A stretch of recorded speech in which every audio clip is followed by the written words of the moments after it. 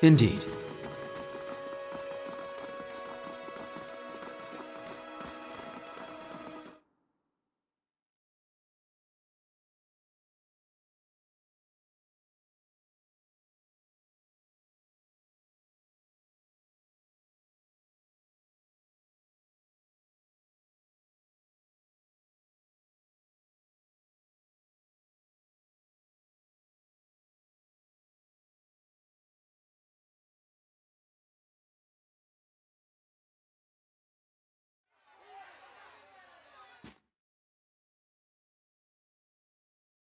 I forgot to check the store inside the castle.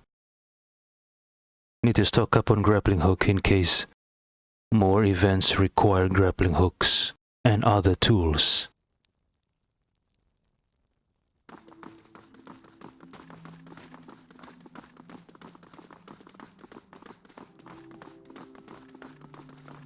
How do you do?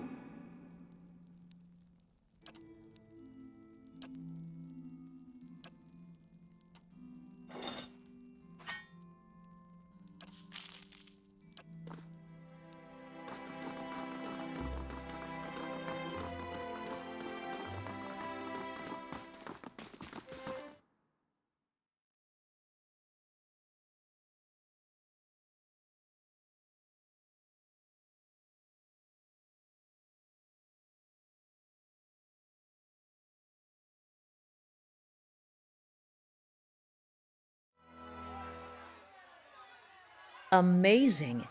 You could fit a whole village in here.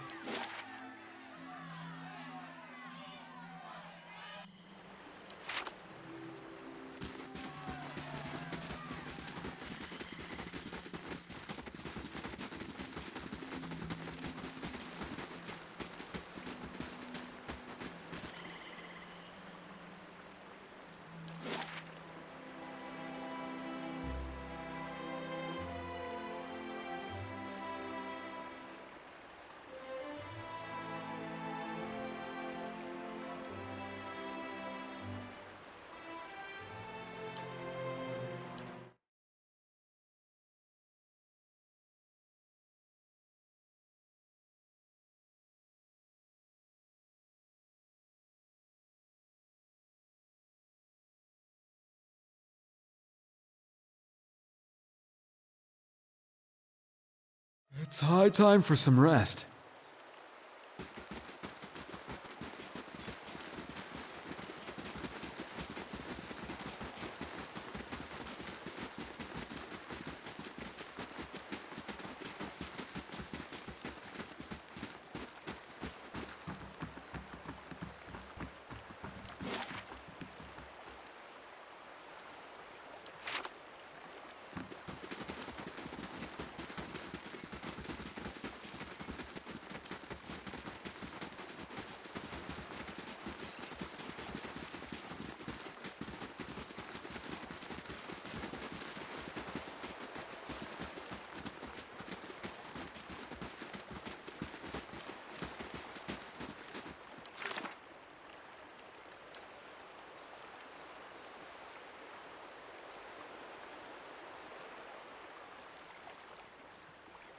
The infamous Rawatai pirate, Captain Muarumi, has made landfall in Anslog's compass.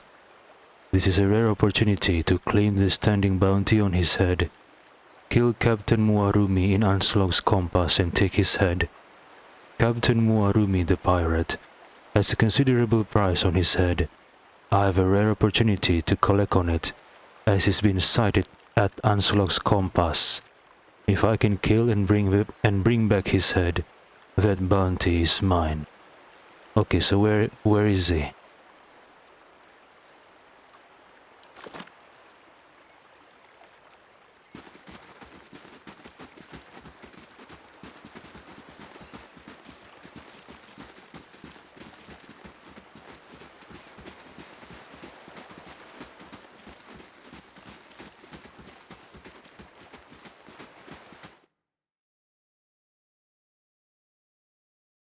O Captain Muarumi, where art thou?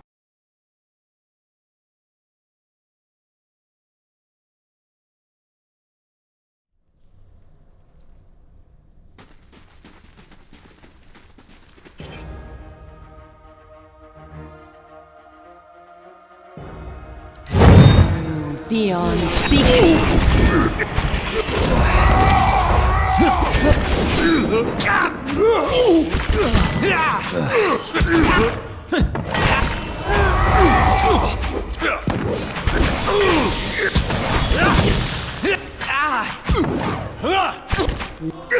Lavaru.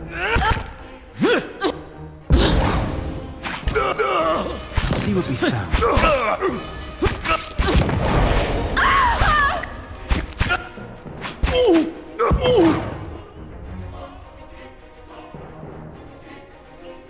Sleep would do me good.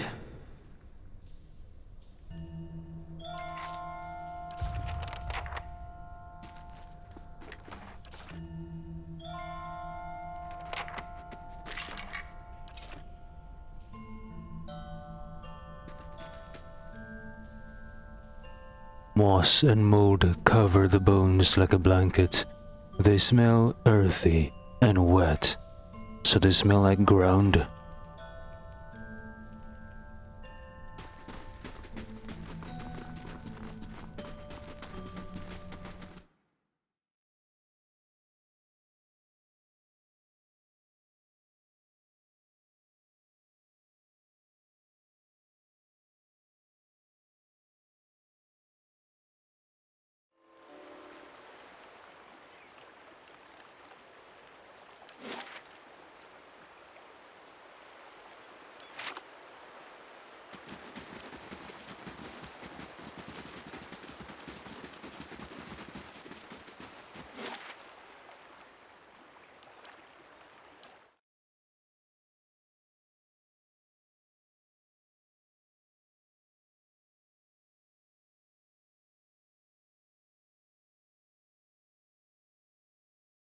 Yes, I forgot to sleep back in Kaidnua.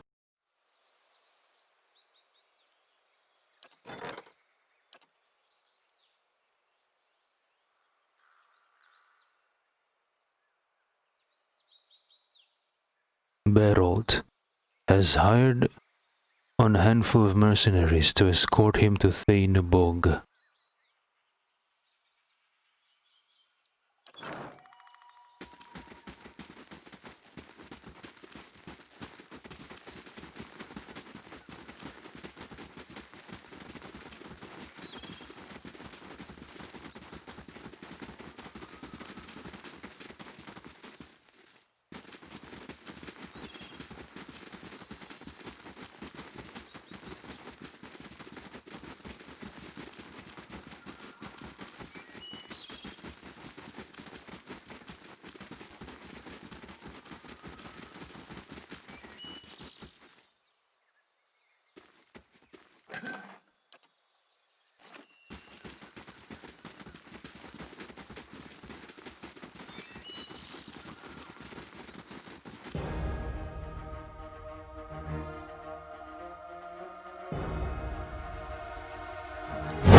Beyond seeking.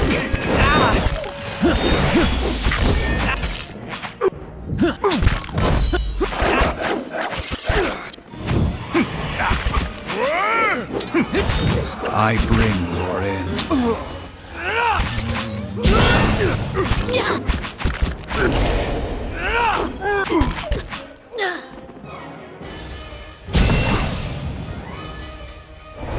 Sleep would do me good.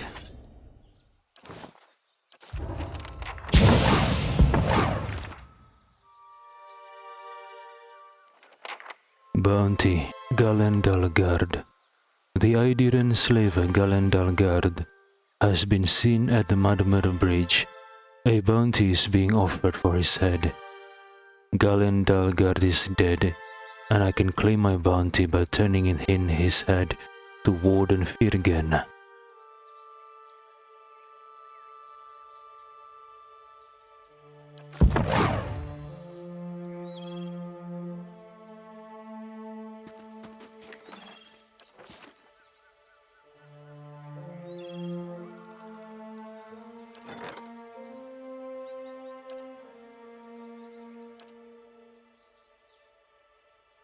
Lover's Light.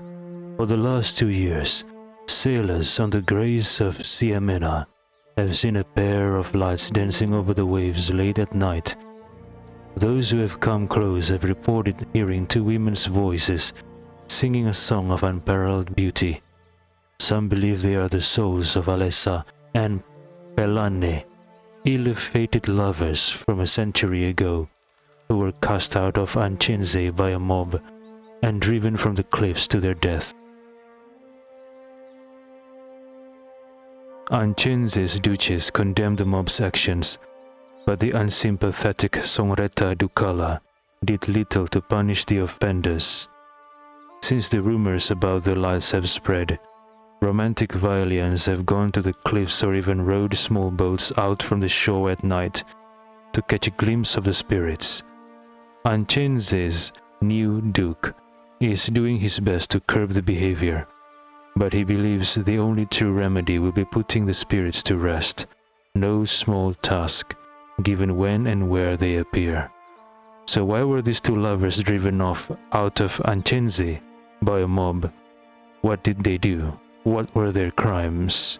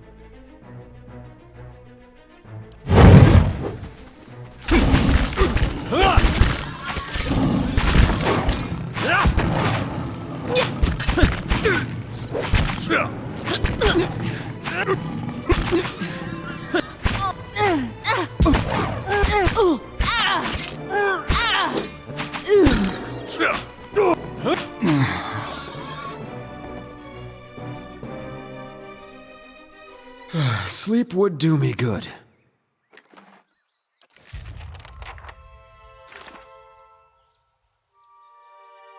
Bounty for Mina. The ranger for Mina has been murdering travelers in the Wooden Plains. Rumor has it that she travels in the company of several large vicious beasts. Mina's predations upon the travelers in Wooden Plains have driven the locals to put a bounty on her head. I'll need to track her down, kill her, and bring her head back as proof. Mina has been slain, and I can return her head to Warden Firgen to claim the bounty.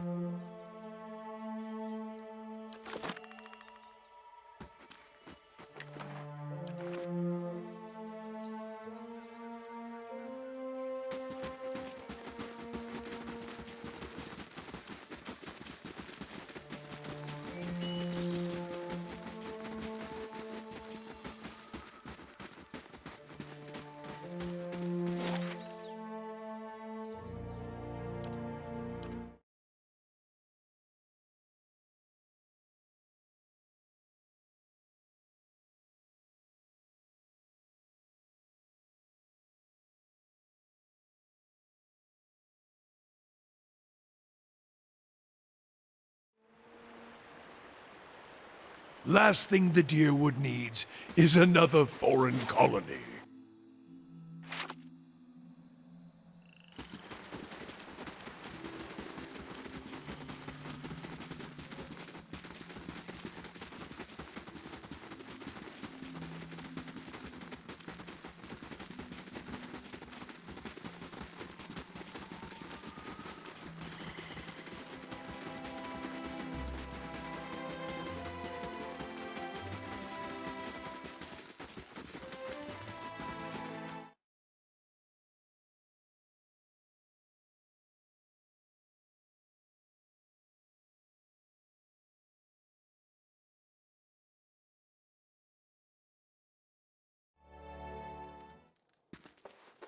Good day, stranger.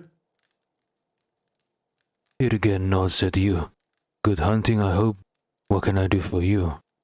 Arismital says, Mina is no longer a problem. Here's her head. Warden Firgen says, I have to wonder what gets into Kith like her. I'm glad to hear the matter's done with. Here's your bounty. Anything else? Says Firgen. Arismital says, Galen Dalgard's slaving days are over. I've brought his head. Warden Firgen says, that's a piece of news that ought to help quite a few souls sleep a little better.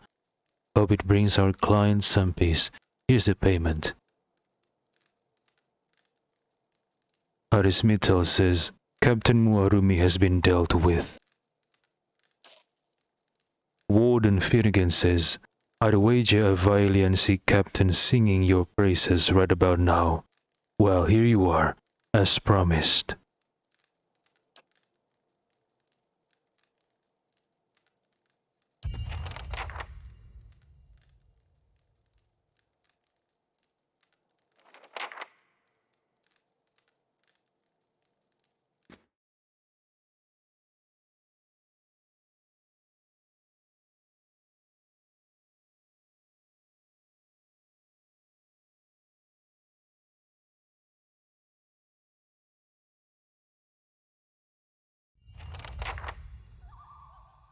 Last thing the Deerwood needs is another foreign colony.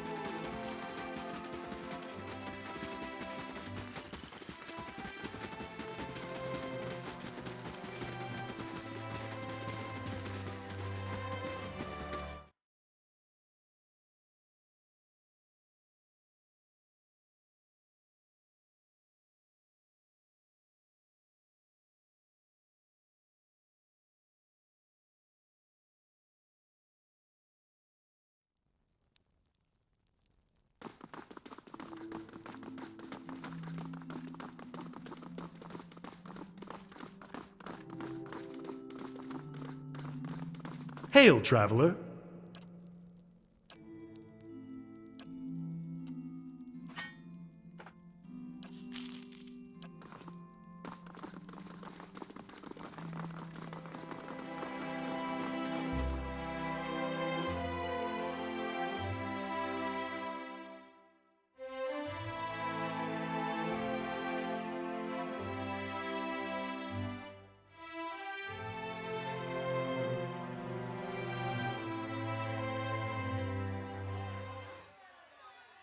Last thing the Deerwood needs is another foreign colony.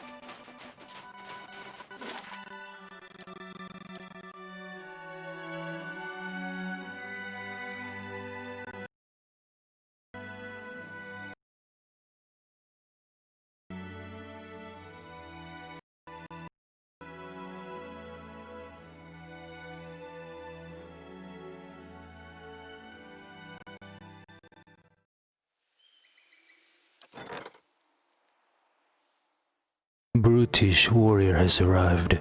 Seeking employment, he was nearly set upon by brigands on the road, but your patrols intervened.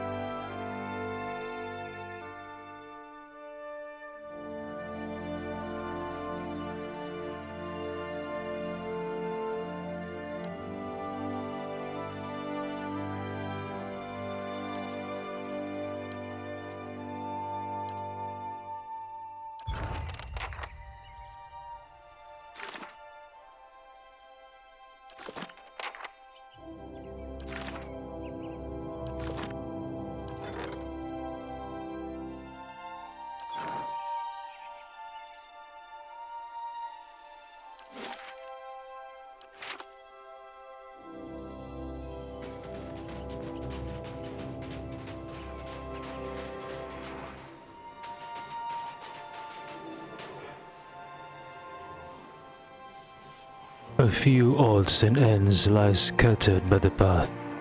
There appears to have been a struggle here, but the evidence is half buried under a thin blanket of snow. Wisps of essence hover in the chilly air. Inspect the area. An empty pack lies in the snow. It's been rent by knives or claws. Also, muddy tracks churn the ground. They're three-toed and webbed, and you count over a dozen separate pairs, all leading north. They look recent. Reach out to the essence. The soul fragment plunges you into a memory. Your name is Igadir. You've never been more than 20 miles from home, let alone to the White March, and yet you've been climbing steadily higher for a week now. The air is too thin, your clothes are too light, and you've barely got another 3 days' worth of food with you, but you've never felt better. You've only had a handful of fainting spells since you began your journey. You've had as many in a single day before. But the dreams have been the best part. Despite the frozen, rocky ground and the screeching winds, sleep has found you each night and brought you visions of majestic peaks wrapped in snow. The cold is but a sweet ache in your bones. As you hike into the wind, you feel that ache spreading along with the certainty that you're getting closer to him or her, your soul twin, a stranger whose soul mirrors your own, one of the few people in Eora who could understand the constant torment of a split soul, and the only person who could help you relieve it.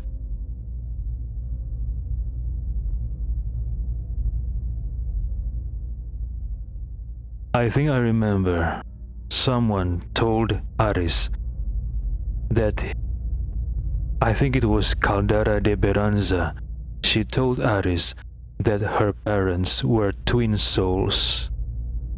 Was it Caldara de Beranza or was it something else?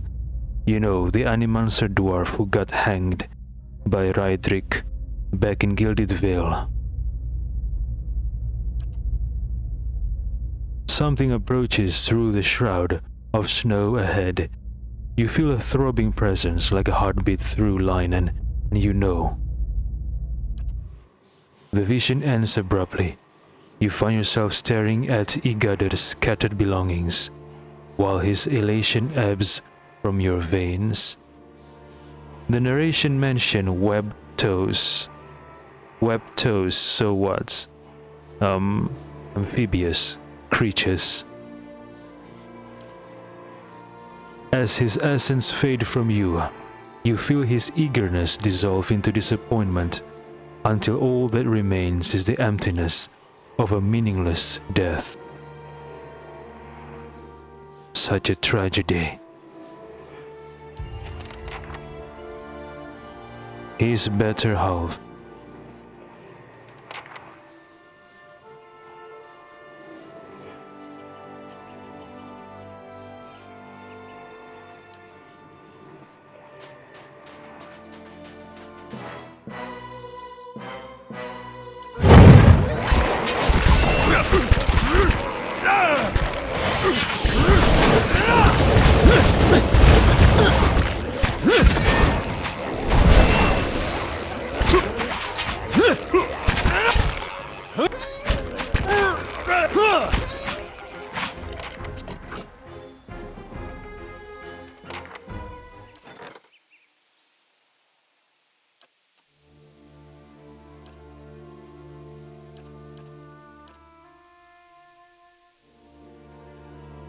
A priest of Ondra and a crew of greedy sailors were all it took to row Nasu out to the spot where Alessa and Pelane's ghosts were singing.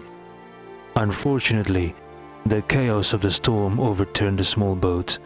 Nasu, the priest, and the sailors were all plunged deep into the grace of Siamena. Miraculously, most of them emerged in a great sea cave near Barda. Though the entrance of the cave was hidden from the surface, the interior held wonders that had not been seen for generations. Sunken warships, trade vessels, and remnants of the unlucky travelers that had fallen victim to the grace in the past. Nasu and the ragtag group discovered a tribe of survivors that had persevered in the caves through cannibalism and limited raiding. Their extensive time in the cave had left them unintelligible and wild. Though some attacked the crew of the recently sunk boat, Nasu was able to scare the others off. Eventually, the group found their way to a pile of bones that contained the remains of Alessa and Pelane. The Ondrite priest buried the pair together and performed a service over the bodies. With that, the spirits retreated from the world and toward the beyond. So, what happened to the tribe of survivors? Did Nasu and her entourage left them there, or did they try to get them out of the cave and back to the outside world? I'm curious, I want to know. The story is incomplete. So I take it that the grace of Siamena is the name of the sea. Perhaps.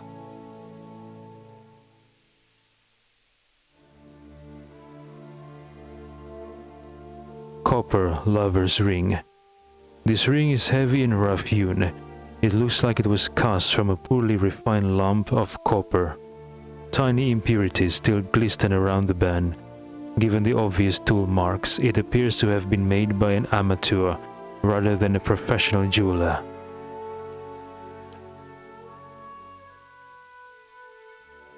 Silver Lover's Ring. This ring is heavy and rough-hewn. It looks like it was cast from a poorly refined lump of silver. Tiny impurities still glisten around the band. Given the obvious tool marks, it appears to have been made by an amateur rather than a professional jeweler. So I take it that Alessa and Pelane escaped Anchenze when the mob driven them, and then they somehow ended up in the cave and got eaten by the tribe of survivors. By a tribe of cannibalistic survivors. So first they got driven off out of the place, and then they fell off a cliff, and then they got eaten by cannibals. What a tragedy.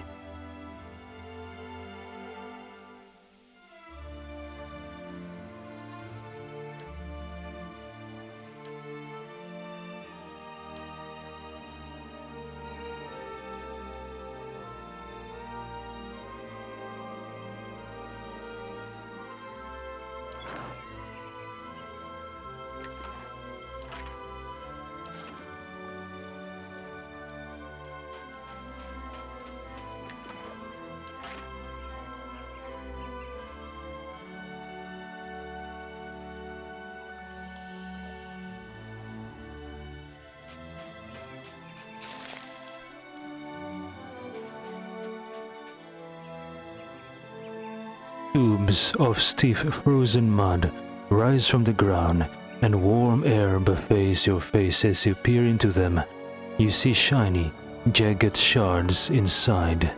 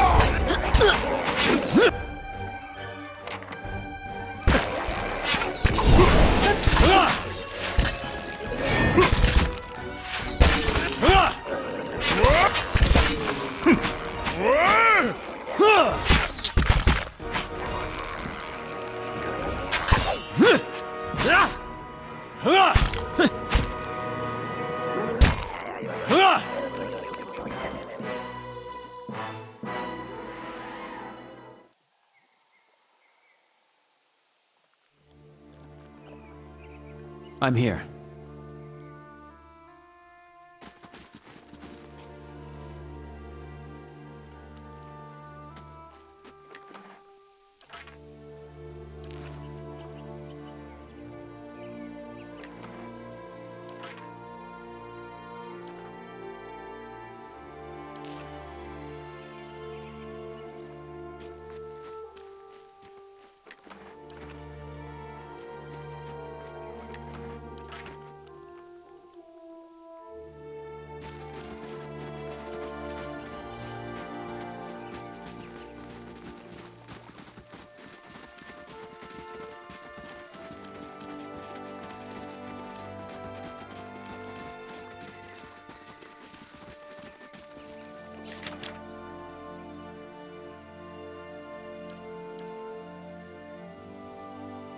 Igudder's journal.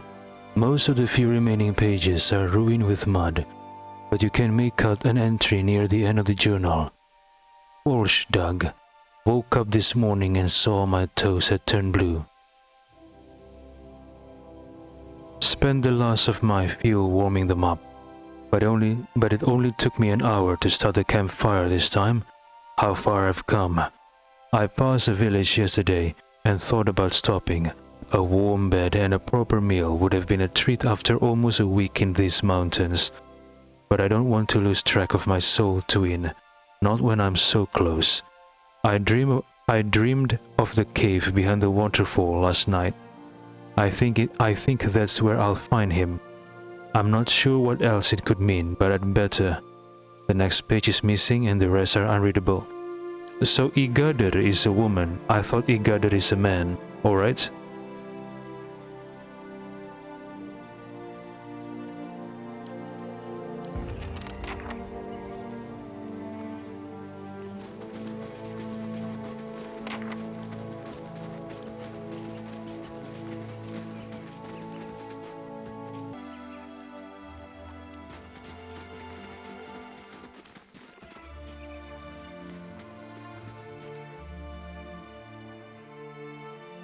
You peer into this pool. The water is perfectly clear, but you don't see anything of note.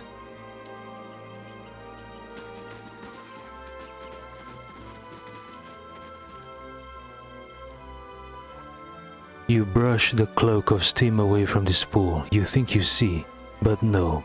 It's just a bubble rolling up from the depths. This pool is empty. Margren's fire casts light in dark places.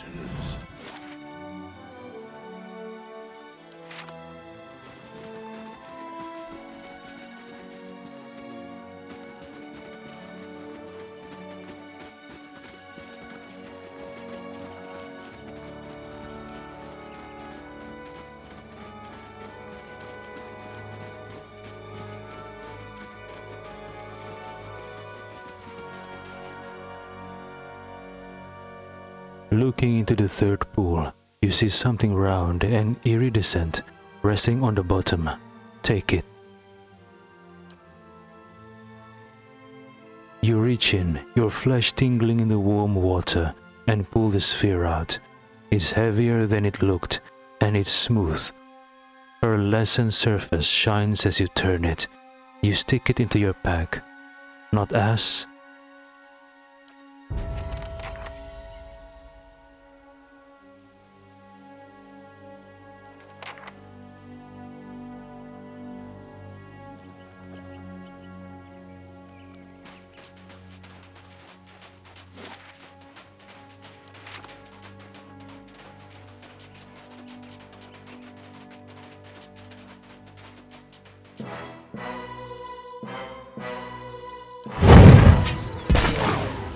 Let's see what we found.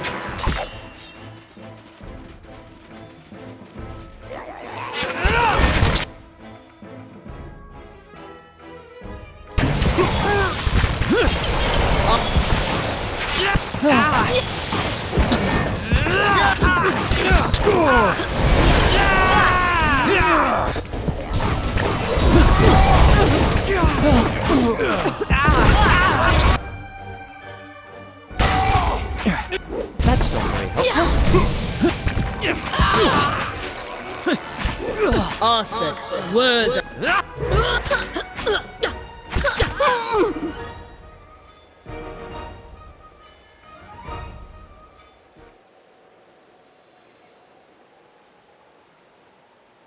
Dang it. We got sandwiched by Laguffaith and Gleaming Society. What the heck?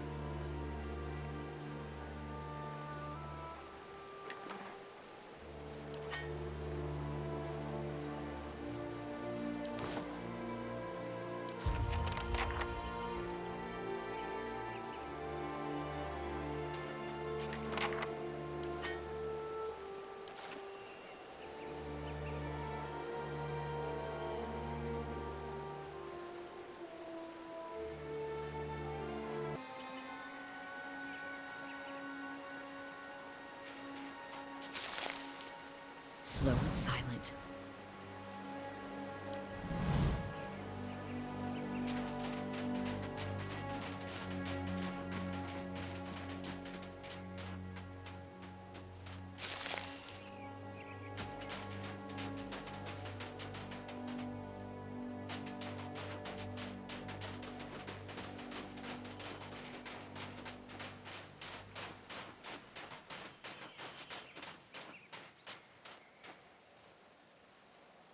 This brazier looks large enough to have held a signal fire once.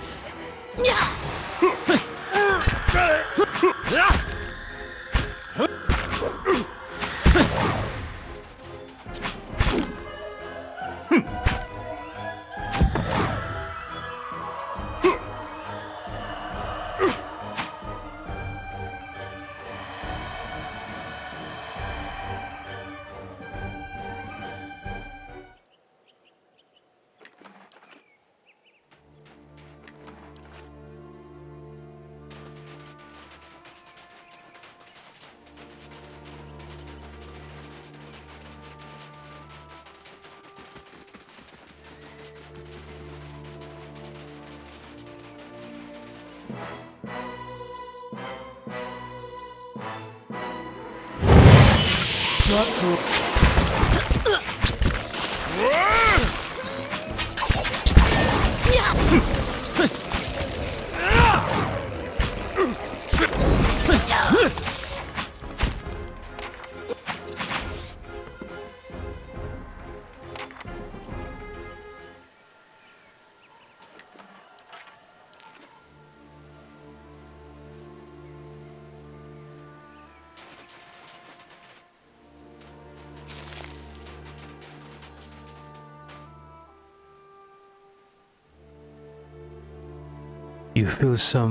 You feel someone nudge the small of your back. You turn around, no one standing there, but you feel it again. Something is moving in your pack.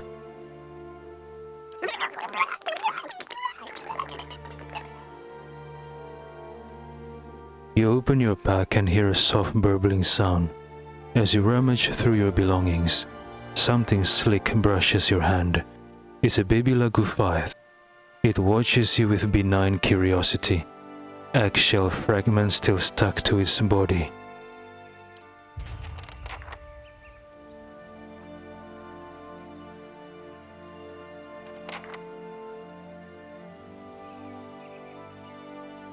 Eder beams. I couldn't be happier for you. What? Why this? Oh, okay. It's a baby Lagufith. It watches you with benign curiosity. Eggshell fragment still stuck to its body. Eder says, "You're the first person it saw. It's gonna think you're its papa now. That little four-armed fish baby is your son. I couldn't be happier for you. Okay. So we lost the pearl? Can we find another?"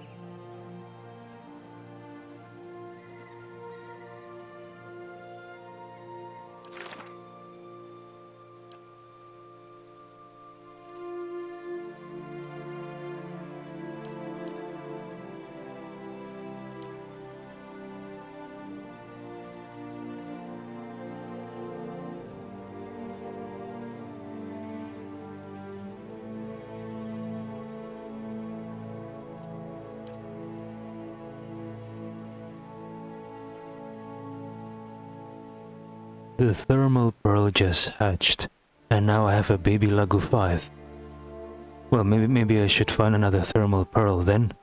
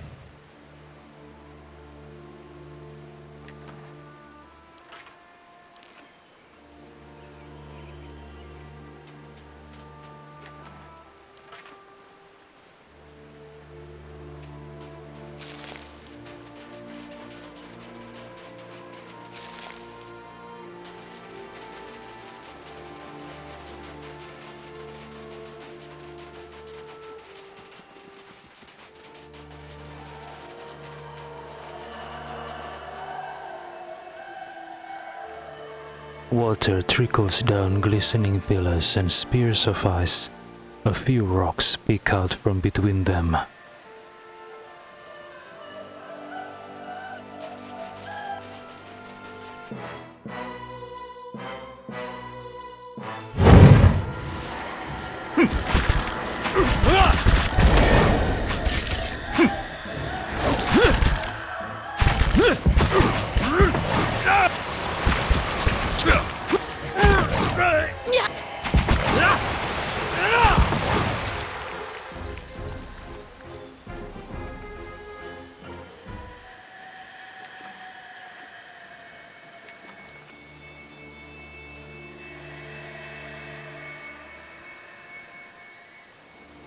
These panels have been worn smooth.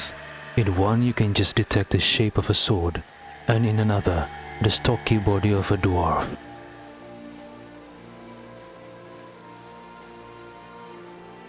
You trace fading outline and shapes in these panels. It looks like they were once a sequence of reliefs, but the images have worn away.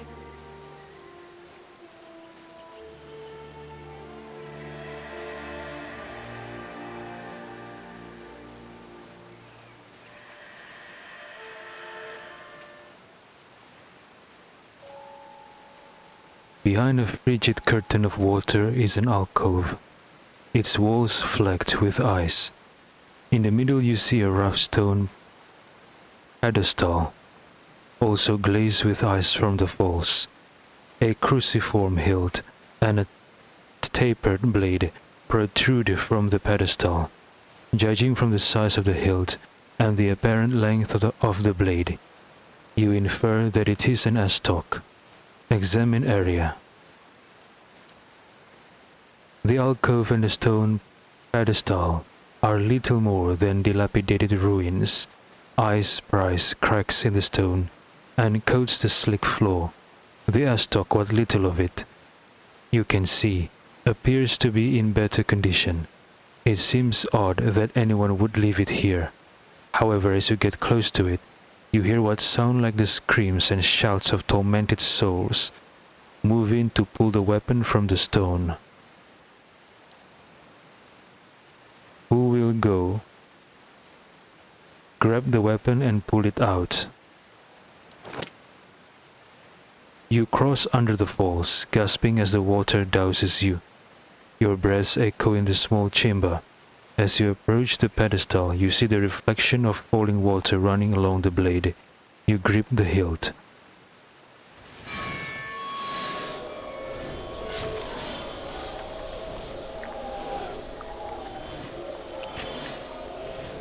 The hate, fear, and violence of a dozen mad, gibbering voices fills your mind.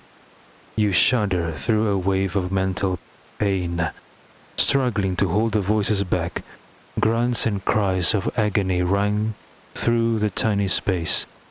But you keep a hold on the hilt and eventually regain a measure of focus. Yet, just as your breathing steadies and the cacophony subsides, something pulls your arms forward. It suddenly feels as if you're holding a heavy and painful burden. You could probably pull the estoc free, but it will be taxing without careful effort. Inspect the blade. The blade is of a fine, sturdy steel. Peering closer, you see part of a poem written along the blade. 'Tis a traitor's fate to sleep and never rest, whilst knowledge of his deed stays lodged within his breast. But earnest penance heals the sorrowful man, and worthy actions stay the executioner's hand.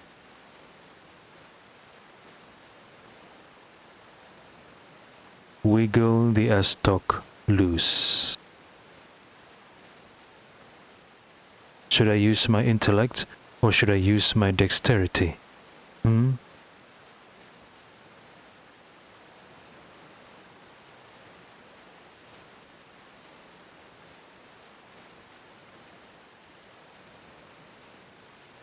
Should I use my intellect or dexterity?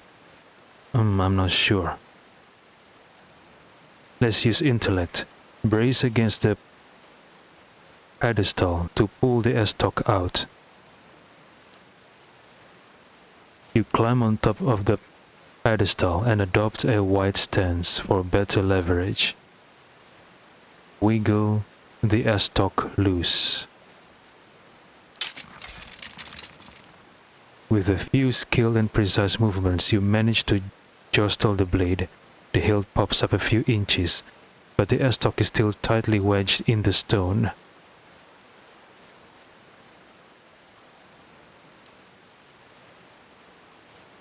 Wiggle the estoc loose.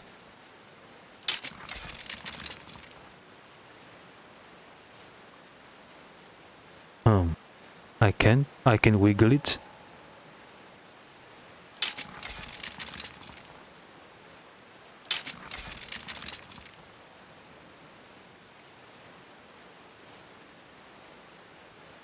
What should I do? Draw the estoc from the stone? After working at the estoc, you're able to pull it free without too much difficulty.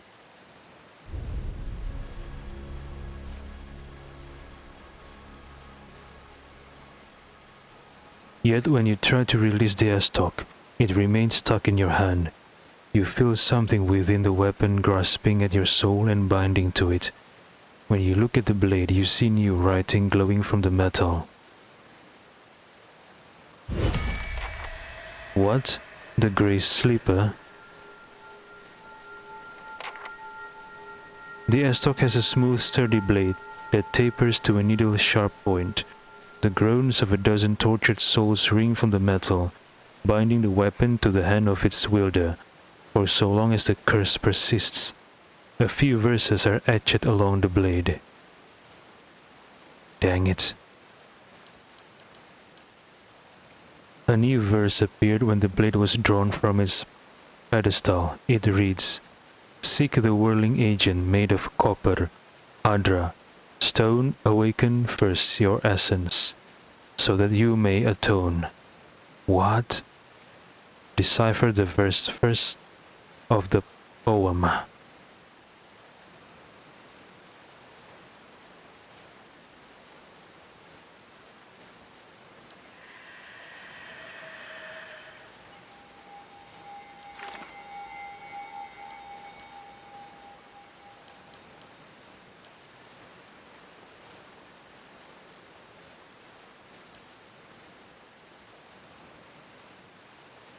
The Grey Sleeper.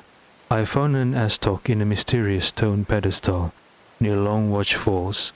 Upon removing it, I realized that the weapon is cursed and soulbound. It tethers itself to the wielder. There's a poem written on the blade. Yeah, I read this poem. The other verses may hold the key to removing the curse. Find a whirling agent of copper, Adra, and stone.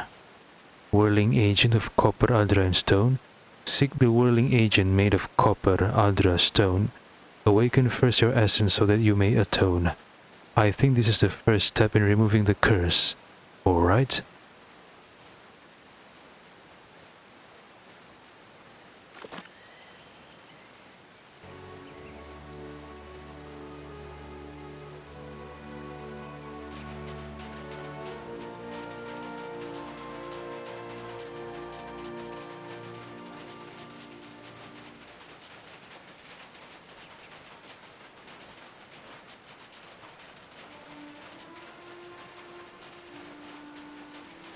Let's see what we found. I'll have this open in no time.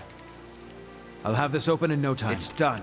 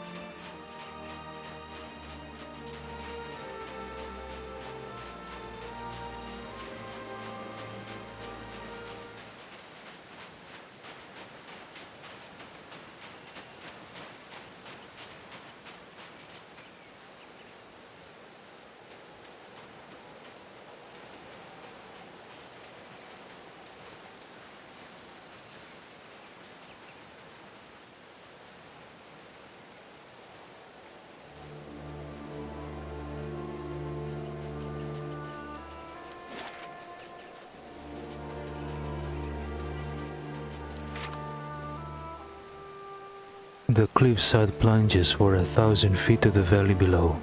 Stalwart is barely a speck amongst the trees in the distance.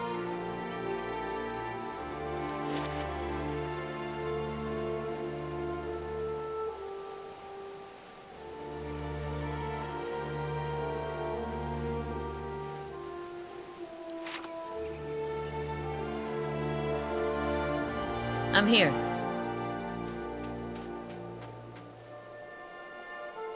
This tower looks like it was carved from the stone of the cliff.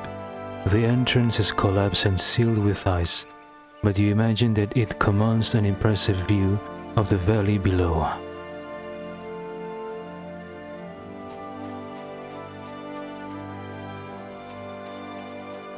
I'm here.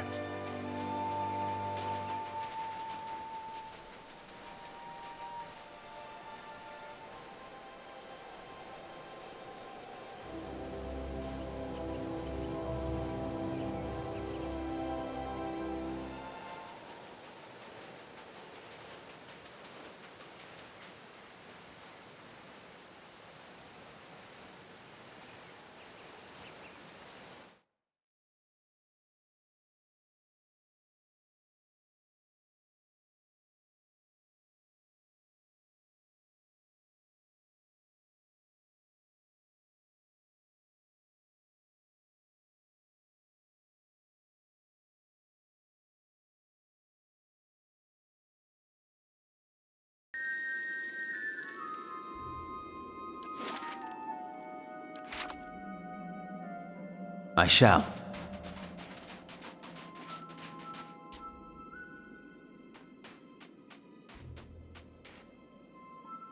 Bones, stripped of flesh and gouged with tooth marks, are piled beneath the snow.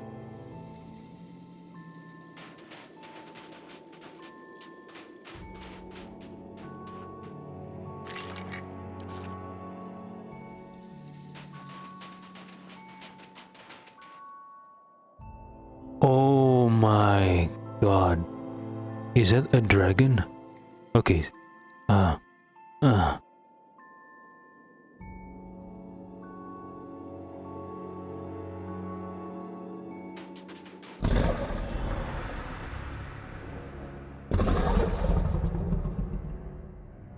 Alpine dragon. The dragon turns its head to look at you. Its red eyes are clouded like dirty eyes, and its sides heave with labored breaths. Frosty plumes jet between its teeth. Leave. Now. The only sound the dragon makes is a hoarse growl, but you hear it as clearly as if it were spoken language. The beast bares its teeth. Arismital says you look ill. I can still peel the flesh from your bones. The dragon coughs, spattering the ice with crimson droplets. You see something femur-shaped stuck between its teeth.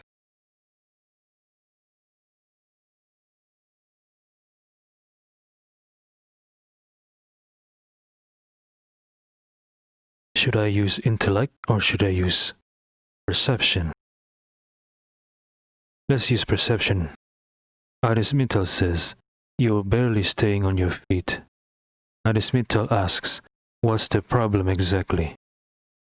Consider it indigestion, and consider yourself lucky I've eaten. A belch rumbles up from the dragon's throat and reverberates in the ice under your feet. Arismital asks, did you eat Igadir, the young man by the road? Was that the rodent's name? I only know that he tasted mealy and lean. The dragon probes the leg bone with its tongue.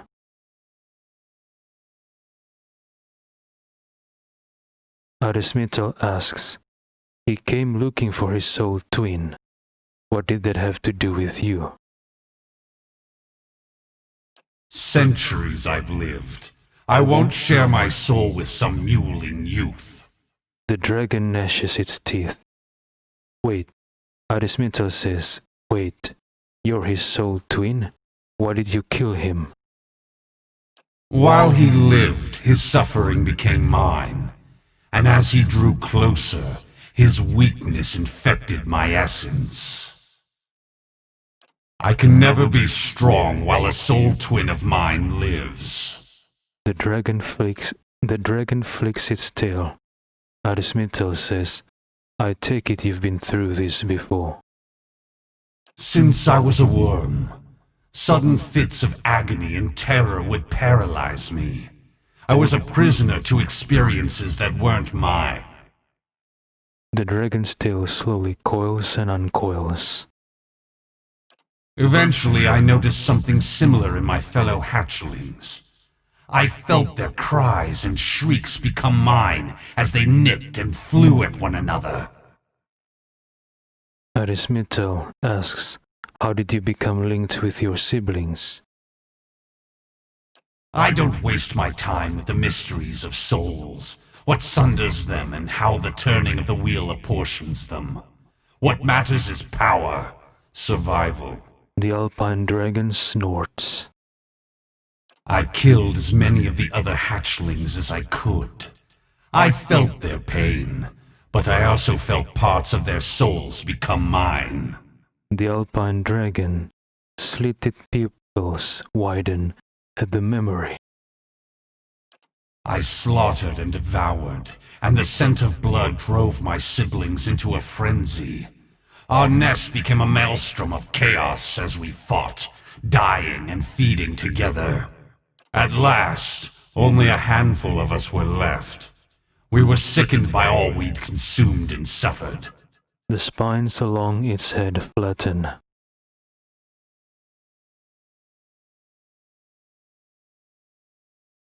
Arismital asks, what happened to the hatchlings that survived?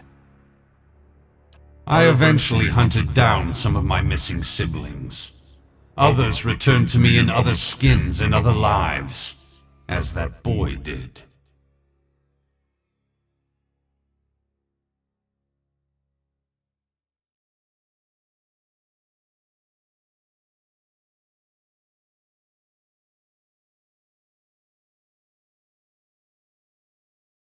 Arismital asks, could you have grown stronger by uniting with your soul twins? Remaining fettered to them, hoping they never think to turn on me. Something churns noisily in the dragon's stomach. As interesting as this conversation has been, I've had enough of it. The dragon picks at its teeth with a claw and finally pops the leg bone free. It chews on the morsel, its eyes fixed on you.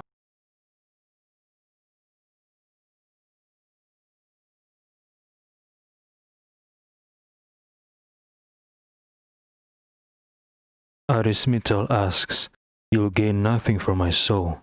Why don't you focus on your soul twins? The alpine dragon looks at you, still crunching and splintering the bone between its teeth.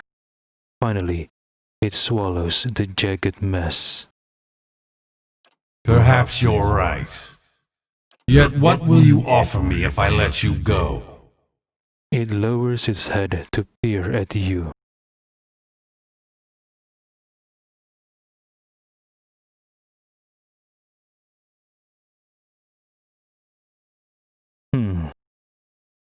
Should I sever its connection? Arismital says, as a watcher, I could sever your connection with your soul twins. Lies! You would make me vulnerable. How foolish I was to nearly fall for your tricks!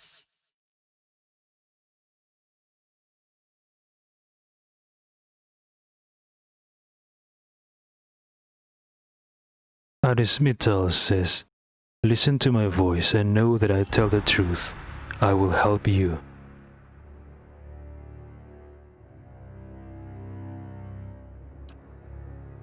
The spines along its back relax, and it lowers its outstretched wings. Very well, but I warn you. The dragon narrows its eyes to watch you approach.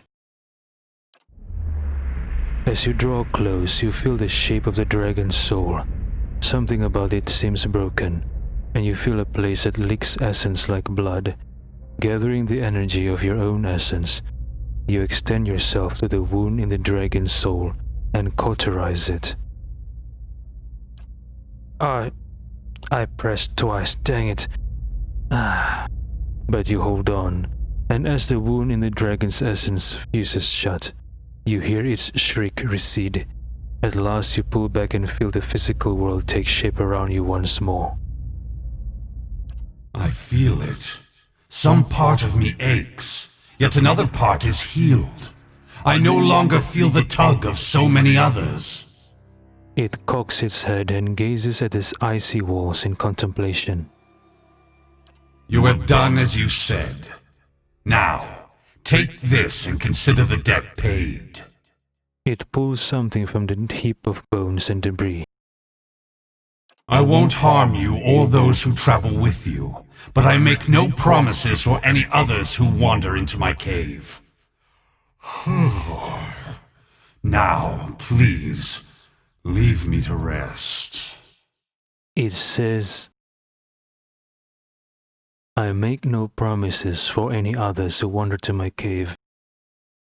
What if the people of Stalwart stumbles upon this place? And what if one day the dragon decides to have a meal out of the Stalwart's people? Well, I am not their lord. Arismital does not oversee Stalwart, However, Arismetal cannot afford to have Stalwart be in danger by this dragon, because Aris is hoping that Stalwart will pledge his allegiance to Kaitnua, pledge his allegiance to thine Arismetal, because the other lords and kings don't care about them. Arismetal cares.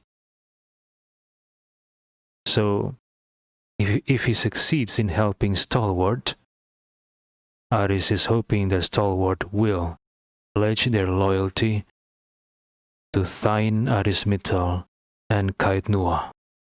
And this dragon is a threat.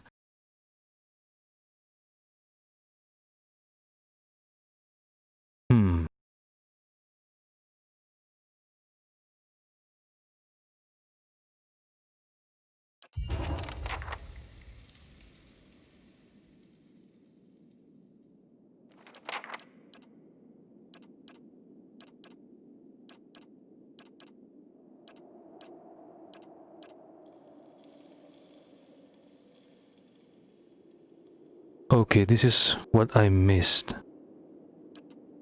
The beast roars, and distantly, you worry that it will bring the cave down on your head if it doesn't bite you in two first. But you hold on, blah blah blah blah blah. Okay. Arismetal cannot afford to risk Stalwart being the target of this dragon. This threat must be neutralized. Because it said it can promise not to harm anyone else who come into his cave. Okay, I guess he's just protecting his cave. But what if he, one day, decided to come out of his cave and attack Stalwart? Then Aris's plans for Stalwart, in case Stalwart recovers, would be in ruin because of this dragon. And there was no option to strike a permanent alliance with the dragon, unlike with Matron Beregan. This dragon is a threat for Aris's ambition.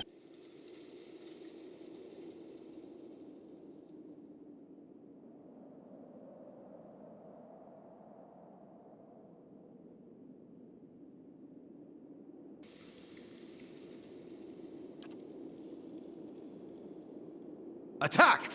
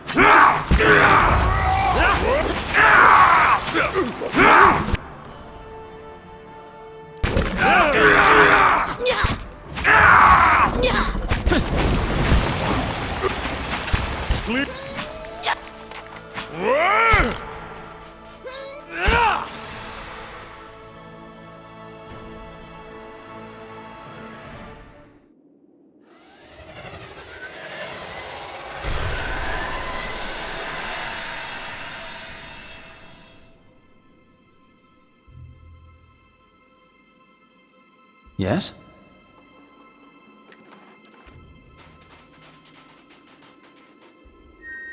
Yes?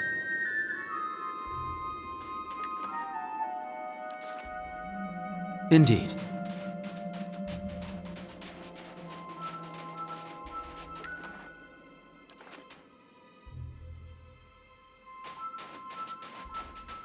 What's this?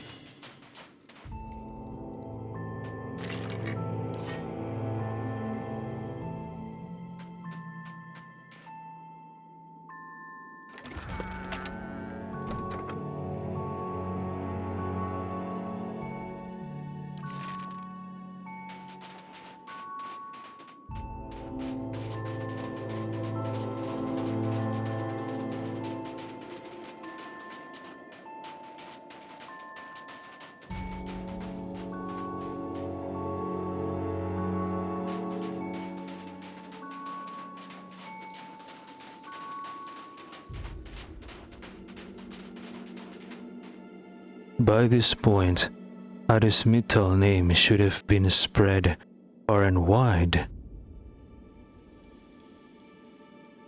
He cleared Kaitnua when no other lord did. He cleared Kaitnua. Then he defeated the master below, making Kaitnua completely safe from invasions from below.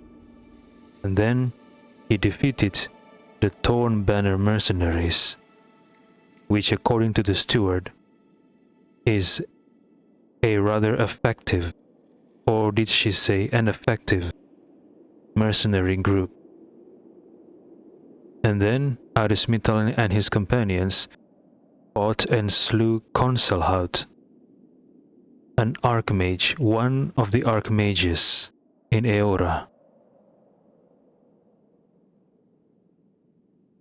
He also repelled the invasion by Lord Gathbin, killing Lord Gathbin.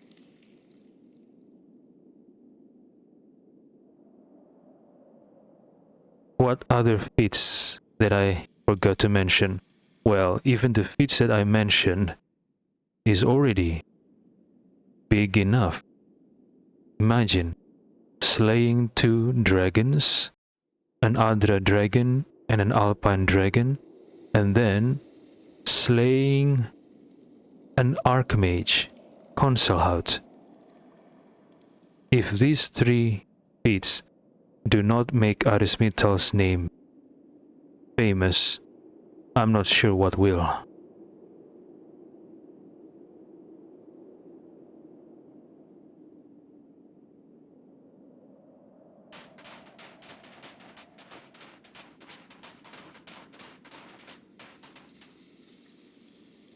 I remember Aloth made a comment about Consalhaut. I don't remember the exact words Aloth said, but the point is, according to Aloth, Consalhaut is a big name. A big name. So yeah, and Aris and his companions slew Consalhaut. It's not a small feat.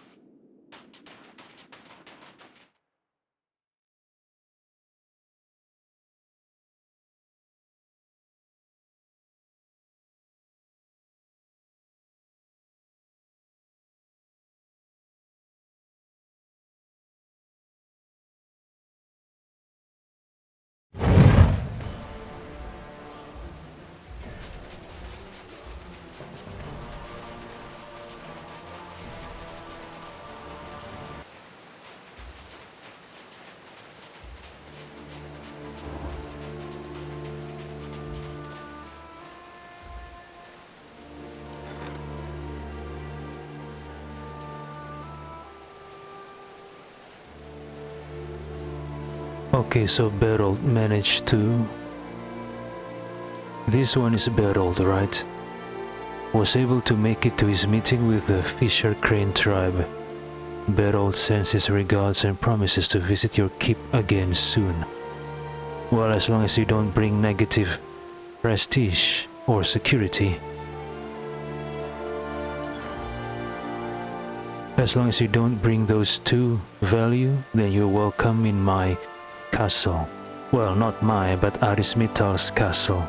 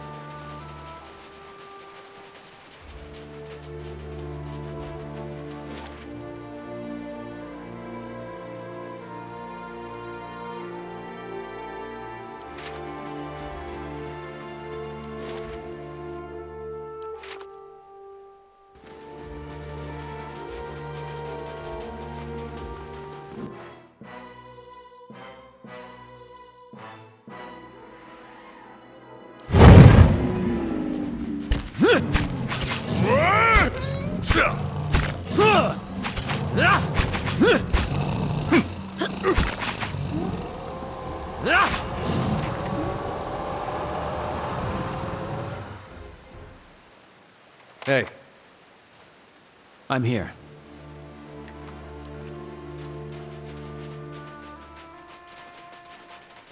Yes?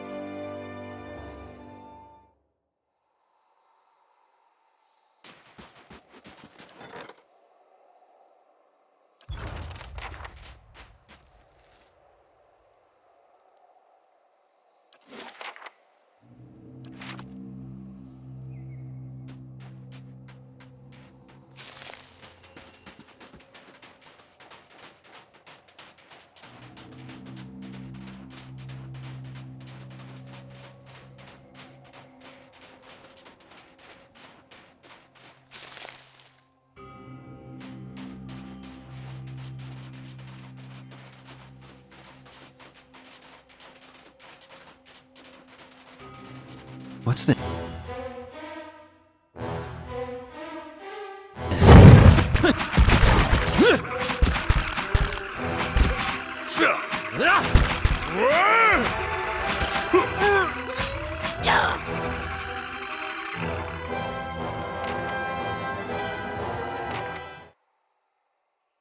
Why did the stags attack? Did they feel threatened?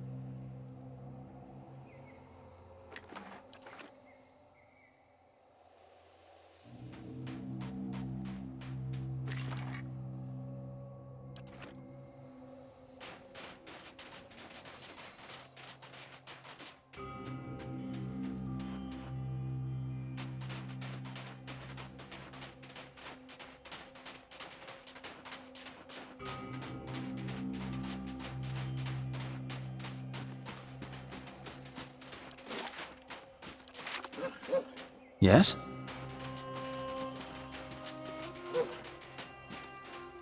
Of course.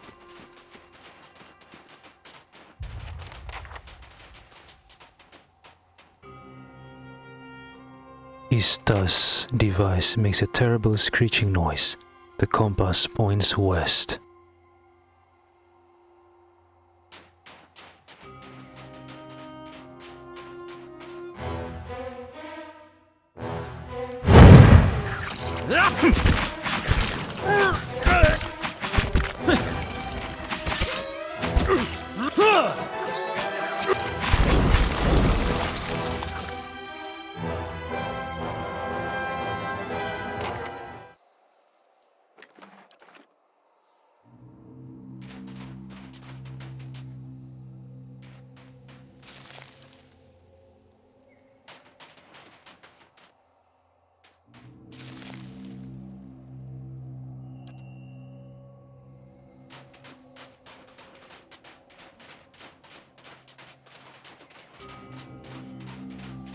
The stench! Even worse when dead. Behind Got him us! and bring him. Baragon spoke of this one. Let him be. Okay, this is Beregan's clan. What's the name of the clan again? Flame that whispers, or something like that.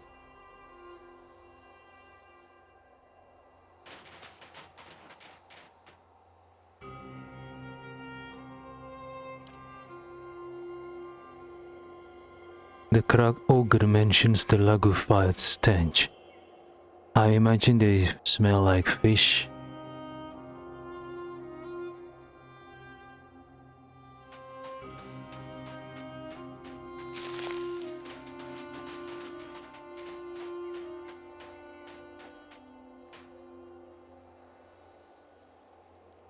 Matron Berrigan's visions guide us.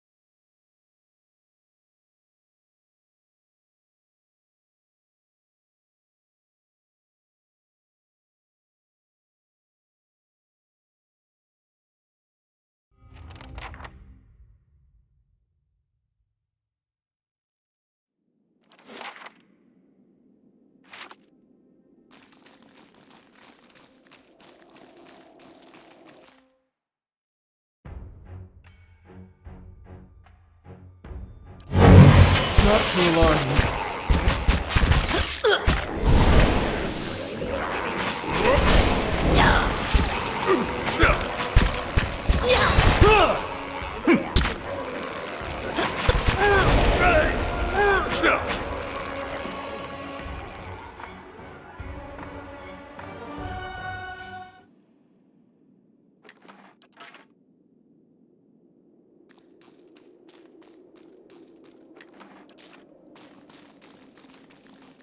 Let's see what we found.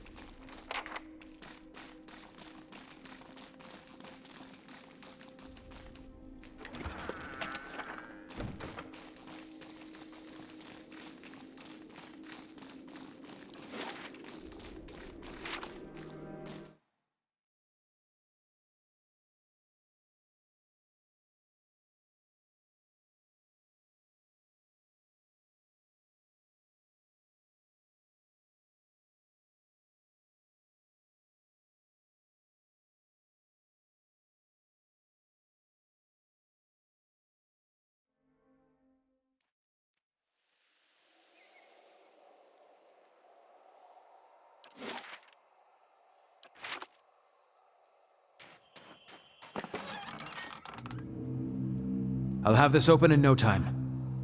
It's done. I'll have this open in no time.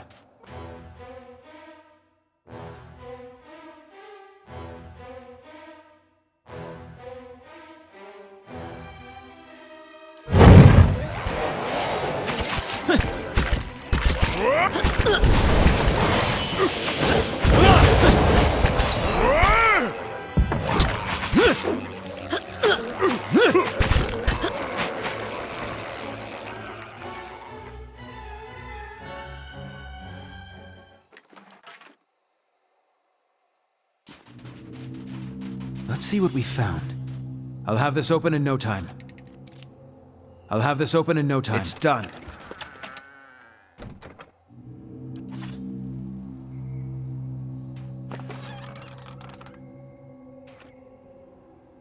Is this Feyara's group? She told Aris that she got attacked by Lagufai.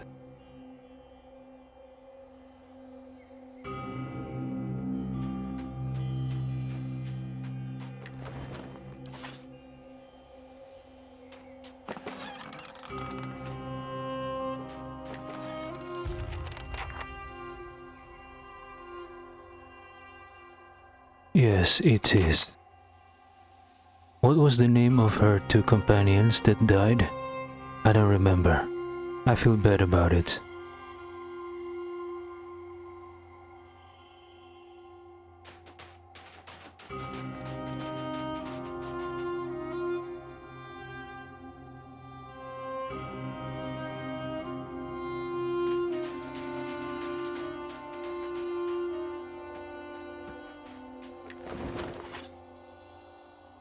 I'll handle this.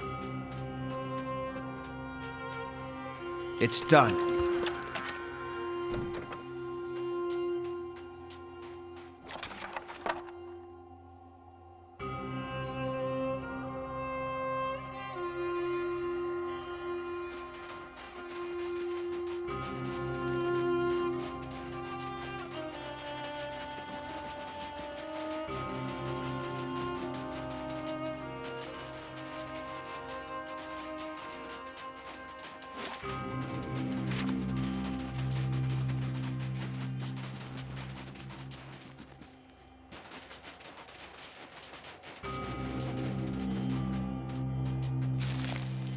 A crack deep enough to rival Margren's heated depths.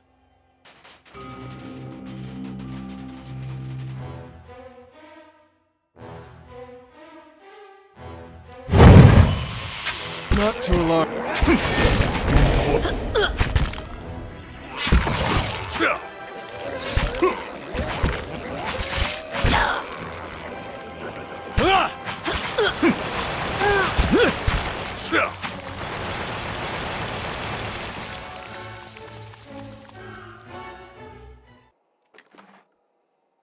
Wait, did Durans refer to Magran's vagina when he said Magran's heated depths?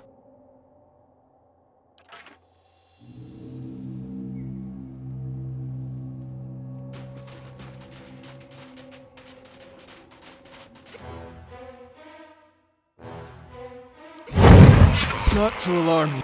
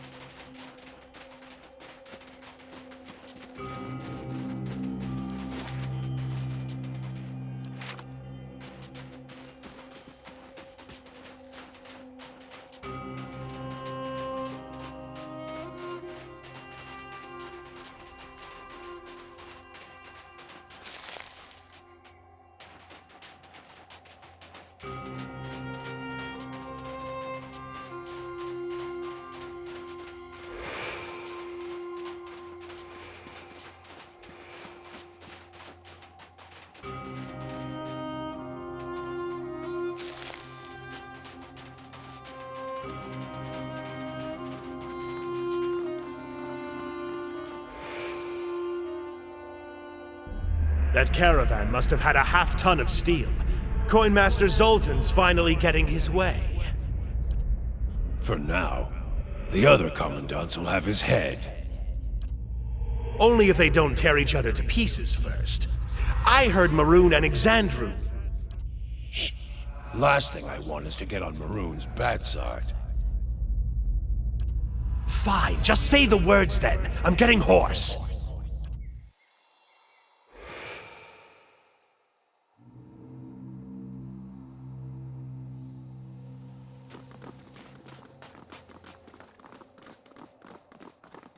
It definitely looks deserted.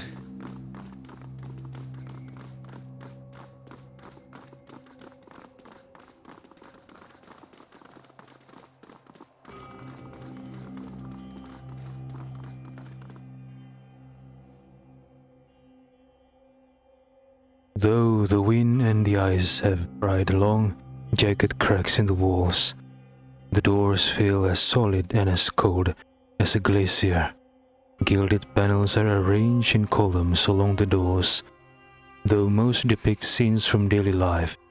Dwarves chiseling at tunnel walls, hauling minecarts, or feasting at long tables. One pane at eye level catches your attention. It's a relief showing a crane-laid wall, and above it all, an indentation in the shape of an anvil. Examine the relief. Peering closer, you notice that the anvil shape impression is strangely dull and smooth, as if it hasn't been exposed to the elements for long. Judging by the depth of the impression, you suspect that it's a socket for a tile or relief of some kind. Furthermore, you see well-worn grooves alongside the anvil socket. I get the anvil from Matron Berengan. Place the anvil tile in the relief. The anvil-shaped tile fits perfectly in the impression. You feel a warm thrum in your fingertips as you snap it into place. Leave it for now.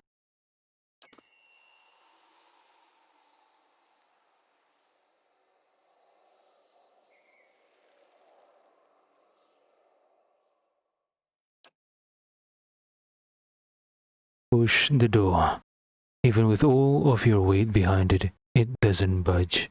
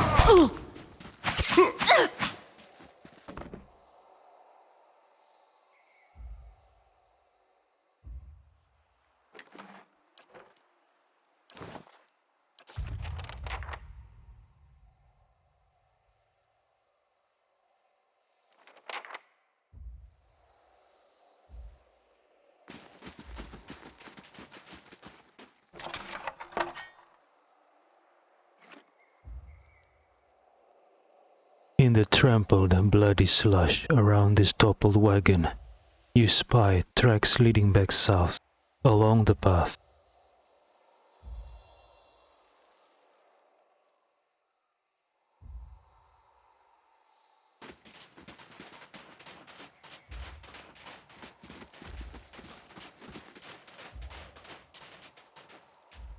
This crate is empty, though it smells strongly of fish.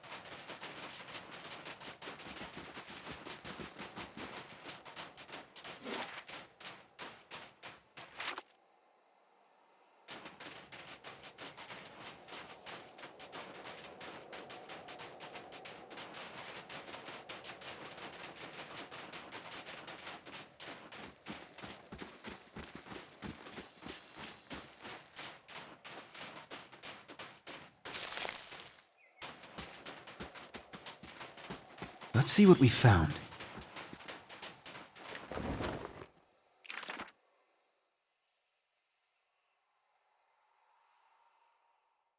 Nina Gauth's Black Pages. Nina Gauth is one of the archmages that Consul Hout mentioned. What is it doing here? Oh, I remember. I remember the spirit sighting. Nina Gauth was chasing his apprentice that stole his grimoire. The apprentice said that he'll show Nina Gauth where he hid the grimoire. But Nina Gauth did not care, and I think he killed his apprentice. This is the book. It must be.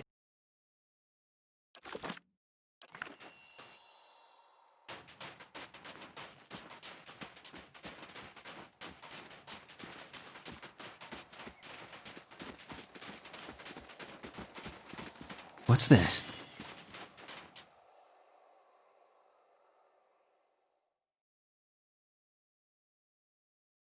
Urthal. A man stands on the middle of the road without lowering the blade that rests on his shoulder. He takes 2 steps forward, as if to speak for the group behind him. I was hoping for another gift bearer. They always carry surprises, and we love surprises. By we, of course, I mean me and this. The man taps the hilt of his sword. It'll be quick. Try to stay still.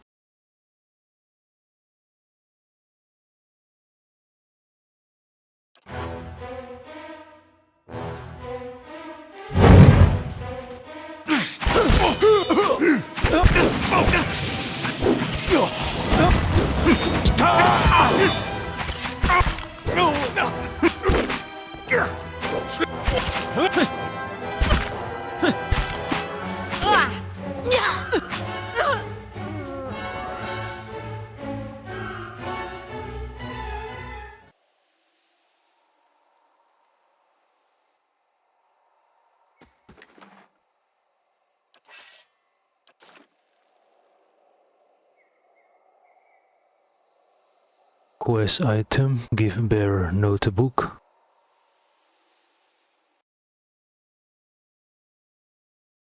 Gift bearer notebook. A recurring signature in the pages of this notebook indicates that it belonged to someone named Ixtli. Lafda mentioned Ixtli. This one is part of Lafda's group, a group of thieves pretending to be Ondra's gift bearers. So I guess Ixtli died, killed by these robbers. The pages contain an assortment of entries. Some notes list collection of items alongside their purported value. Other pages are scribbled with notes about the land. A map of the russet wood marks an important body of water. Next to it, there are several underlined notes. They read, Notok Talokotl, formalities first, of course, and she'll come up. Koala Micha. She's a good girl and likes to hear it before she swims down. Zitla Koala. Just make sure she likes to fish for a job well done. Who is Ixtli referring to with this she?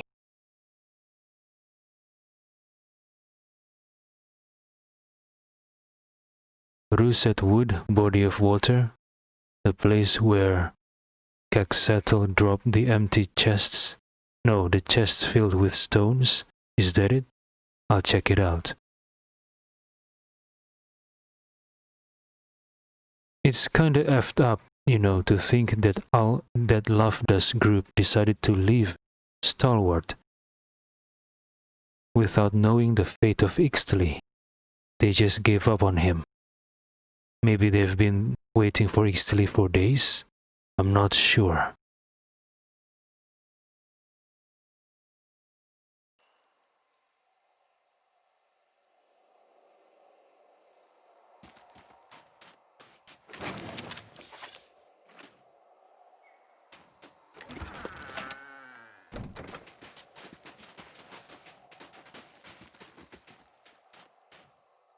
The road continues climbing for a short distance before turning sharply down into the pass beyond. So I can't go, I'm not allowed to go any further. Okay.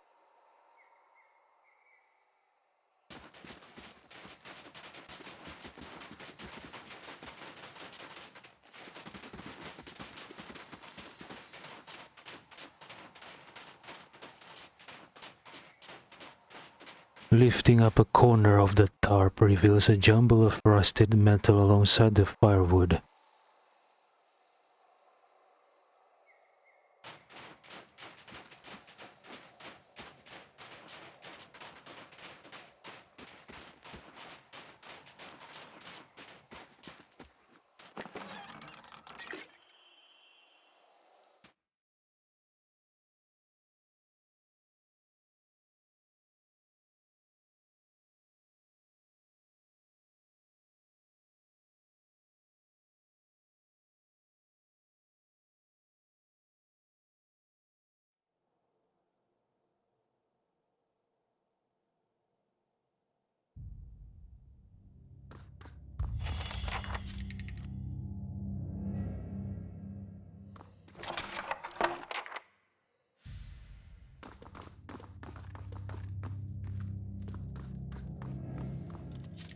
Carrying too much weight.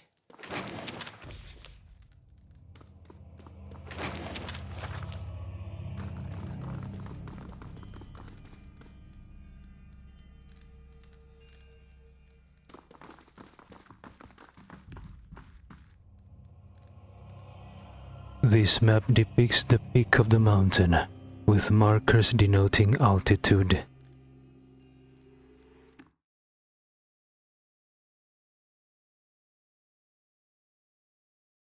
This must be the man that Renengild mentioned. Right, Mestre Galvino. Judging from the title Mestre, Galvino must be a Vailian. What is he doing here?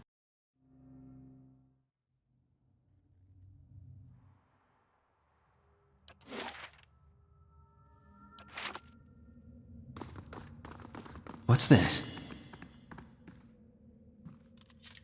Carrying too much weight.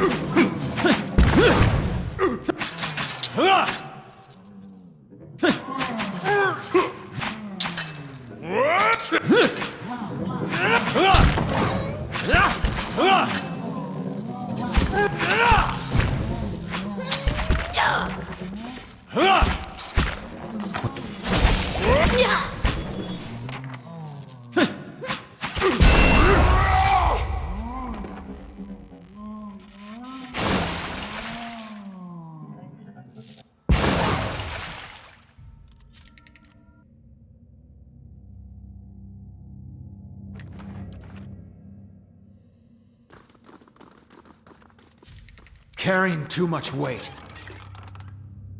What are flesh constructs doing down here? Galvino's work?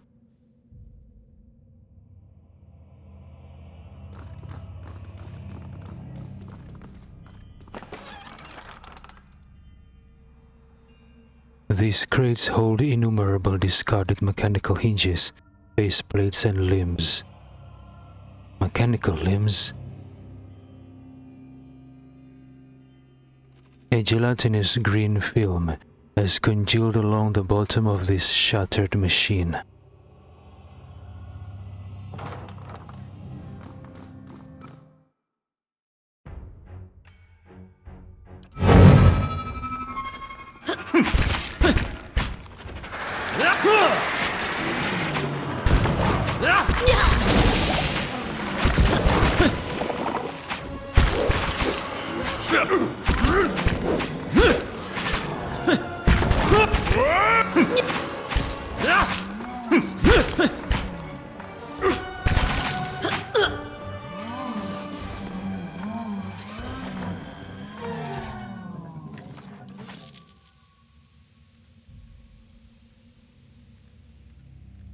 Someone said, help me, sir. Who was it?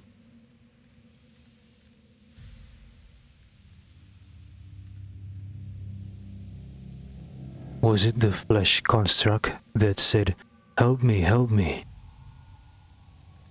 What did Galvino do in this place?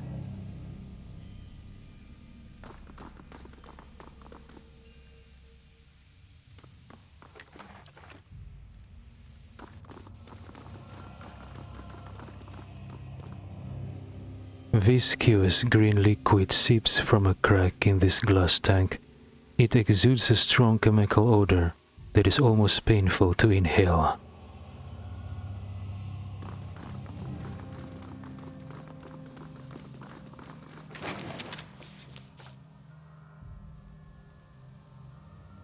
Subject roster. This paper contains a loose list of apparent personages, separated by dates. Godandag, Long Watch Falls, Bandit.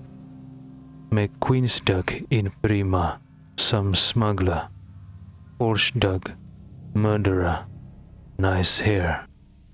Ritling's Dug, idiot who tried to knife me. Wait, I think I've heard or read the name Dug before. Where did I read it or heard it? Dug. Under the list is a note in a different hand. Diverus, devil, just give me numbers.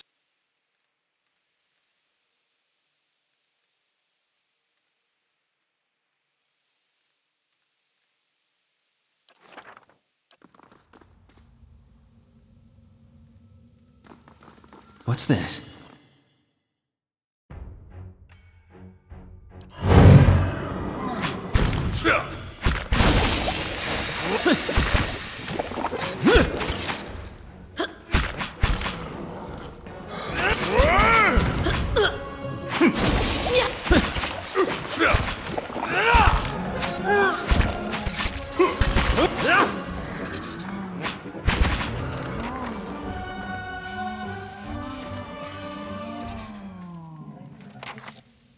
Someone says, help, I'm trapped in here.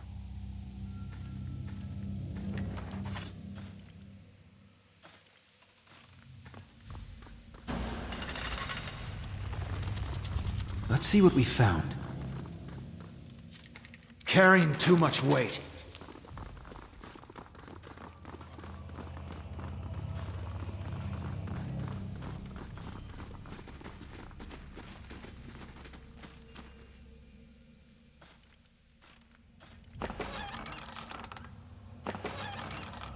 I'll have this open in no time. It's done.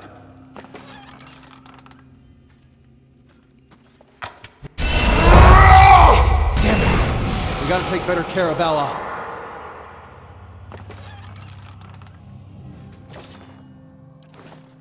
I'll have this open in no time. It's done.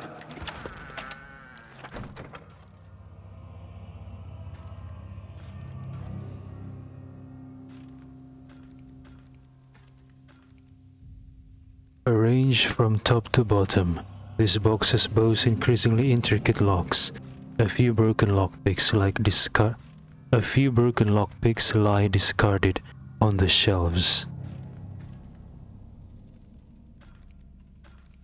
A scattered pile of mechanical finger joints lies strewn across this desk.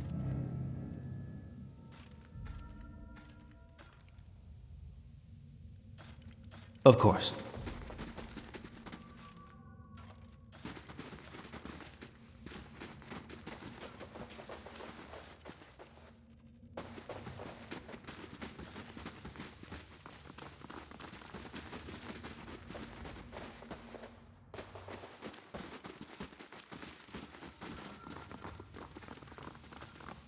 I'll handle this.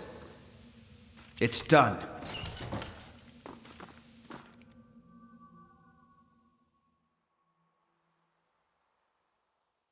Broken construct says, "Ha, your money or your life, friend." A teeny voice rises from within the chest of this headless machine. From time to time, a burst of sparks accompanies the rattling of its innards.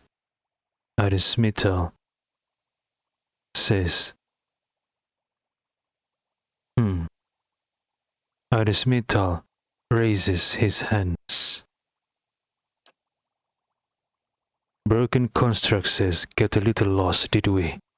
There's a toll on these roads, 500 copper, or you'll have a new set of nostrils to breathe out of."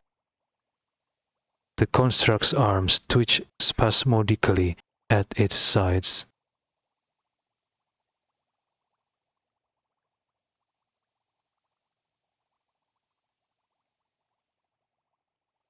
Arismital says, "We're not on the road." Broken construct says, "You really are lost. Tell you what. Hey up, and I'll point you to log home. There's a decent trade, isn't it?" Arismital says, "But you're a construct." Broken construct says, "What? Is that some kind of insult? I'll show you a concept if you don't hand over your money." A faint, ominous glow emerges from within the creature's chassis. This construct misheard Aris. Aris did not say concept. Aris said construct. Arismital says, "You're in a cell. Look around you." Broken construct says, "A philosopher, is it? All of us trapped within the cages of our own iniquity. I'll have none of that." There is a manic quality to the voice now, and you hear a harsh metallic whine from within the construct's frame. Arismital says, "Just look at yourself. You're a broken machine." Broken construct says, You use some very peculiar insults, I have to say. Even so, you'll regret those words. I can't have people saying I've gone soft, can I?" The construct suddenly lists sideways, arms akimbo. "Huh? That's odd. I swear I had my knife. I've always been very good with knives." Her voice takes on an edge of panic. Where are my hands? I don't..." Broken construct says, "Where am I? What is happening?" There is a sudden harsh metallic squeal, and the construct pulses with a fierce light as it lurches toward you. What?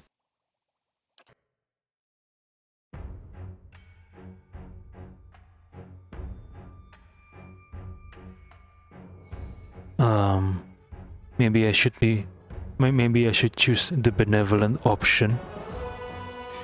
I don't know.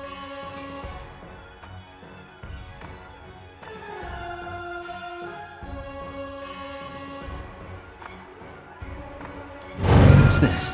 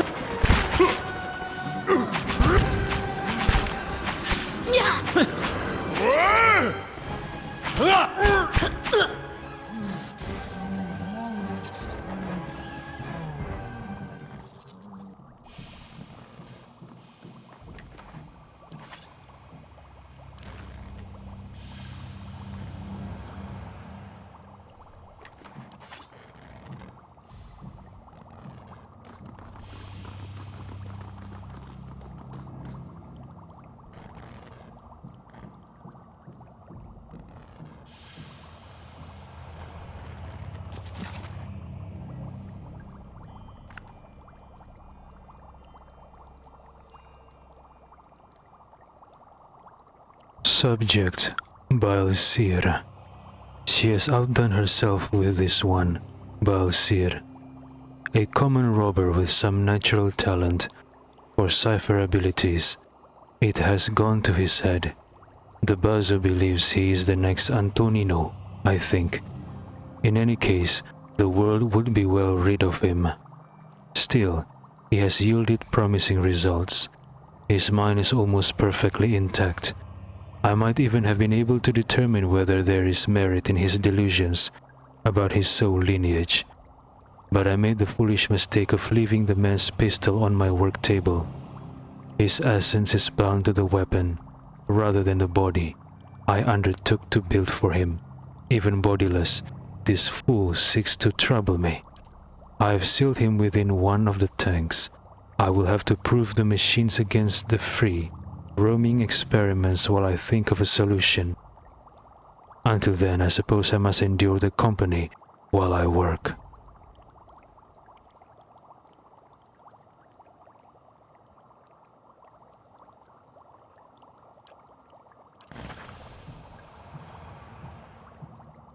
So Galvino are taking criminals to experiment,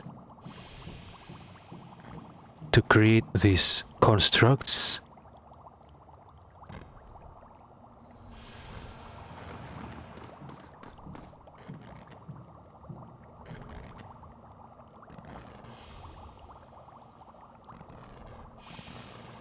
The lever seems to be locked in place for the moment.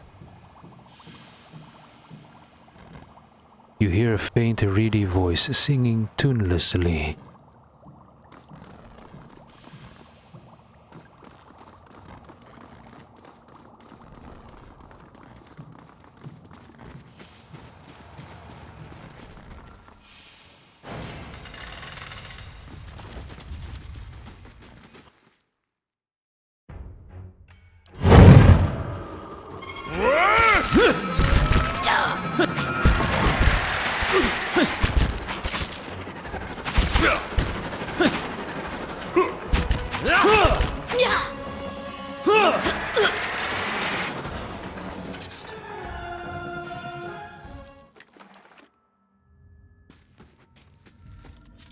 Carrying too much weight.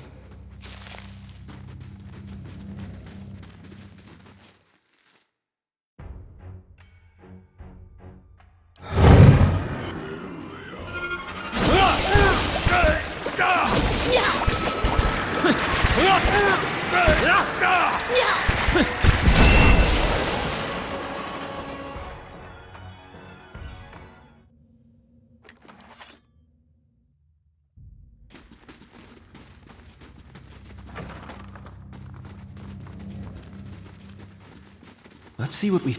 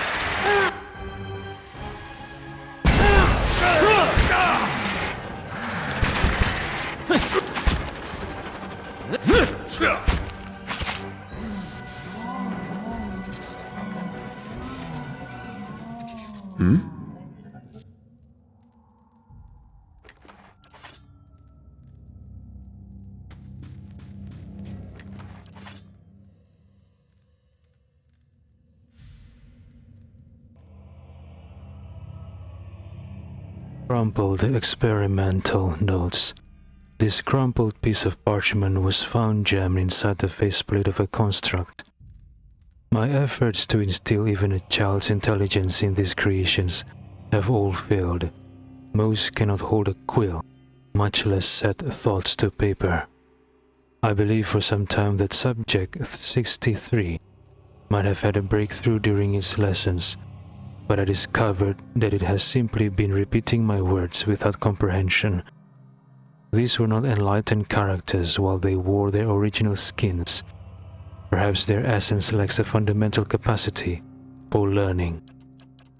I've put them to the test in more martial arts, but here too they falter without the benefit of true sentience. The devil, of course, delights in mocking them. It is like boasting of besting children at combat. If only I had my old machines.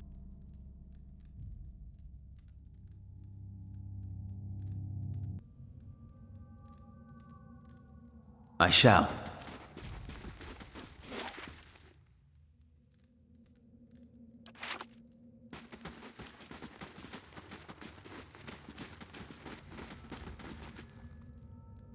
So he pits his creations against another one of his creation that he called devil.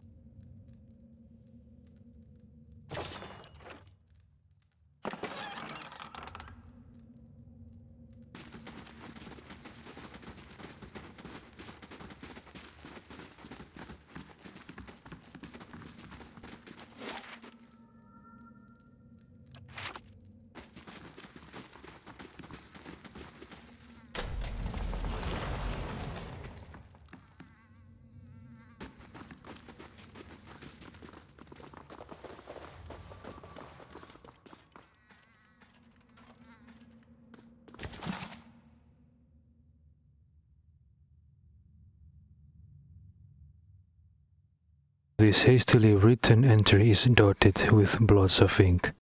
I refuse to continue wasting my time with this stitchwork grotesqueries. What work is spent in granting the rotting corpse the feeblest spark of life is later tripled in repairs. Truly they come apart at the seams. The sight of them in the corridors has come to disgust me.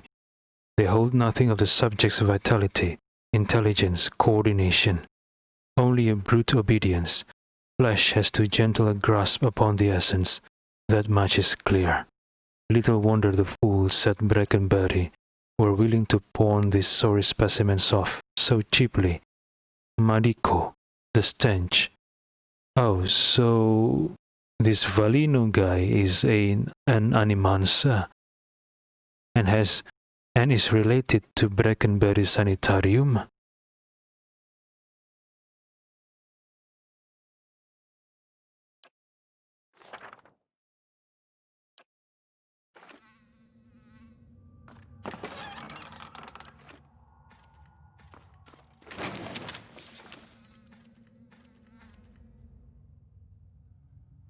This platter has gone entirely untouched, leaving the tantalizing meal to the flies.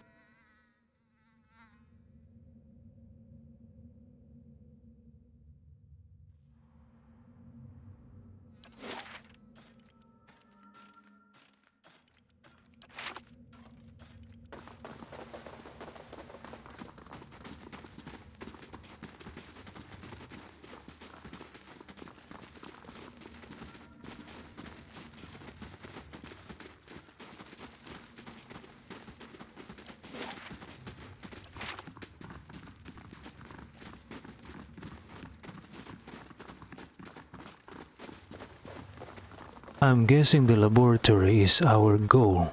That's why I leave it alone and opted to explore the map. But I'm beginning to doubt that. Maybe the laboratory was not the goal. Maybe this is the place where where I'm supposed to go. Should I go back to the laboratory?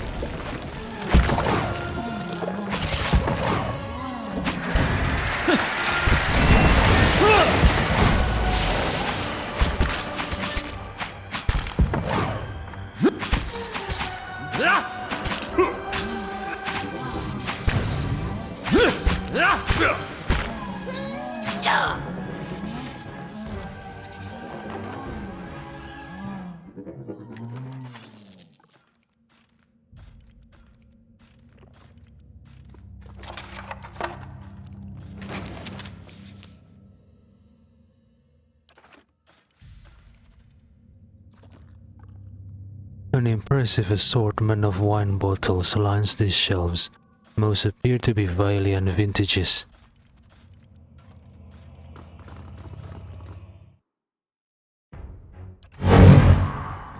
Let's see.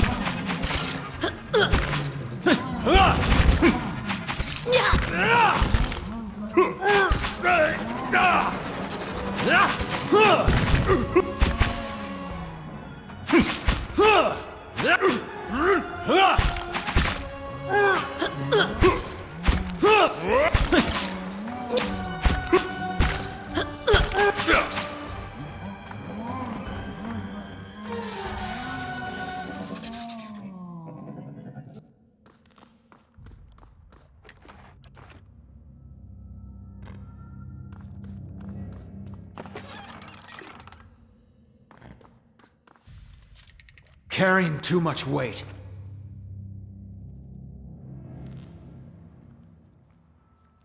This hulking contraption hums with power.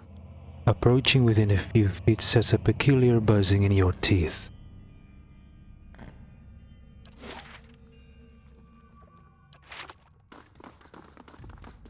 What's this?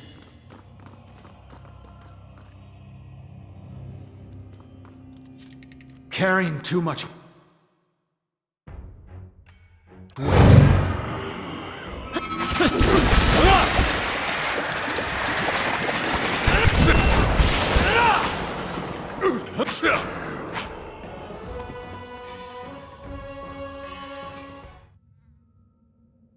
I'll have this open in no time. It's done.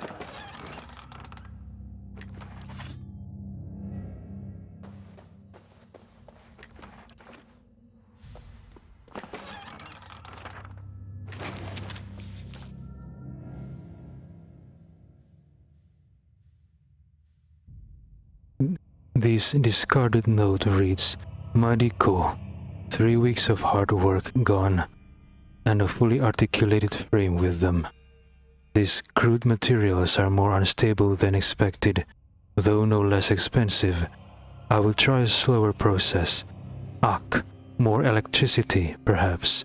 Along the bottom of the page, a scrolled addendum reads, Too much electricity. Will require more subjects. So this Galvino guy is writing Madiko a few times. Is this a Vailian curse words? What does it mean? Suck my dick? Madiko.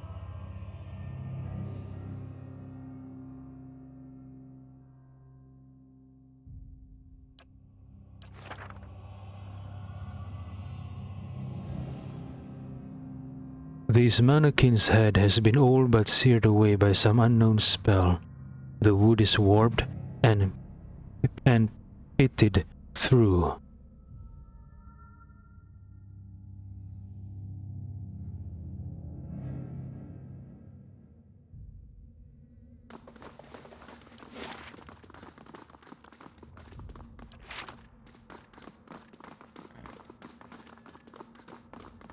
Let's see what we found. All right then.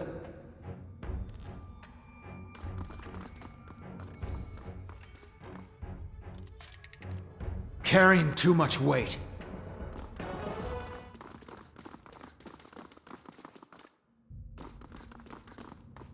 Okay, so I was right. The laboratory is the goal of this map.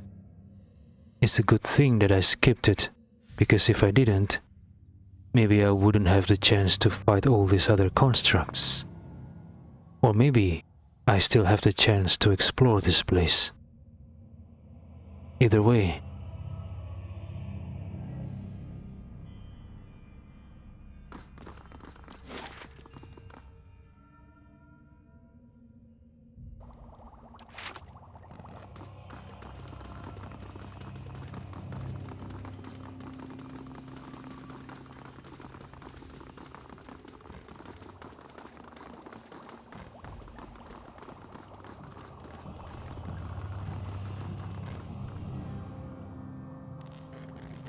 sparks crawl over the wires and plates of this machine, illuminating the innards with each burst of light.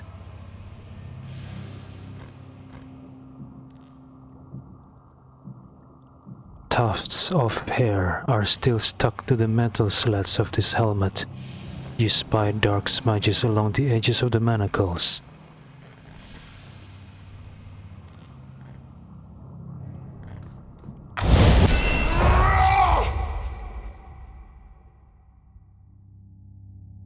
You hear a short series of clicks from around the corner.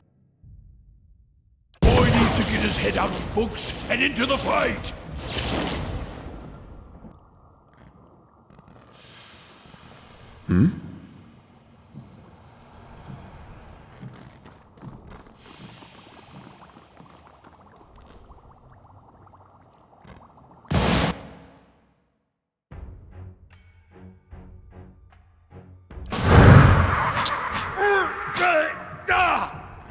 I am free.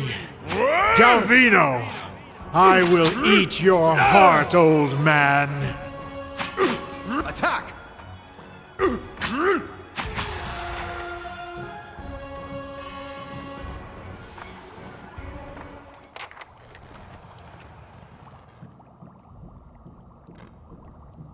That was Balsir. Okay, so the laboratory is not the goal of this map. So, where is Galvino? What is the goal of this map?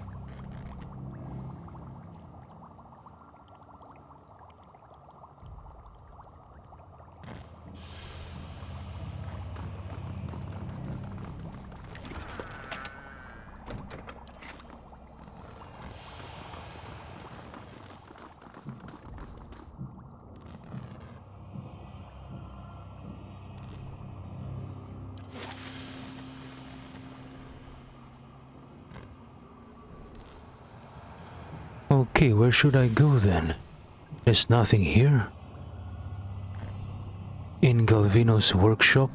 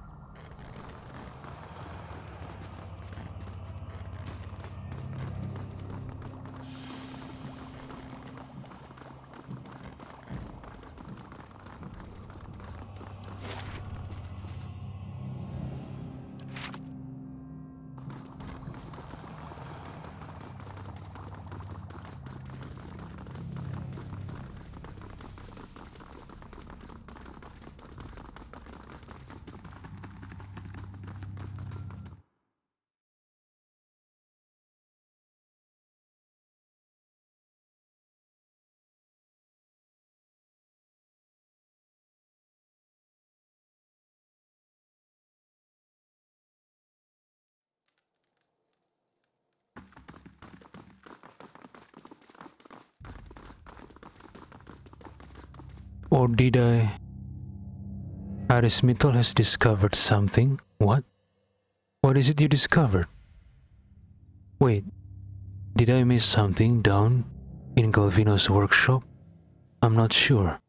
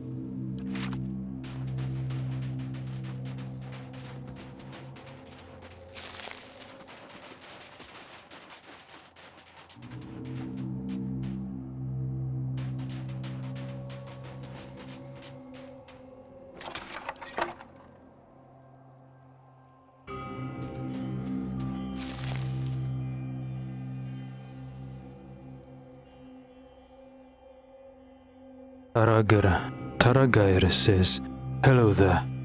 Always good to see more kith on the road. You can relax, for the time being. Ingod here will let me know if any ogres come up on us. Ought to be heading down the mountain soon, but I've still got some supplies if you need anything." Arismitol asks, "Who are you?" Name's Taragair. I come up to Stalwart sometimes to trade. Nothing fancy, like Iduran has. Just supplies ingredients. Iduran, the Orlan merchant in Stalwart. So Taragair and Iduran are both merchant. Taragair says, came out here to get some air after the raid. Never been much of one for towns. Arismital asks, which way to Durgan's battery? Taragair says, you're one of those, huh? Just follow the road north, then west across the bridge. You'll know it when you see it. Have a care. Lagufaith moved into the area not long ago, and they've already made short work of a few caravans. Arismital asks, do you know a man by the name of Galvino? Taragair says, think everyone knows Galvino. He has a cabin a little ways north of here. You'll want to follow the road a ways, then head into the trees. I've been there, but I found no Galvino. Taragair says, don't go too far north, though. Got bandits crawling all over the road into the pass. Arismital asks, do you know anything about bandits in the area? Taragair says, sure do. Most of the caravans have to take the one road down into the pass. Group of bandits set up shop just north of here, before the bend. You mean Urthal? Arismital killed him and his companions. Taragair says, they'll just take a toll on good days, your head most others. I keep clear of them, myself, and they don't usually come down the mountain. Arismital says, let me see what you have for sale. Taragair says, sure thing, have a look.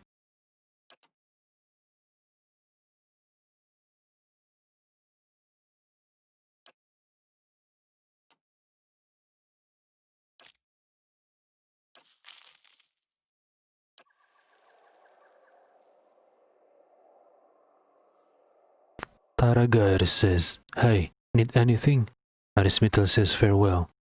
Where is Galvino?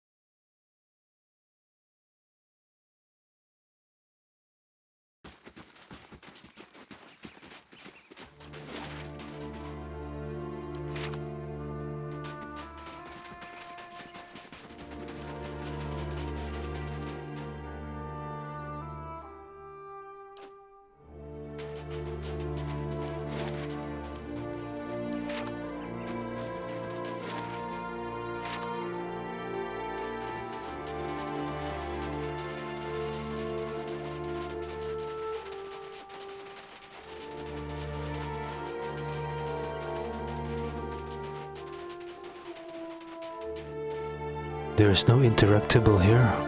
Okay.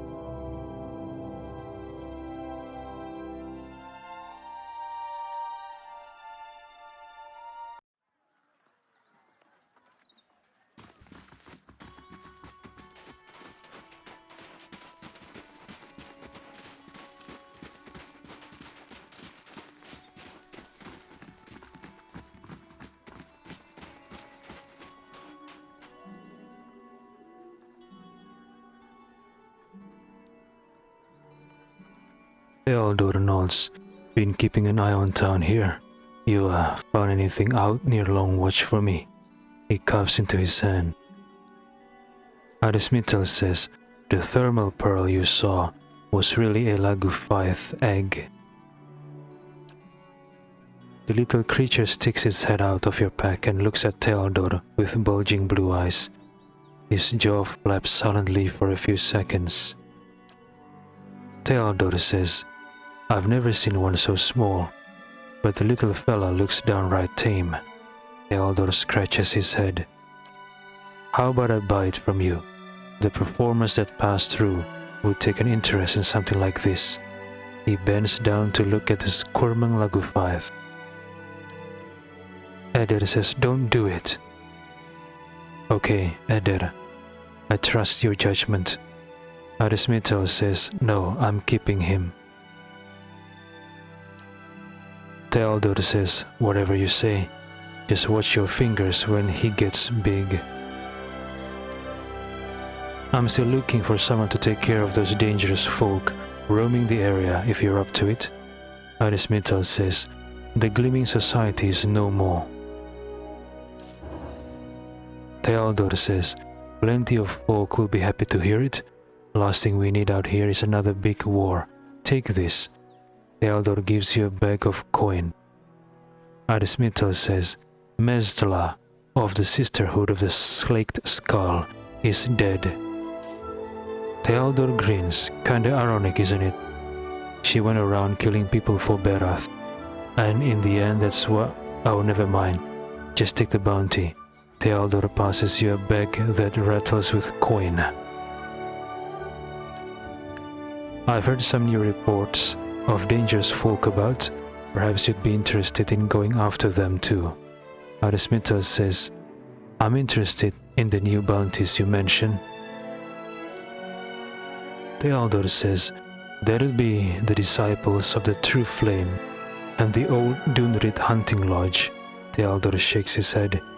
Those others you handled are lambs by comparison. Arismitel says, tell me about the disciples of the True Flame. Theodore scratches the back of his neck. I didn't know what to make of this one, but word is it's a group of dragon cultists. Theodore holds up his hands. I know it sounds bizarre. I didn't believe it myself until I heard their torch an outpost north of Maiden Falls. For clearing a nest of worms, they said. Ah, revenge for the worms? Theodore continues. Last I heard, they'd made camp near Longwatch Falls. They shouldn't be hard to spot. Arismitel asks, what's the old Dunrit hunting lodge? Theodore shakes his head. Idirians with too much time and money. They travel around hunting monsters for sport. But they leave a mess of wrecked property and dead bodies, Keith, I mean, in their wake. They've been charged with murder and general mischief in Defiance Bay, New Heomar, and a dozen other towns in between. Someone saw them hunting in the Russet Wood, so you might look for them there.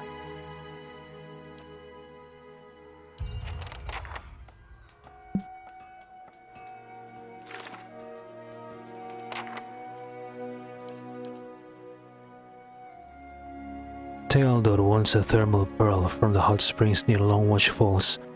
Thealdor offered to buy the Lagu Faith, but I decided to keep it. A group of radicals calling themselves the Gleaming Society have been targeting and assassinating political figures in both the Dirwood and Riyadh Seras. A bounty has been put on the head of their leader, Ulmar. I claim the bounty on Ulmar. A single group assassinating political figures in both Dirwood and Riyadh Seras. Must be a group of very capable individuals, but in the end they fell. They fell to Aris Mittal's and his companions' might.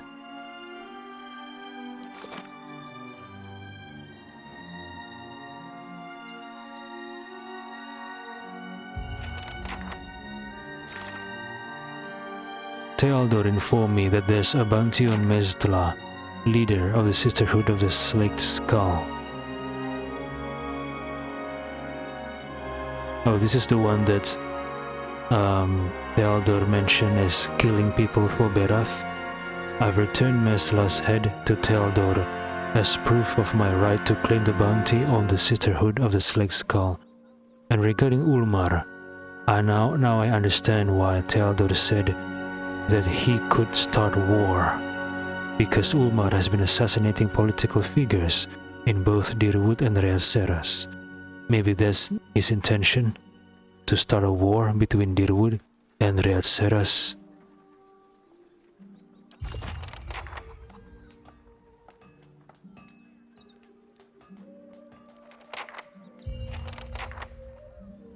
Kill Fire Dorn? Oh no, is that the guy, the Becker, who created a Becker poem? But the poem was asked by the devs to be changed because of I'm not sure how it happened though. Yeah, so he wrote a poem as a Becker.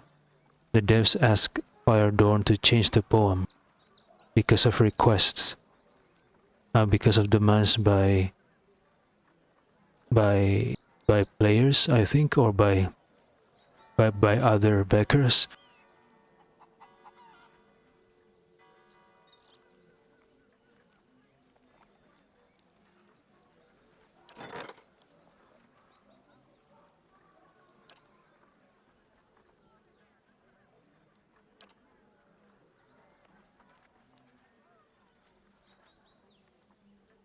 The Celebrants Dirge. Since the end of the Saints' War, the Woodens have gathered at Evon Dewer Bridge to commemorate the sacrifice of the dozen who gave their lives to defeat Saint Widwen. It has become customary for priests of Magran leading the processional to sing a dirge to end the ceremony. This year, when the priest attempted to sing the dirge, his tongue swelled in his throat, and he died painfully before the assembled crowd.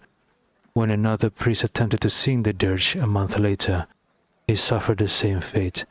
Some believe the gods are to blame for the priest's deaths, others suspect vengeful Riyadh Serans. Whoever is to blame, the priesthood of Magran and the soldiers of Godhammer Citadel want them brought to justice. Priesthood of Magran and the soldiers of Godhammer Citadel. If vengeful Riyadh Serans are able to did this to the priest, I'm guessing that Evon Dewer Bridge is located near the border of Riyadh Seras and Dirwood.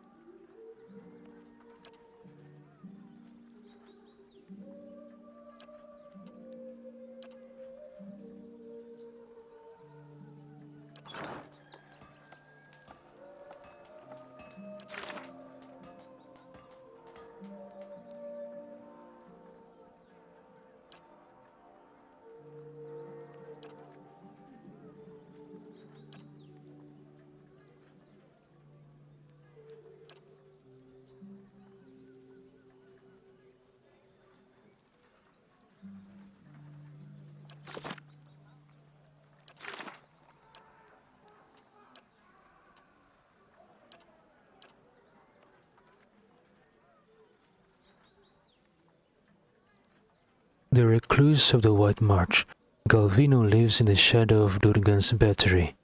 He may know something of interest about the keep. I found... Renengil told me I can find Galvino, an eccentric smith in Animansa, east of Durgan's battery. Uldrik believes he may have something useful to tell me about the keep. I found Galvino's hut, but I don't see him here. Perhaps it's worth looking around. I did. Arismital did explore Galvino's workshop, but we found nothing. What should we do?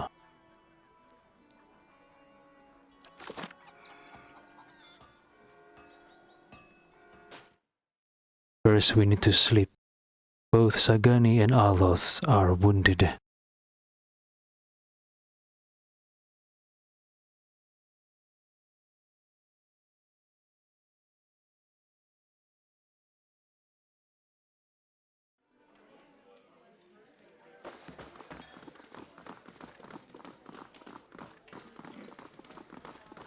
Back to warm your hands, eh? What can I do for you? Top quality bear pelts on every bed. You won't be disappointed.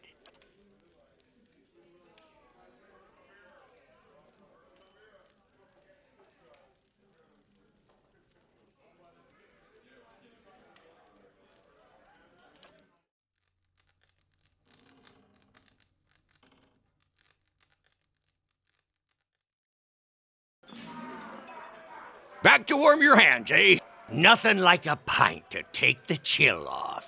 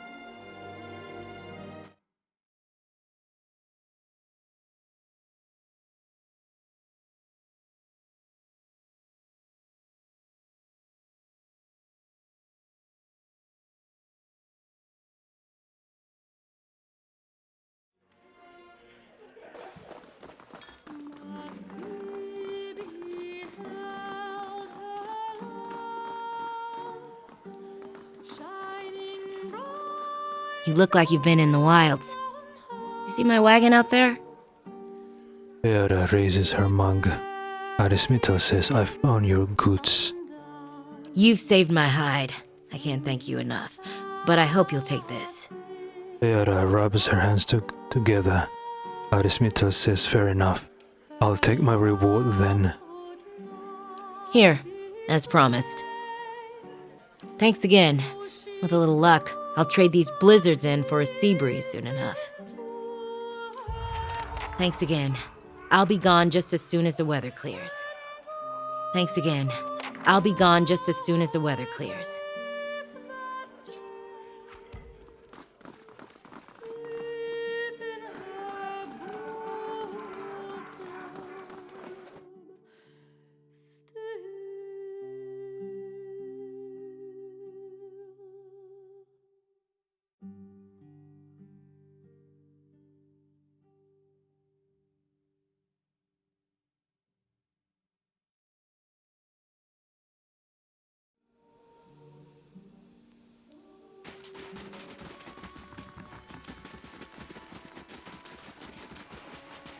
Me and Sledge are thinking about heading down, joining a caravan over to Dawning. Dawning? What for? You like your ogres bigger? We'd have work at least, and I'm damn sick of fish.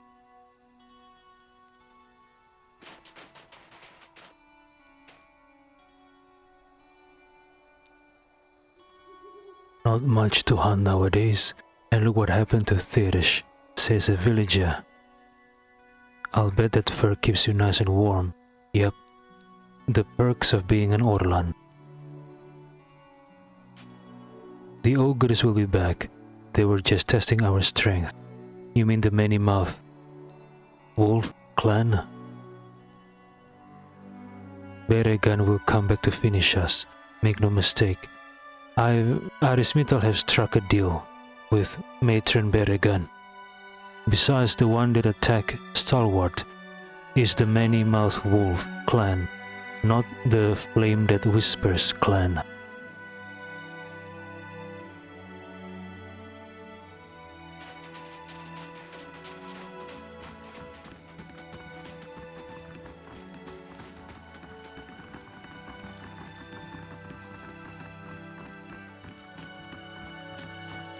I hope you've had some luck, and do take care with that device.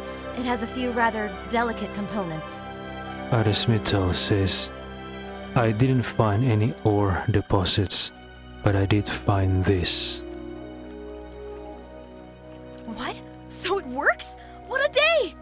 But why these gems? I didn't think the device would be able to pick up inert Adra. Fascinating. Adra, fascinating. I have to study this further. But all the same, it worked! At last! A breakthrough! With that Adra to work from, I can refine the enchantments. We'll be digging up iron, gold, Adra, all of it!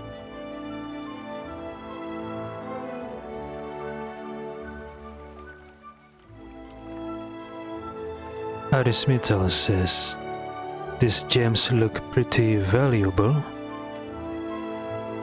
Huh? Oh, I see. But they're far more important as evidence than as trinkets. I can't possibly offer you what Idarin can, but I can give you what coin I do have.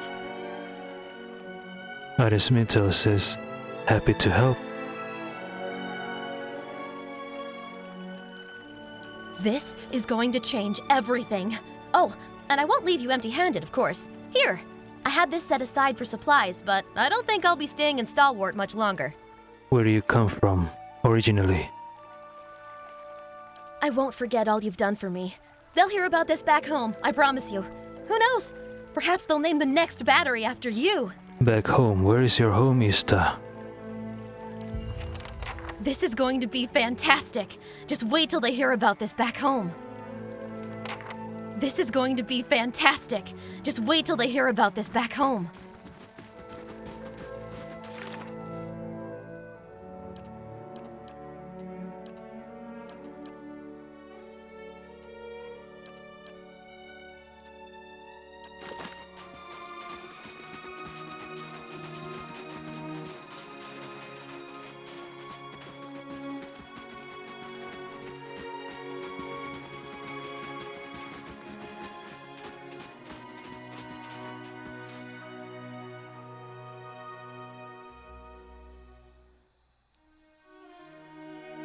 Iduran's ears perk up hopefully.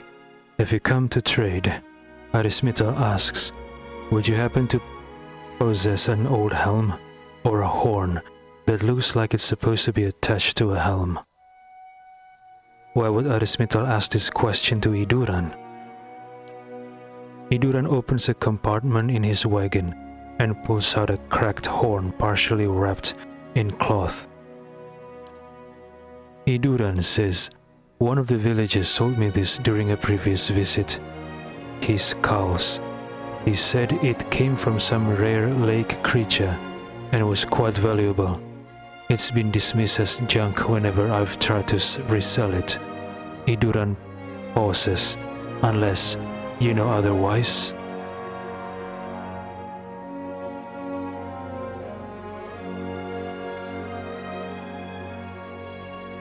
Arismital asks how much to take it off your hands. Iduran says, well, I'd like to make a profit for my trouble. 400 hands is the price? Iduran looks at you hopefully. Arismital says, done.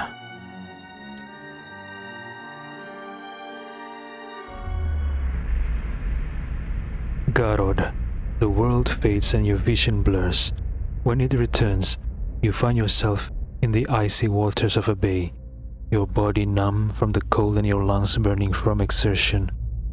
Nearby are Ardel and Badruen. Both of them are swimming madly in an effort to pass you. Ardel and Badruen. On the distant shore await the other members of your tribe, and with them, Olara, daughter of the chieftain. It is for her hand that the three of you are competing today. Give up, Garod.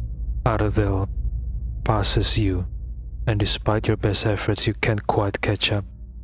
You look around to see where Badruen is, and it's by sheer chance that you catch sight of the sea serpent's head surging towards your group.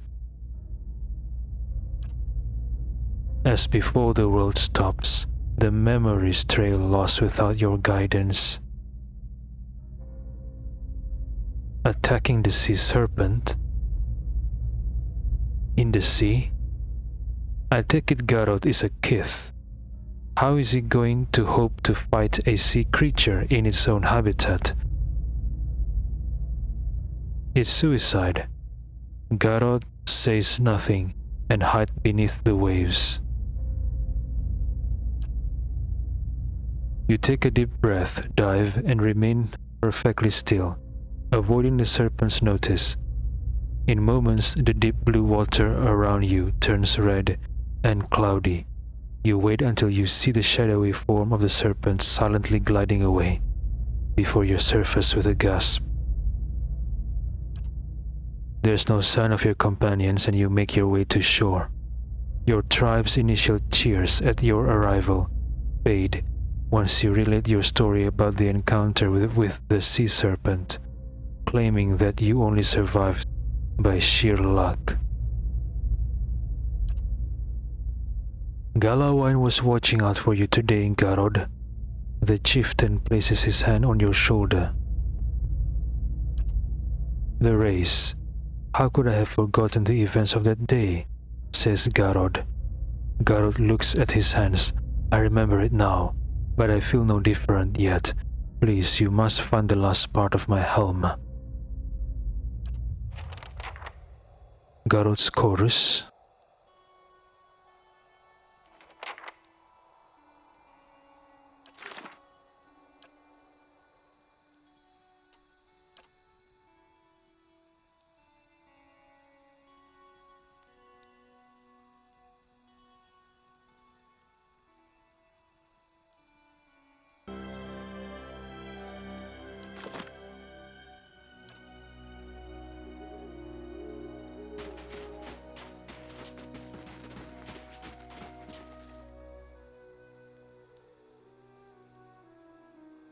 Have you come to trade? Says Iduran.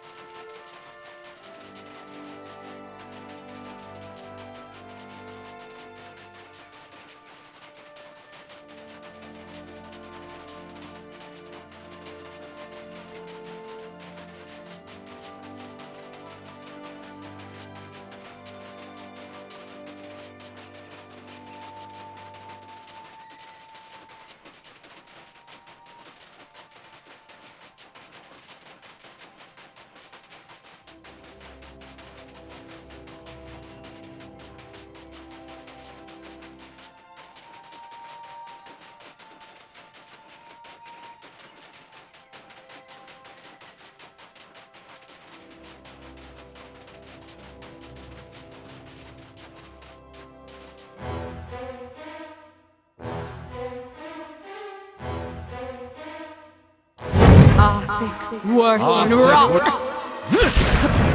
Arthur word rock. Arctic.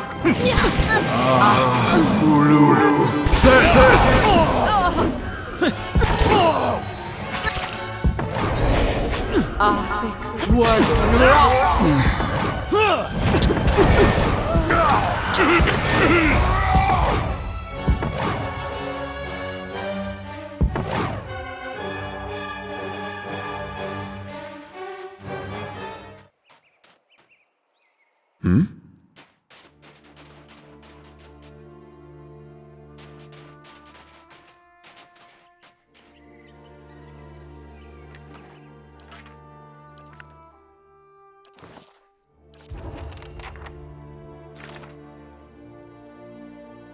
Lionric, leader of the old Dunrid hunting lodge, is wanted dead, though he and his group ostensibly hunt animals and monsters for sport.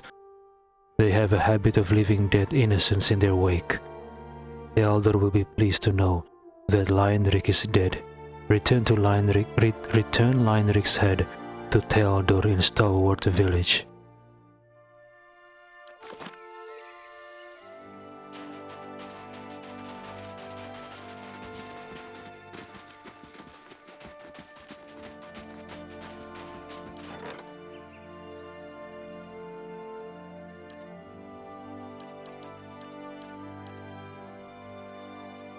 The violent deaths of two Magranite priests at Evon Dewer Bridge generated grief and outrage at Godhammer Citadel. It did not take long for Nasu to discover that radical Reatsarans were responsible. Two wizards had placed the curses that killed the priests, but they were backed by dozens of Reatsaran veterans from the Saints' War. As the wizard had no interest in negotiating with Nasu or the Magranites, a battle erupted, much of it running over the same fields that saw combat during the war. In the end, the wizards were killed, and the remaining Reatsarans were routed. The priests that had died in the initial attack were buried near the bridge, and the ceremonial gloves of the senior priest were given to Nasu in thanks.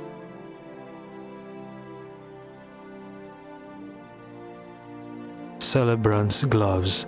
These were once the gloves of a senior Magranite priest who was killed performing a traditional dirge at Evondewer Bridge to commemorate the destruction of Saint Widwen, after you helped root out the Reatsarans who were responsible. The remaining priests of Magran gave you his gloves.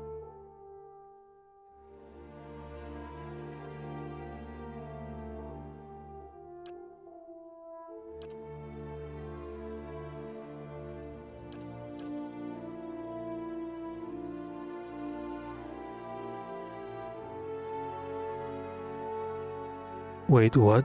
Major adventure? There's no explanation to... There's no story to this adventure. What gives?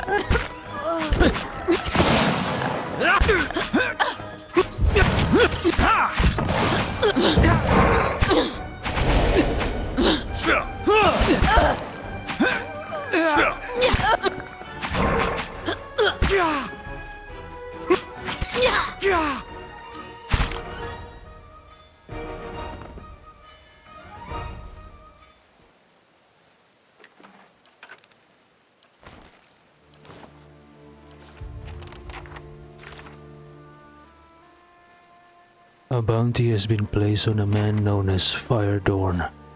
He was last spotted setting up camp in the wilds around Longwatch Falls. Firedorn has been taken care of, and I can return his head to Teldor for payment.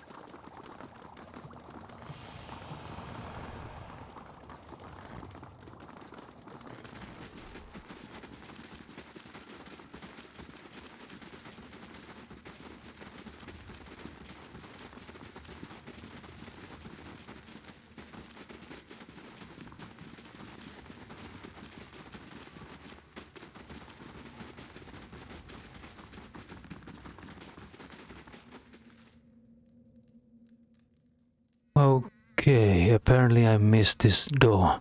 Dang it.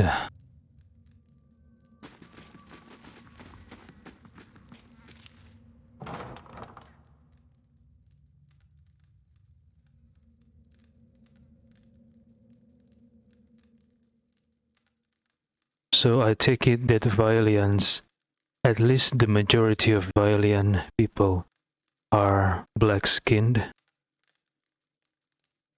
Galvino, an elderly man, hunches over a cluttered desk in the back of the workshop. His flesh is pulled tightly around thin, fragile-looking bones, except around his neck, where it hangs in loose wattles. He turns as you enter, a scowl already chiseled into his lined face. Wait, what? His flesh is pulled tightly around thin, fragile-looking bones? Okay. Back again?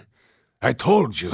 Galvino hesitates, squinting at you from behind smudged and dusty spectacles. Of course, a fresh fool to replace the last fools. What brings you stomping through my workshop, eh? Galvino draws his words out, looking you up and down. A sneer creeps across his face. Yeah, I take it it's safe to say that the majority demography of Violians are black-skinned. Galvino, Vicente Agosti, Alegina, what is the other guy? The head of the warehouse at Ondra's Gift? Mestre Verzano. Okay. Arismital.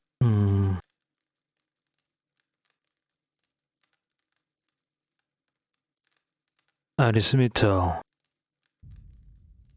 asks, what were those things? My work. And from the racket outside, I must assume you made a mess of them. Galvino scowls at you. Come on, Galvino, they weren't your best work. The voice echoes from within the golem, devil of Caroc. And you are? I should melt you for parts, Amora. Galvino laughs. Arismital clears his throat. But you come seeking the White Forge, like they all do. Galvino turns back to you. Boys with smooth cheeks and wild dreams. Girls with bright ribbons tied next to their scabbards. Galvino's voice rises and falls with the sing-song of mockery. Old men and women, too, seeking a final blaze of glory before they're snuffed out for another turn at the wheel. Sound familiar? Galvino's smile is rigid as he looks at you, and the corner of his eye twitches. Arismital says, it's just another job. Verus, just another job to find the treasure of a civilization beneath an impenetrable keep. Gelarde, what a thrill your life must be. Yes, Gelarde. I have this conversation with every pig-headed swashbuckler those Postenagos and stalwarts send here. Postenagos? What does it mean? Dum-dums? Go see Galvino, they say. Surely he'll help you. Must have slipped their minds what a busy and important fellow you are. In the silence that follows, the temperature in the room seems to drop. Galvino glares at her. I should have let them stone you. Would have silenced your endless rattling forever. The hanging folds of skin beneath his neck tremble. Then you'd have naught but those frostbitten inbreds for company. Eder says, I guess this is what it would be like if Aloth and Iselmir were two separate people. Yeah, I guess you're right. Don't you think so, Aloth? Alo says, "Come now. I sound nothing like either of them."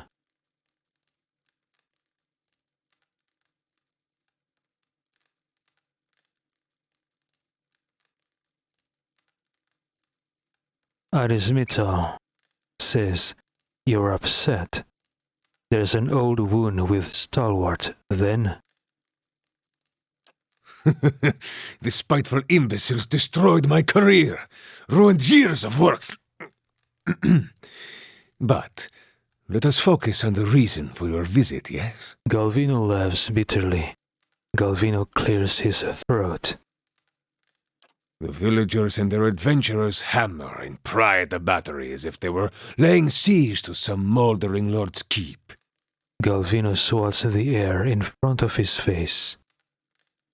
But those stones were laid by some of the finest builders ever to have lived, disciples of Abidan in the truest sense. They will not fall by the whims of any kith. And the door itself, it is infused with living essence. Galvino holds his hands before him, and his eyes wide with wonder.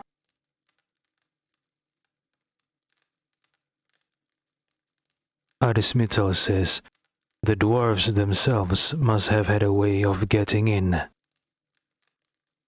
Perfetto! This is the crux of the matter. Galvino claps his his hands together. The Pargrunen of Durgan's battery perished within their own keep, victims of a violent disagreement among their own commandants. Galvino's mouth twists into a wicked grin. Surely in the village you have heard stories, no? Disappearing caravans, tracks in the snow, screams from the high towers. Galvino pauses, watching your expression with a raconteur's glee. What is a raconteur? Kana says, "Well, go on. I like this story so far." Of course you would. The work of spirits still trapped in the battery, and a testament to those impenetrable walls. Galvino raps on the mortared stone of his own home. But the door of the keep, the one the Pargrunen filled with essence, it was made to listen, to recognize its masters.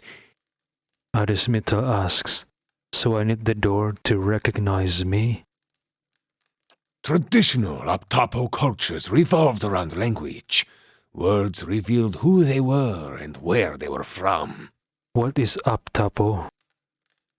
I know Pargrun. It's the dwarves that built Durgan's battery. But what is Aptapo? Kana says, "An interesting tradition. I could start introducing everyone in verse." That is why you need a Kantek. Galvino holds up a twitching finger. Arismital, yes. Ah, yes. I believe those are anthems of sorts. Ah, that's the simple explanation. Galvino nods. A Kantek is a statement of purpose, a declaration of identity. Each is unique to its stronghold. Duran says, seal your door with a key of words, and any liar can talk his way through. There's nothing built of words that won't break when the slightest stress is applied. Yeah, makes sense, Durans.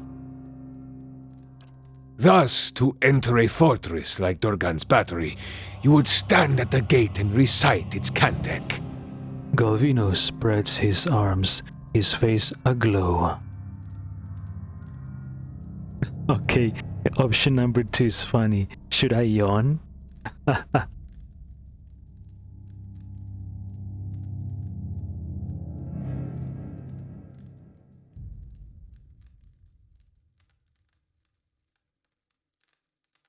Arismital says, "Thank you for sharing. That's very interesting." Verus! A shame the Postonagos here cannot appreciate such elegance. Well, Aris is the lord and Thine of Kaidnua. He's different, then the postenagos, whatever that means. To learn the Cantech, you must speak with one of the dwarves of Durgan's battery. A shame they are all dead, no? Galvino rubs his hands together. Okay, I repeat. I hate my stutter. Galvino rubs his hands together, pacing. But no doubt their souls live on in one or two of the villagers of Stalwart, like fine wine poured into a cheap pot. Derision curls Galvino's lips. Galvino really don't have a positive opinion about the Stalwart denizens. What happened between the two of them? I mean, what happened between Stalwart and Galvino? What? Galvino did say that the people of Stalwart ruined his career. In what way? How? He never elaborated on that. Why? But to identify them, that is the first problem. You would need the skills of an animancer. Galvino wags a finger at the ceiling. Arismital says, I'm a watcher. The golem swivels her head sharply toward you. Her mask of a face, and the glass eyes behind it, betray no emotion, but it seems as if she's watching you carefully. A watcher? Diverus? If this is true, then you could find a sole descendant from Durgan's battery, no question. But the greater difficulty remains. Galvino rubs his gaunt, whiskered cheeks. Whiskered? I don't think his cheeks are whiskered. It's more than just whiskered. He has a thick mustache and beard, not just whiskers. You would have to learn the Cantech from the dormant soul, and to do that, you would have to awaken it. Arismital asks, but this awakening would be permanent, wouldn't it? Oh, yes.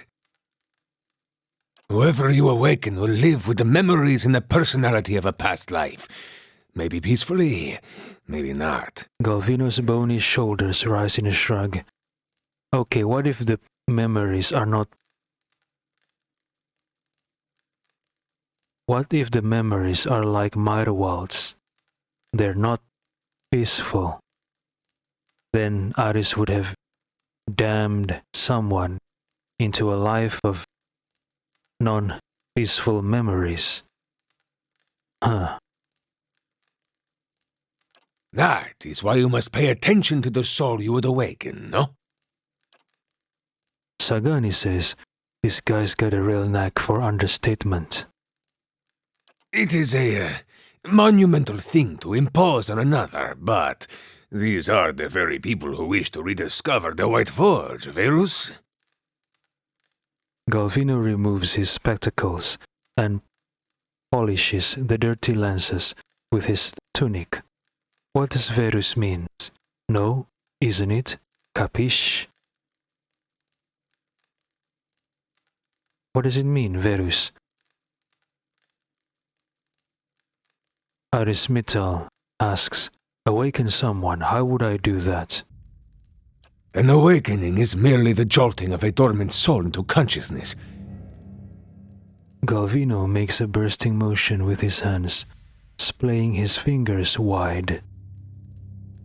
When such things happen normally, it is because something has reminded the subject of a past life, often violently so. Galvino smacks his workbench with surprising vigor. Whoa, calm down there, doctor. Aloth flinches. Okay, Aloth got startled by Galvino's table smashing. Thus, to awaken one of the former dwarves of Durgan's battery, you will need to address that soul, and preferably by name. Galvino folds his hands together, stippling his fingers. You know what? That was funny. When the narration says that Aloth flinches, I imagine in my head a scene where all of them in the same room talking seriously. Suddenly Galvino bangs the table, and Aloth was like, like a scaredy cat. I wish this game has cutscenes, so I can better see what happened. I know that it is a design decision for them to use text, to make a text-heavy game like this. I'm not saying it's bad, I'm not saying it's good. It's just that my personal preference, I would prefer to see this scene played out visually. The sight of Aloth flinch when Galvino smashed the table. It would be more cute than just reading the text. But show some care. When you examine these souls, whatever it is you watchers do, you may see images, memories. Galvino leans forward, his back hunched. These are moments of special import. What you see will tell you much about the person, and perhaps the condition in which they awaken. Galvino raises his hoary eyebrows and tilts his head back. Awaken them from a traumatic memory, and who knows? Maybe they awaken thirsty for blood. Or maybe you awaken someone else. Galvino cackles again. Aloth says, Arismital, you mustn't do this. To condemn another to a fate like Mirewald's. Aloth shakes his head. I know, Aloth. Aris agrees with you. But is there another way to do this? Here, this has been tuned to the Aeon of Durgan's battery.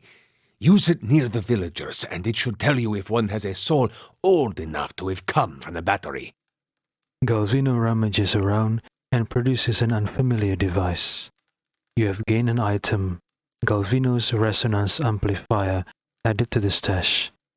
Arismital asks, so the contact is all I need? Who can say? None have yet opened Durgan's battery. Galvino raises his hands, palms up. But the ones that came before you, I think they got close. You may wish to find them and see what they discovered. Arismital says, I found what's left of them. A journal and a tile. Then perhaps the Cantek is what you now require. Arismital says, I see. Thank you for your help. Galvino dismisses the thought with a wave of a hand. It is a pleasure to have such a courteous guest for a change. A shame you must dirty your boots in Stalwart. I'm going with him. The golem looks between you, her neck turning on its oiled joint. You? Go to Stalwart? Is this your macabre sense of humor, or has something gone to rust in that beautiful head I crafted? Galvino stares at her, agape. No one will bother me while I'm with him. Besides, I can help him find people in Stalwart. The golem's burnished face is eerily impassive. You haven't been to Stalwart in 13 years. And this watcher sees souls. What help could you be? Besides, I have need of you here. You owe whatever remains of your wicked life to me. A frown sours on his lips as Galvino taps his chest with a crooked finger. The golem says nothing, but her essence smolders. Resentment rises from her in shimmering waves. She swivels her head to look at you. Arismital asks, what's the story between you two? This charming specimen is a convicted murderer. The Devil of Caroc, she's called. Galvino laughs, coughing and wheezing. Devil of Caroc. Mighty fine of you to start with my good qualities, and you wonder why we don't get more visitors. Killed over a dozen people before they finally caught up to her in Stalwart. Perfect company for lonely camps and mountain passes, no? Galvino nudges you, all the while grinning wickedly at the motionless golem. Wait. Devil of Caroc killed over a dozen people, and then fled to Stalwart. Why? Hey, I know how to start a campfire. The only reason she's not a frozen corpse is because I convinced the old mayor to let me try an experiment. A shadow passes over Galvino's face. So Galvino has been here since the time of the old mayor? So, since the time before Renengild became mayor? Ah, I see. Arismital asks, you put a person's soul into a metal body? Galvino leans back, raising his hands. Into a work of art! Look at this! Craftsmanship worthy of a jeweler! Galvino traces the scrollwork that runs along the golem's jaw. If somehow, someday, we have the technology to transfer one's soul, I would like to transfer my soul into a body of robot capable of combat, robot capable of utilitarian activities, and become a cyborg, a robot. Only that there's no flesh left, just soul.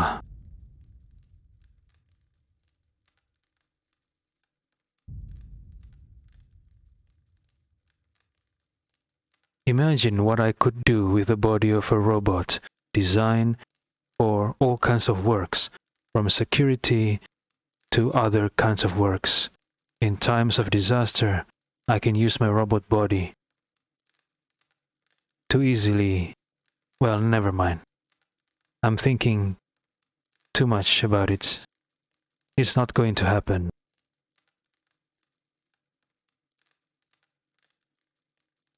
Fully articulated joints, capable of grasping a pen and writing her own name. Galvino grabs her hand and delicately bends her tapered fingers. And of crushing your throat. Devil of Caroc snatches her hand away.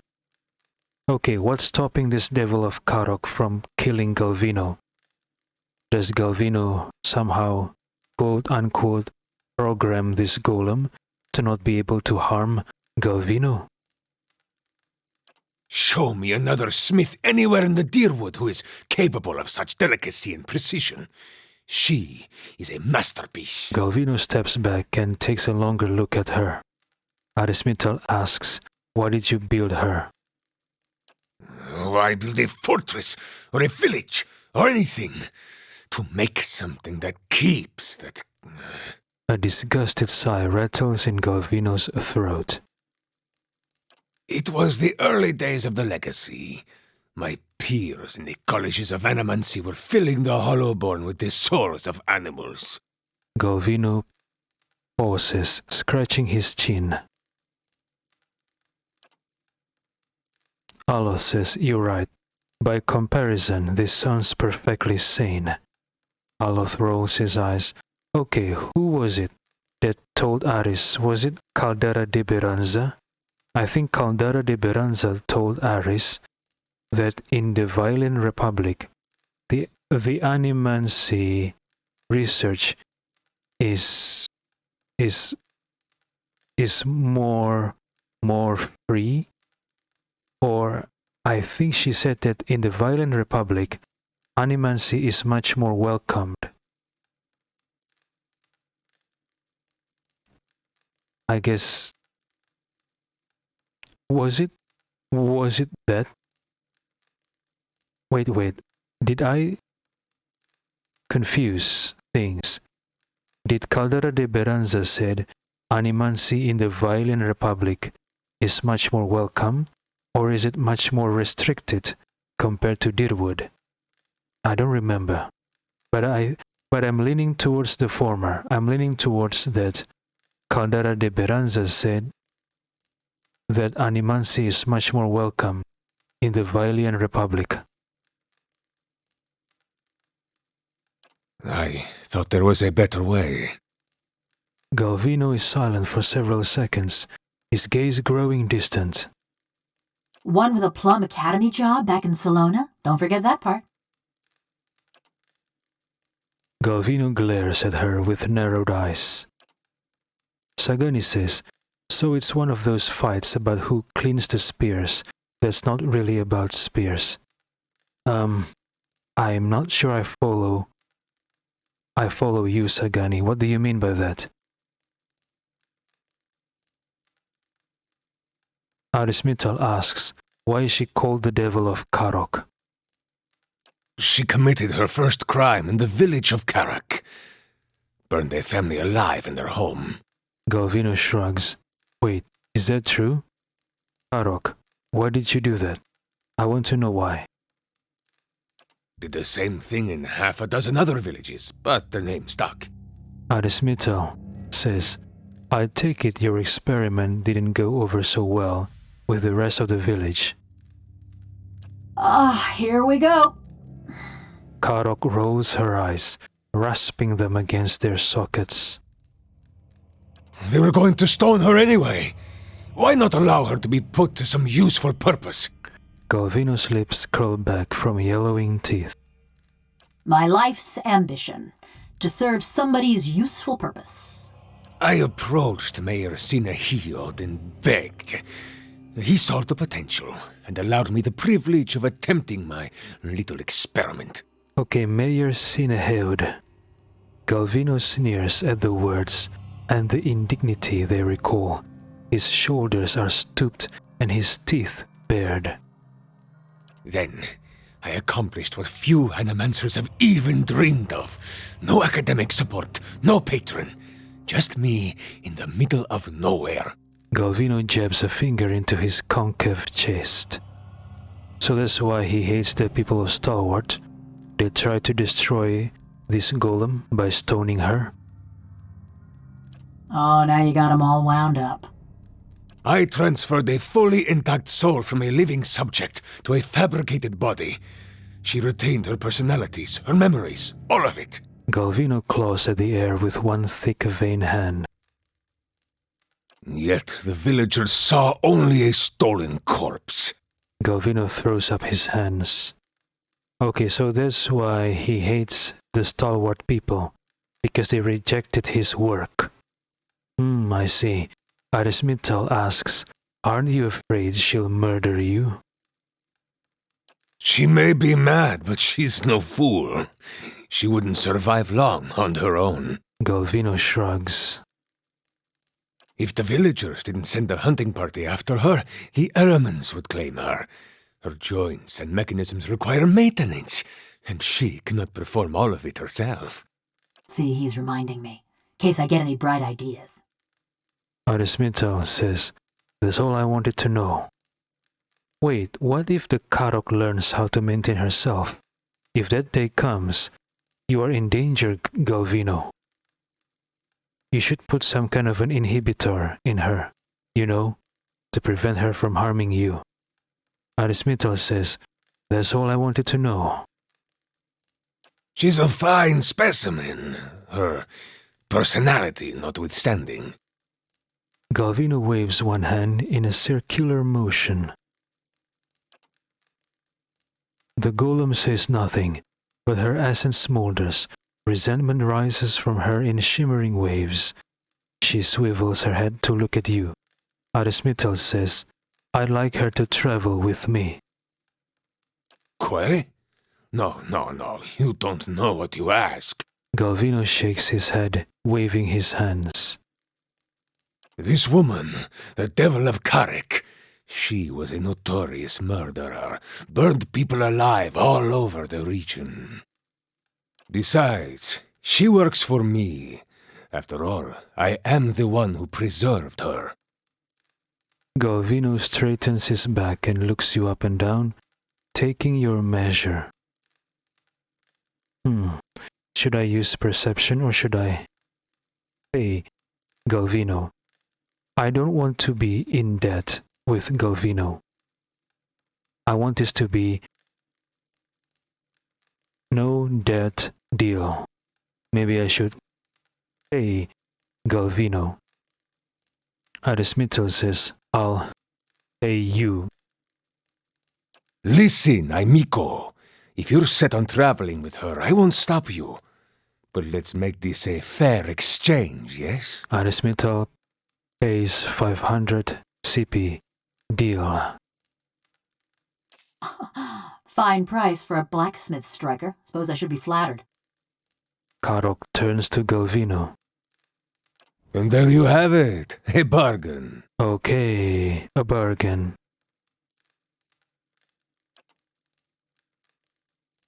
Galvino gives you a sardonic grin. A moment. You are going back to Stalwart, yes? Perhaps you could do me a favor. Galvino gives you a thoughtful frown.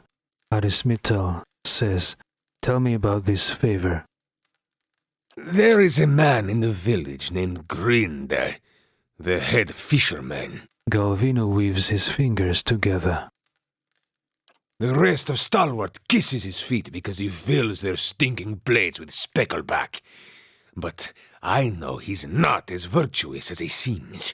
Galvino's face crinkles in vicious glee. Arismital asks. Arismital says, "Seems like you have a history with Grinde." That self-righteous meddler engineered my eviction from the village. He turned them all against me. Aha. Now I want him to feel the scorn of those mush-brained imbeciles. How long was it? How long ago was it? I think in the conversation Galvino mentioned 13 years. So he's been at White March for 13 years. Since the time of Mayor Sineheod. Okay. Arismital asks, "What exactly do you want me to do to him?" Humiliate him, of course. Show his neighbors what he truly is, and let him live with the disgrace. Galvino points vaguely in the direction of the village, his thin arm trembling. He's always been a ripple sponge addict. Just got good at hiding it once his sainted sister died and left him in charge of the fishery. But he keeps a stash in the fishery, sneaks in at night when the others have gone home, and emerges sluggish and red-eyed a few hours later. I want you to expose him. Go to the fishery after dark when it's empty, find his ripple sponge and show it to Renengild. Arismital says, "I see." Do not answer me now, but when you return to that festering eyesore and smell the stink of fish that hangs in the air, consider what I've said. Galvino holds up a hand. He grins. Besides, you appreciate a good joke, don't you? Diverus, this will be a great one. But be sure to approach the fishery by night, when it's empty. They will give you no end of trouble if they see you stealing during the day. Arismital says, "Tell me again about how to awaken someone." You're the Watcher, so you know better than anyone, Diverus. You must find a sole descendant of one of the dwarves of Durgan's battery. Talk to the villagers, look into their souls, whatever it is you do. Galvino waves a hand. When you find such a one, remind the sleeping soul of its old name. Awaken it thus, and it can teach you the Cantek. Something else? Quay. Arismital says, "I wanted to know more about the expeditioners who came to you before." As would I, but there is little to tell. They never gave their names. Galvino tugs at his whiskers. But they seem to know more about the battery than the others, which is unusual because they did not seem like typical adventurers. Galvino raises his snowy eyebrows. Their hands were smooth and marked with ink, not scars, and they traveled light. Unusually so. Galvino rubs at his chin. Alos says, "Unusual indeed. What do you suppose they were looking for?" Val himself could not have said, and I haven't the time to concern myself with the business of strangers. Arismital asks, "What were those constructs I encountered in your workshop?" Other projects, they are none of your concern. Galvino waves a hand and looks quickly away from you. Arismital says, "You seem pretty eager to change the subject." Galvino mutters furiously under his breath. raising his hands to the ceiling. For years I've been trying to create another like the devil of Caroc. Yet those post-Enagos in Stalwart destroyed my machinery. Galvino's drooping skin trembles in his rage. Ah, so his anger is not just because the villagers evicted him, but they destroyed his machines. And I assume this is the reason why he cannot create another one like Caroc, because the machines are destroyed. That must be why Galvino said that the villagers destroyed his careers, because without the machine, he could not create another one like the devil of Caroc. Ah, I see. Now, I can only create these broken, mindless things. The devil remains my most perfect creation. Galvino's lips twist with the taste of something bitter. If the devil of Caroc remains Galvino's most perfect creation and he can't create another one like it, why is he so willingly give me the golem? Even though I pay him, but he still lost the golem, right? Why would he want to lose the only proof of his masterpiece, of his masterwork, I mean? And now I just notice, if Galvino is the only one that knows how to maintain Devil of Caroc, how does Arismital maintain Devil of Caroc throughout his journeys or back in Kaidnua without Galvino's help? Arismital asks, wait, where have you found the souls to create these other golems? Smugglers, slavers, fugitives, the kind of riffraff that pass this way. Rarely missed, and good work to keep my little devil busy. Smugglers, slavers, fugitives. What about non-criminals? What about the villagers of Stalwart? Have you used any of those to create your other golems? I'm curious. Arismital asks, why do you need more golems? I can't present the devil of Caroc to the academies, can I? A mad woman and a murderer? No. I need to bring a success to the republics. Galvino rubs his hands together, frowning. Arismital says, never mind. Something else? Quay. Other projects, they are none of your concern. Arismital says other projects, like the Devil of Caroc. For years I've been trying to create another like the devil of Caroc. Now, I can only create these broken, mindless things. Something else? Quay. Other projects, they are none of your concern. Arismital says, the villagers don't trust you. Do those constructs have something to do with it? For years I've been trying to create another like that. Now, I can only create these broken, mindless things. The devil remains my most perfect creation. Arismital says, I've heard enough. Galvino is already lost in thought, his eyes twitching at some mental calculation. Arismital says farewell.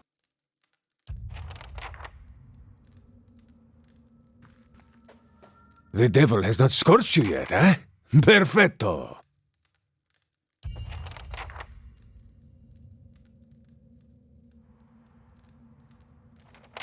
Keep an eye on the Devil of Caroc? Why? Is she going to try to kill Aris?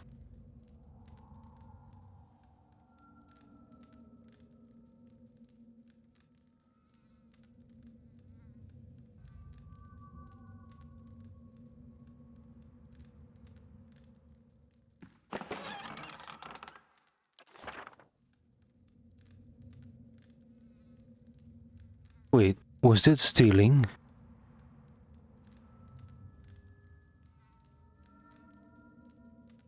The devil has not scorched you yet, eh? Perfetto! Was that stealing?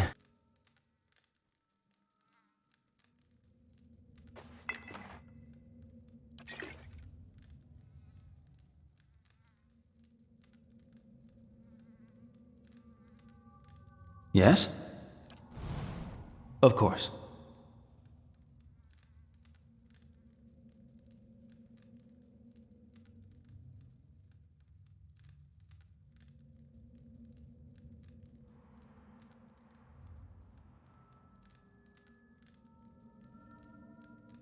How may I help?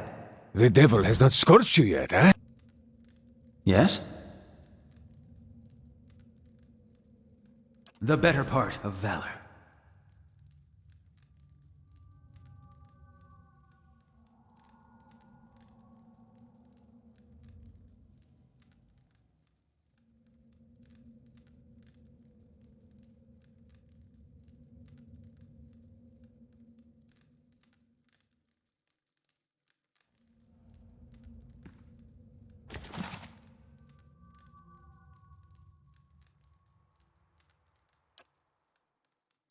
I shall.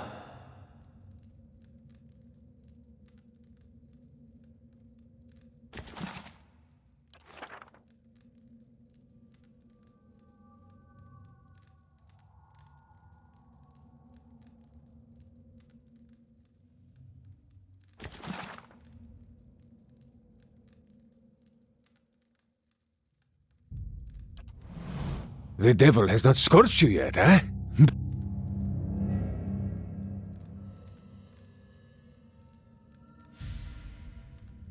I'm here.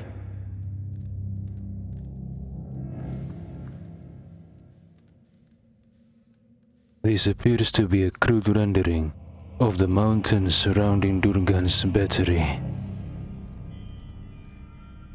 Of course.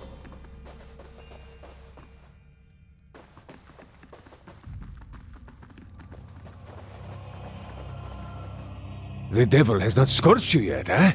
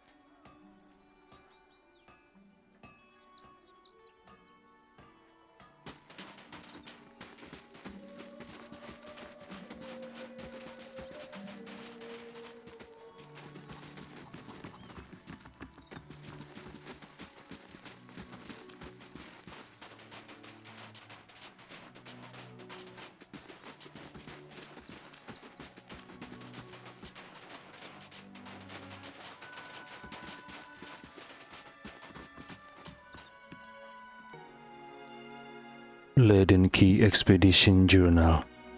This leather-bound journal is embossed with the image of a key. Most of the pages are filled with rust-brown stains or writing too small to read, but you're able to decipher a passage near the end of the journal. Couldn't detect how the front door opens, even after she pried the iron tile from the relief. The more I consider it, the surer I am that the old Violian was right.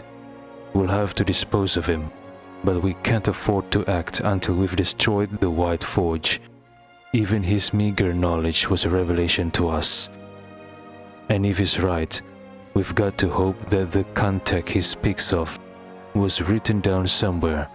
We've decided to strike camp and search the area for books, records, something. Anything's better than sitting in the middle of this blizzard. So I got this journal and the anvil relief from the matron Beregan. So I take it that the leaden key were annihilated by the ogres then. Galvino's resonance amplifier. Galvino created this strange device to detect souls that dwelled in Durgan's battery during a previous life. It sends out a pulse of energy generated by memories from soul fragments Galvino collected in the device's Adra shard. The individual's dormant lives resonate with the echo by momentarily pushing forward through their present life's sea of consciousness. The subjects are not aware of what is happening, but the disturbance can be perceived through special lenses or, luckily, the eyes of a watcher.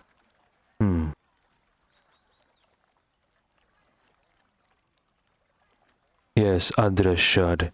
I remember Heodan said that the soul butchers at Defiance Bay are using Adra to store souls. Come to think of it, I never encountered these so-called soul butchers in Defiance Bay. Maybe later? Or maybe the writers forgot to put them in Defiance Bay.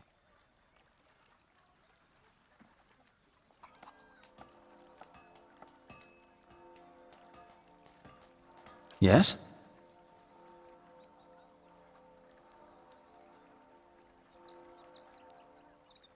I'm here.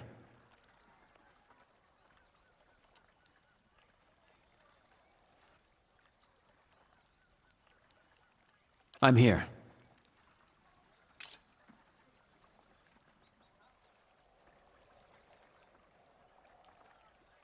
Of course. Yes?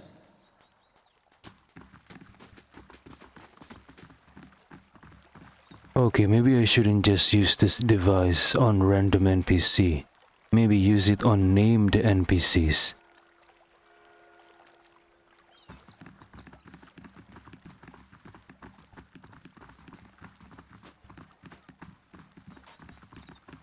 Yes?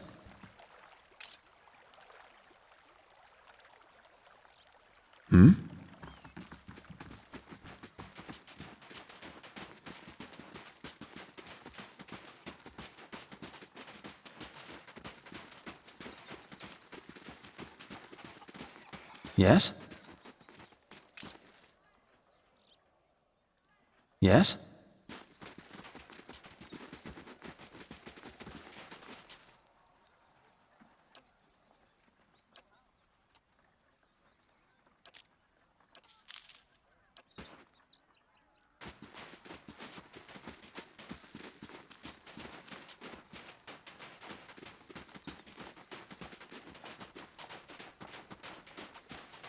Let's scour the outdoors first.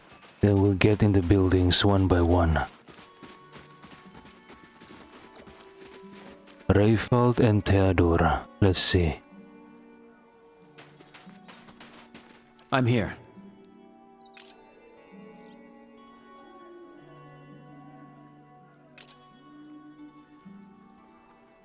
Yes?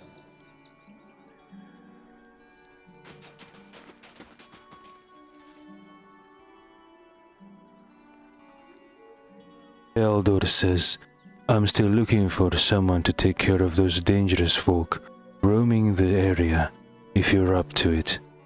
Arismittel says, I've brought you Firedawn's head. Theodore says, there's a relief. Fellow like that was bound to cause trouble, even if he was crazy. Here, this is for you. Theodore hands you a rattling bag of bonies.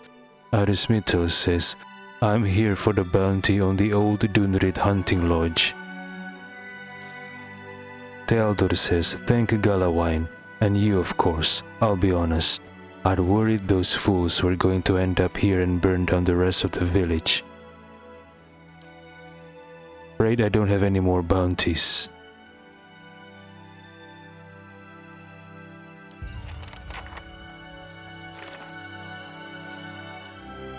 A bounty has been placed on a man known as Firedawn.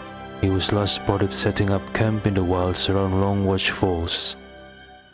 Firedawn and his disciples of the True Flame have been murdering anyone who dares to hunt dragons and their kin. Someone has requested that this senseless violence comes to an end. I claim the bounty on Firedawn.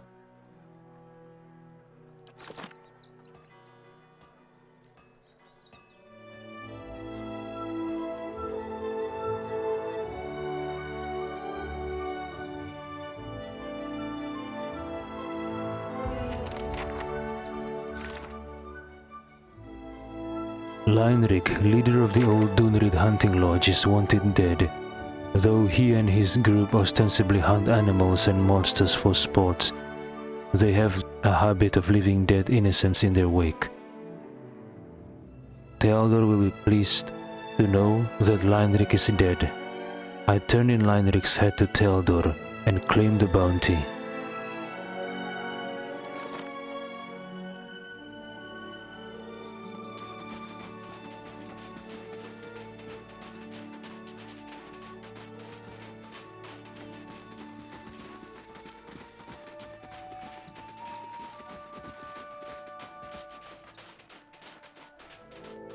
Alright, let's inspect the buildings.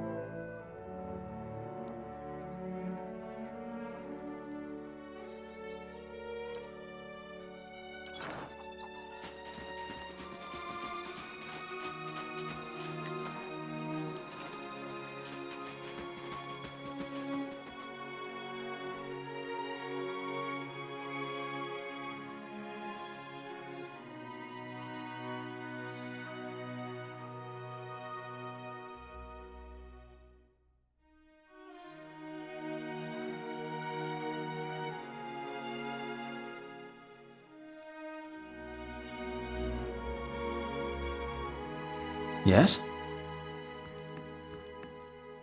Easy now.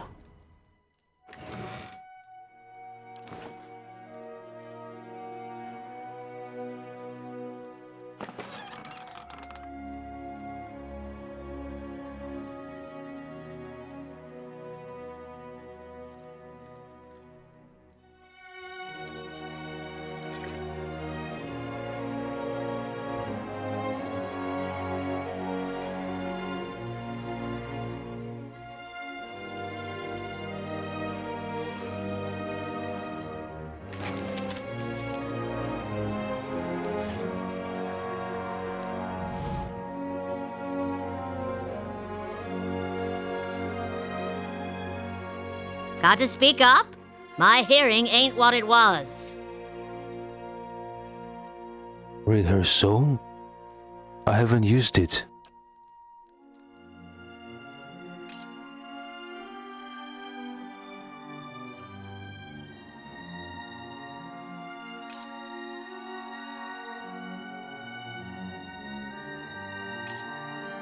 She does shine bright. Got to speak up? My hearing ain't what it was. Read her soul. Taina, you feel her essence humming and buzzing. Another personality and set of memories lies dormant within her soul, convulsing as if in fitful sleep. The contours of that dormant soul are sharp, ragged. As you reach out for it, it seizes you violently. You are standing in a darkened feast hall. Sturdy tables and benches have been stacked against the door in the far end of the room. You know it won't be enough. A few dozen other dwarves from your tunneling crew wait with you, shovels and pickaxes in their shaking hands. Are they barricading the door from something? Zenove, please. If we go now, we can get behind the barricade. We won't do any good here. One man turns to you. He's right, and you hear agreement in the quiet murmur of the others. But Arm's warden Maroon ordered you to hold your ground here. Zenove, please, if we go now we can get behind the barricade. We won't do any good here. What is it trying to do? Get behind the barricade? You mean reinforcing the barricade with men power? Yet in those rising whispers, you hear the opening bars of mutiny. You've never tolerated insubordination from your crew, and you aren't about to start. So you heft your pickaxe and swing it into the man's skull. He collapses, and the others fall silent. The acrid odor of urine rises from his body. Why does this Zenove kill the man? Or just suggesting an idea? We're gonna go down fighting. Anyone who feels differently can settle it with me right now. Your voice is hoarse from hours of shouting orders, but no one else moves. They cast their eyes down in the flickering torchlight. Something thuds against the door. The others raise their weapons, picks, shovels, and a few swords, but they don't dare flinch. Your own pulse pounds at your temples. Oh, I think I understand the layout of the situation. So there are two doors.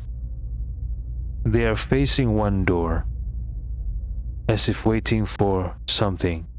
And I think the door behind them are the ones that get barricaded. I'm not sure.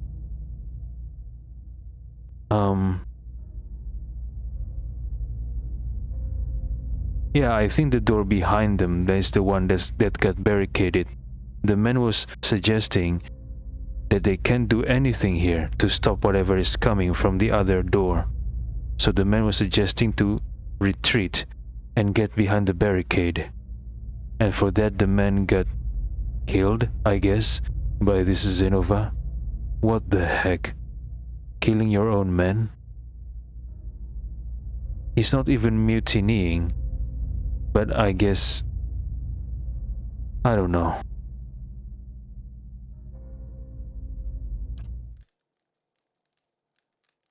You pull back from Taina's soul, but you feel Zenove's wrath and ferocity tugging at you still. Her essence thrashes, lashing out at an unseen enemy. Zenove is powerful, but dangerous too. Her fury has anchored her to old and threatening memories. You consider that there may be others you could awaken.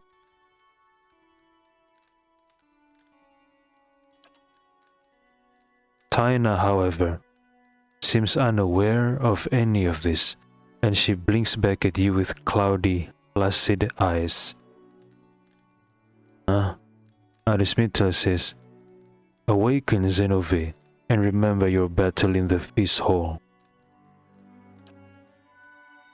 A tremor passes through Taina's face, and then her rumpled skin goes slack.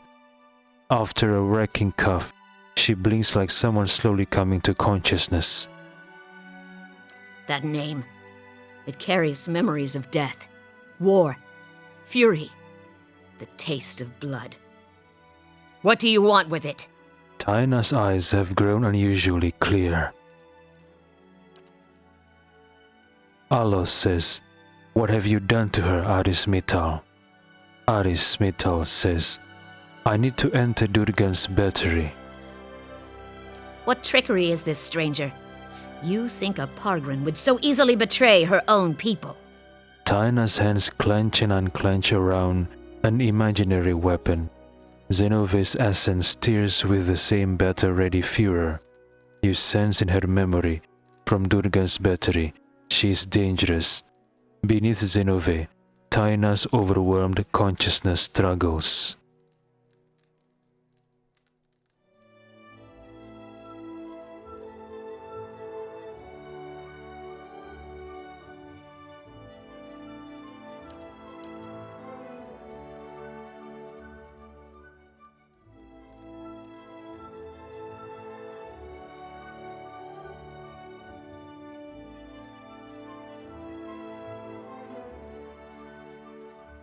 Arismetal says, "The loss of your people disappeared hundreds of years ago.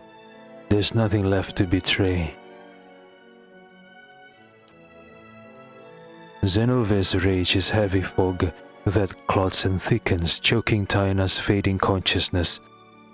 Zenove herself is overwhelmed, and she forces Taina's eyes into narrow slits. Lies! Arms Warden Maroon will see you cast into the White Forge!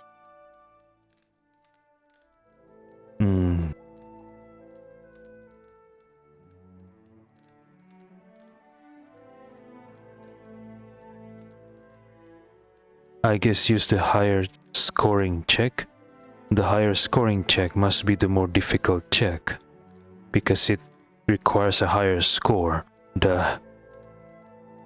So, the more difficult check, I guess, the more difficult a check is, the more success it can get. Maybe. Arismito says, "Faithful Pargrunen like us must protect Durgan's battery from Zoltun's and Exandru's recklessness. Let us share the contact as proof of our shared purpose." Where did I heard the name Exandru before? Was it from the two ghosts that we encounter in front of Durgan's battery gate?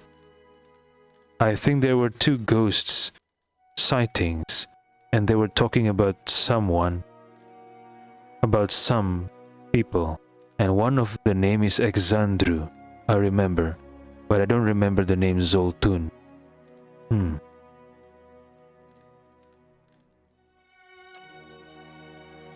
Taina's eyes fly wide, and she recites something in chanting rhythm. Taina says, "Hammers of Durgan, ring loud. May the anvil's deep music resound. Walls of the batteries safeguard our works from marauder and wilder alike. Abidon's faithful travail by the forge, and the fires that brighten the ore." Taina takes a deep breath and her eyelids droop. Inside the old woman's body, the personalities and memories of Zenove and Taina vie for dominance. Zenove is wresting full control from Taina. You feel the old woman's personality nearly smothered beneath Zenove's intensity. Taina fades with every passing second, but it may still be possible to pull her to the surface. Okay, both the resolve check and the constitution check have the same score 18, so none of them is more difficult. But which should I choose, resolve or constitution?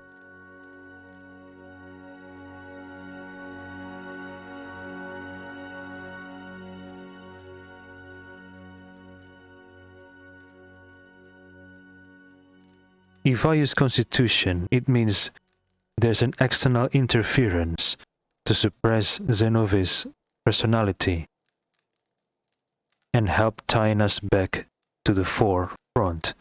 However, if I use resolve, I'm encouraging Taina to take control of her own body. That means if something similar happens again next time, Taina wouldn't need my help. She could use her own will to take control of her own body the next time Zenove tries something like this. Maybe I should use resolve? Arismital says, Taina, listen to my voice. This is your body and your soul. Don't let Zenove take it from you.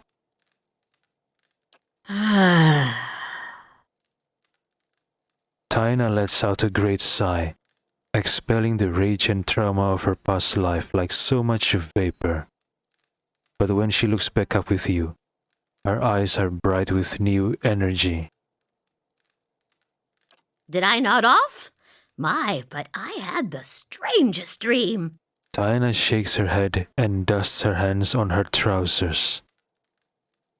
So much work to be done. Pardon me, but I'd better check on those miners. At the rate they're going, it'll be another year before they clear that blazing shaft. Wait, miners?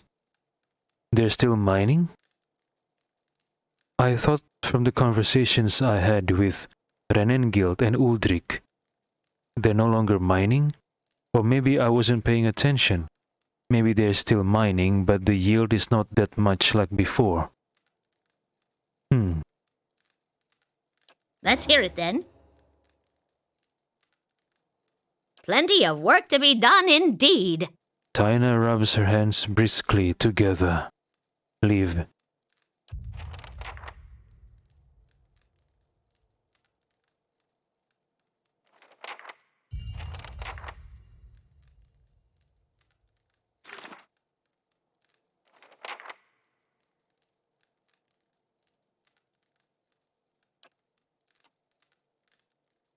Galvino lies in the shadow of Durigan's battery. He may know something of interest about the keep. I learned the contact from Zenove, a dwarf who lived and died in Durigan's battery. I was able to harness Zenove's intensity without overwhelming Taina. In fact, the old mine overseer appears to have found a new source of energy. The verses of the contact are, hammers of Durigan ring loud, may the anvil's deep music resound. Walls of the battery safeguard our works from marauder and wilder alike. Abidon's faithful travail by the forge and the fires that brighten the ore.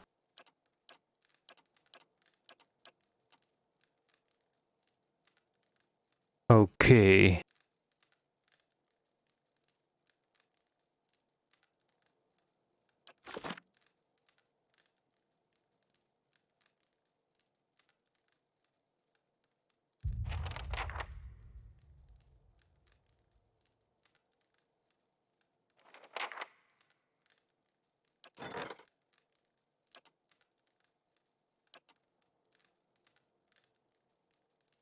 The Waxmaker.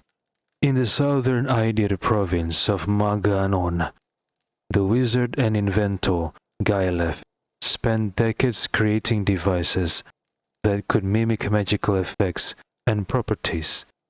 His fellow wizards viewed Gaelef's work with disdain, but one area of research intrigued even the elitists, a device that could replicate entire magical objects. The key to Gaelef's research was an enchanted mold. When Gaelef died of old age, his remote workshop was eventually plundered by southern barbarians, who had been sacking the province for years. All of his work was believed to have been lost.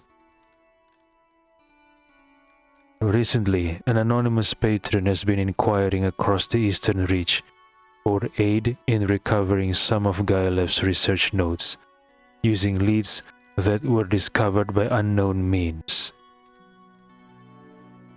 I think I know why the other wizards viewed Gaelef's work with disdain, because if Gaelef was successful in creating a device that could mimic magical effects and properties, that means the value of wizards will go down. once the devices are mass-produced and accessible to the masses, the wizard's value will go down. I think that's why the wizards view his work with disdain.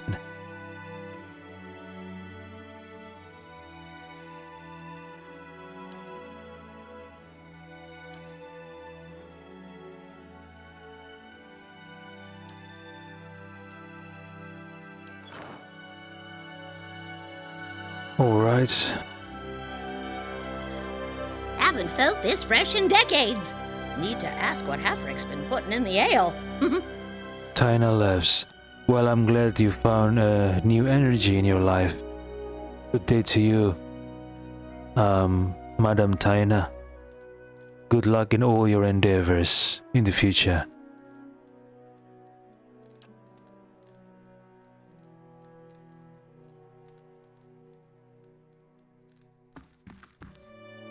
Yes? Oh, I'm sorry. I have stolen some of your belongings, but I guess with your newfound energy you can find new jobs that will cover your losses and make more profit than what you already lost because of my thievery. I hope.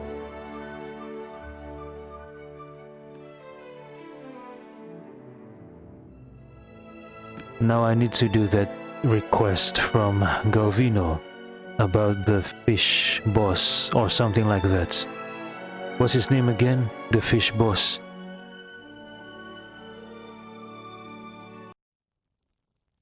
I have to wait until nightfall. Ah, it is night, right? The right time.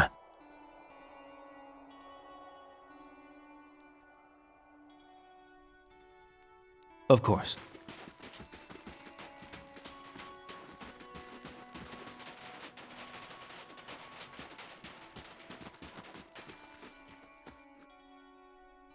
Villager says you should have killed the matrons when you had the chance. Maybe I should? Renengild does her best, but there's not much work outside of the fishery. Maybe the village is right. Maybe I should kill Beregan. Should I return to her cave and kill her?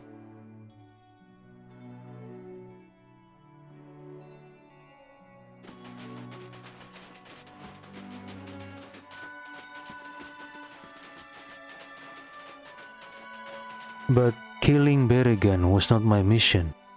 My mission from Renengild was simply to activate the White Forge.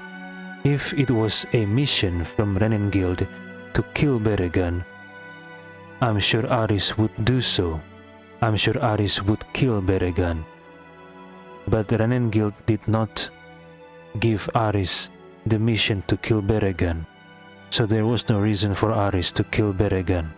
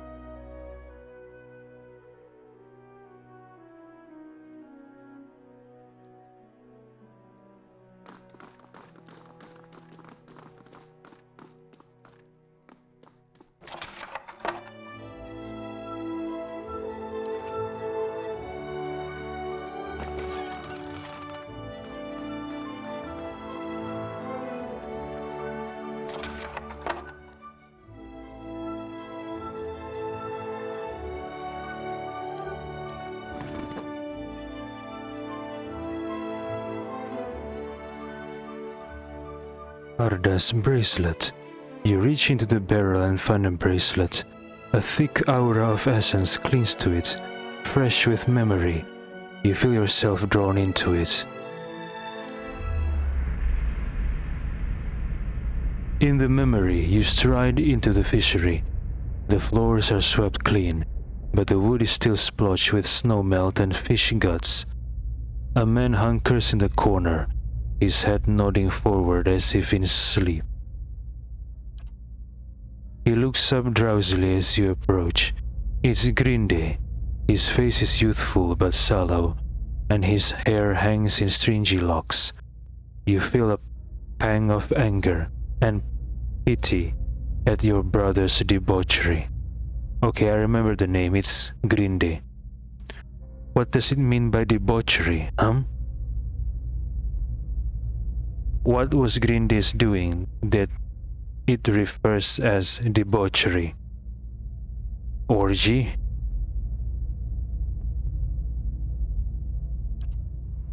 Arda.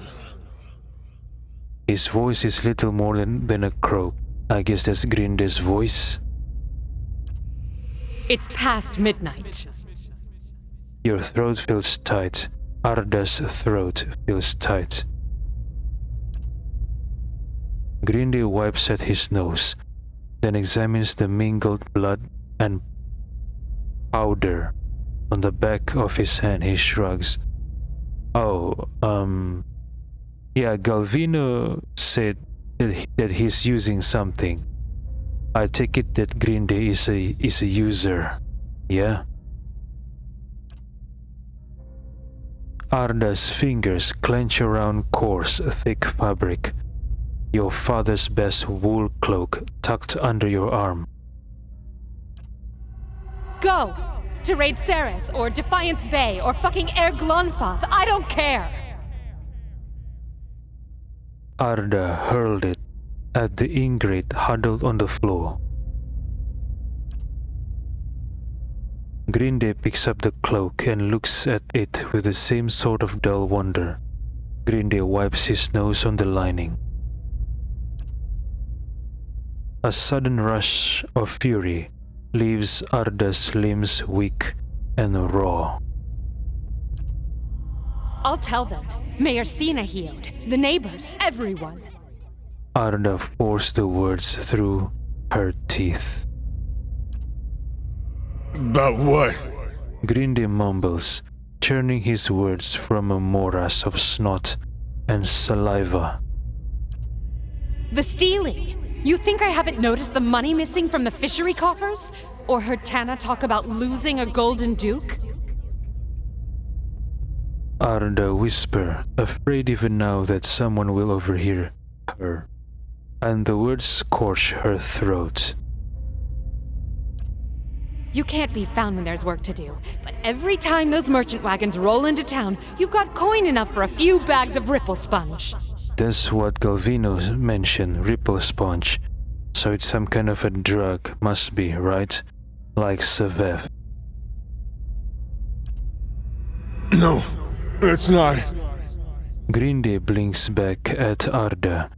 Grinde rubs his red-rimmed eyes. Arda's own eyes grow warm and blurry. Must be referring to Arda's eyes, right? Arda's own eyes grow warm and blurry.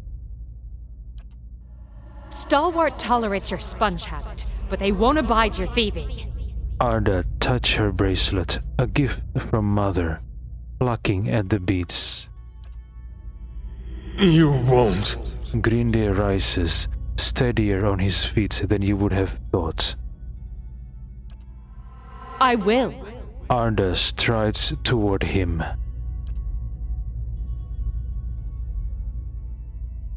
I wouldn't have shamed Mother and Father while they was living, but I won't let this keep up. Arda's anger swallows the lust of her pity, anger at Grinde for putting her in this position, for doubting Arda's resolve, for failing to see. Arda's close enough to smell his tail, sour breath, when Grinde pushes her.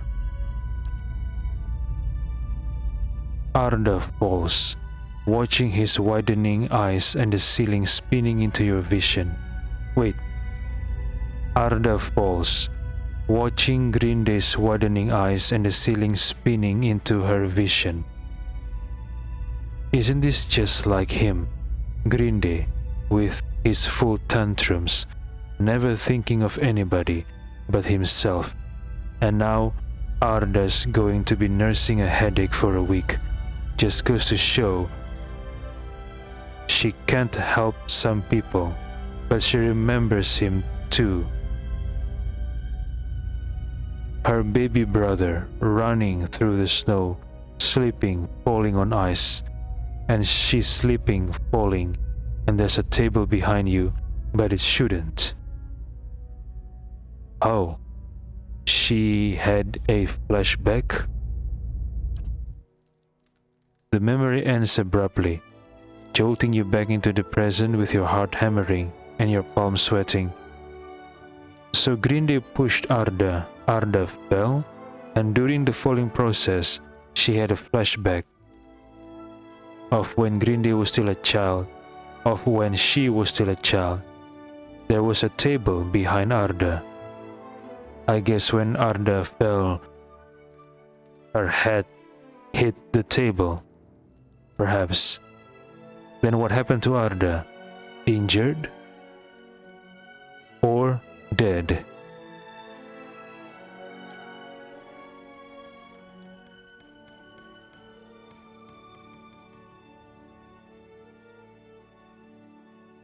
Grinde. The fishery door creaks open, and in walks Grinde, staring at you, and the bracelet in surprise and outrage. His face drains of color. You take shelter in our village and then ransack it like a common thief? You'd better explain yourself! Grinde's voice shakes, as do his wide, squared shoulders. Arismital says, Galvino told me you were a Ripple sponge addict. Seems you're much more than that. Any who put stock in the ravings of that bitter old fool deserve all the trouble they get. Grinde's face flushes crimson. He raises his voice, half turning to the guard with him. Arismital says, You killed your sister, Arda, right here in this room. Yup, so Arda is dead. Grinde pushed her, and her head hits the table.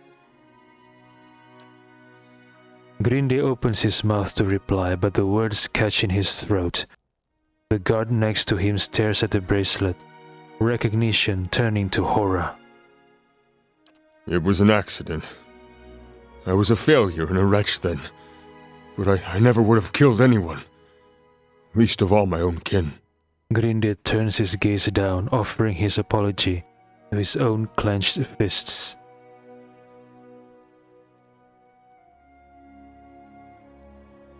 Say nothing, listen. I gave her body to the lake, but I kept her bracelet to remember the cost of my own weakness. Grinde loosens his hands and stares at the emptiness in his leathery palms. I ain't asking for forgiveness. I know I don't deserve any. My penance is my work on behalf of the village, and they need it truly. Sagani says, Yep, heard that one before. You've seen the shape this place is in. Have mercy on Stalwart, if not on me. Let me do the work Arda would have done. That's my debt to Stalwart, and the only fitting way to honor my sister. Grinde looks up at you, his eyes bright and clear.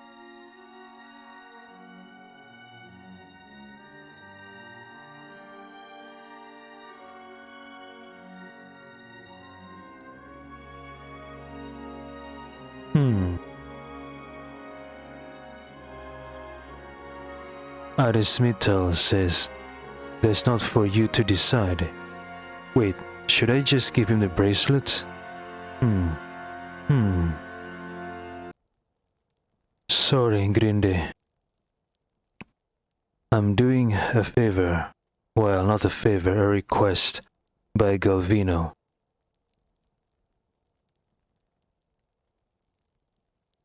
I don't know what benefit Arismital can get from you, but surely Arismital would benefit with a good relation with Galvino and his knowledge, abilities, and skills. Besides, it's not up to me, it's up to Stalwart. Arismital says, That's not for you to decide. You owe it to Arda and to Stalwart to tell the truth about her death. Kept thinking I could get by this way. But I guess you're right. It's time they knew the truth about me. Grinde sighs heavily. He turns to leave, looking back at the fishery one last time. Sorry, Grinde. Arismital needs a good relationship with Galvino for future investments.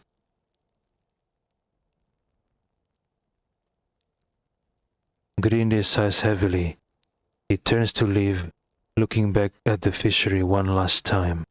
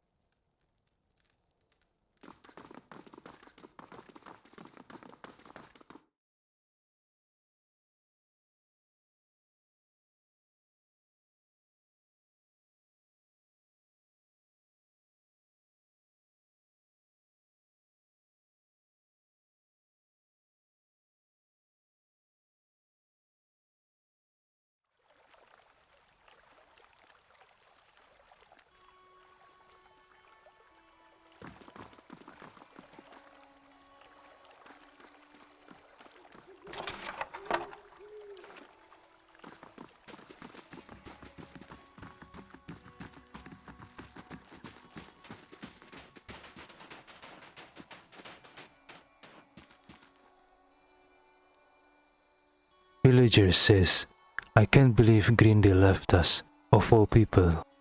I was sure he'd never go. Oh, he left? I thought he was going to tell the villagers of what happened. So he decided not to tell the villagers and just leave? So he couldn't face the villagers with and telling them the truth. And so he opted to leave. I see.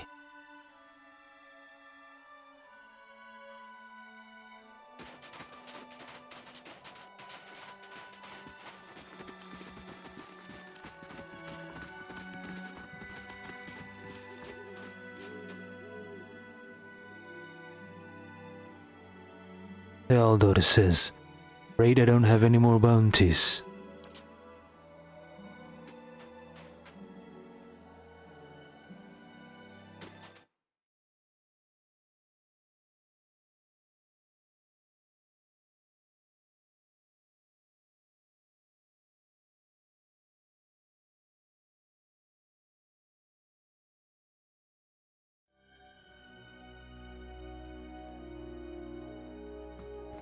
You've been busy since we last spoke.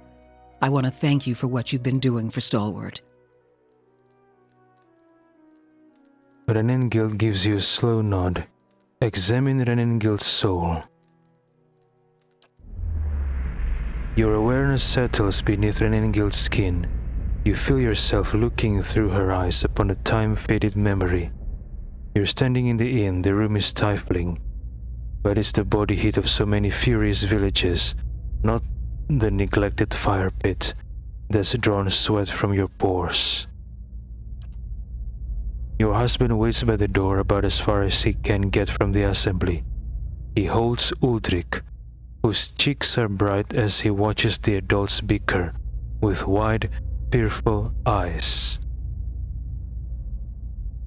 You'd never realize how badly your neighbors stank, but something rank and repulsive rises from them as they pack together in this room. How much did the old snake pay you, Sina Hiod?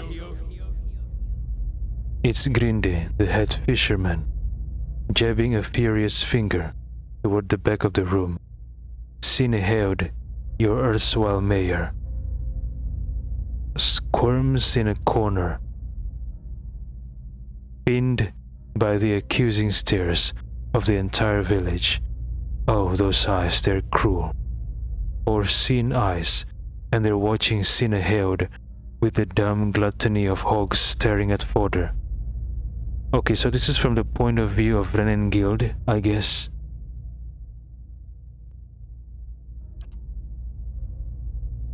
The only sight that turns your stomach more is Sineheld himself, trying to wriggle free of his own lies. Maestro Galvino and I came to an agreement. It was for the good of Stalwart. I thought... A lump bobs in Sineheld's throat. You thought you'd let a killer walk among us? A woman in the middle of the crowd waves her fist. Cries of fierce agreement rise from the others. What began as a collective grumbling is swelling and congealing like storm clouds. You look back at your husband. He's whispering to Uldrik, but when you catch his eye, he directs a silent supplication to you. Okay, this must be during the time. This must be related to Galvino's story. So this must be the time when the devil of Caroc, before she became what she is today, arrived at Stalwart, and I guess Galvino proposed to do his experiment on the devil of Caroc before she was a golem. Let's go. Who said this? Renengild's husband, perhaps? A wet smack draws your attention back to the other end of the room. Someone's thrown a potato, and Sineheld cringes and rubs his jaw. You want to shout at them all for this nonsense and waste, but you know this is about to get worse. Stalwart will have blood, and Galvino and his horror had the sense to flee already. Okay, so this is after Galvino succeeded in using the murderer to create the devil of Caroc, the golem I mean. And they already fled the city, the village. You turn again and your husband is beckoning you with swift, chopping motions, but what stops your breath is Uldrik. His little eyes are fixed on the churning mob, and you knew ever since you started hearing about those hideous urges that he'd see something like this one day.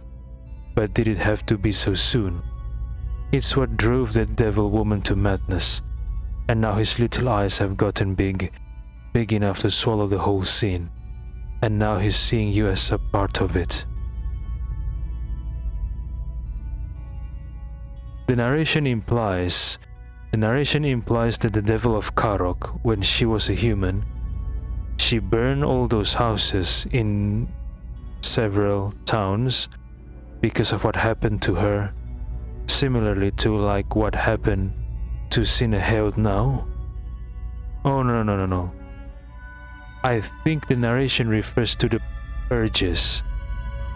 Maybe a purge happened that affected the human devil of Caroc, which drove her to burn a house with people in it and do the same thing again in several other towns, like Galvino said.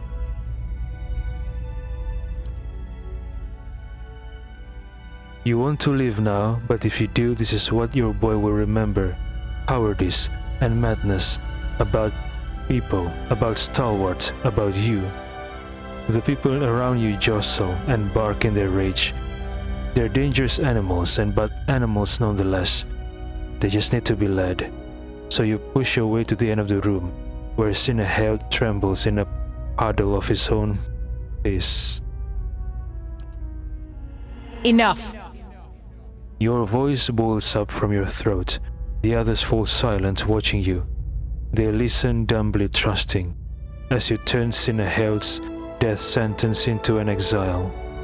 No one contradicts you when you explain that he's going to march out of this village alone and into whatever miserable hamlet will have him. They silently agree when you explain that their hands are too clean for the likes of him. But there's something else forming behind their eyes, a kernel of trust and dependence. You feel it cuddling around you, encasing you like a pearl does sand.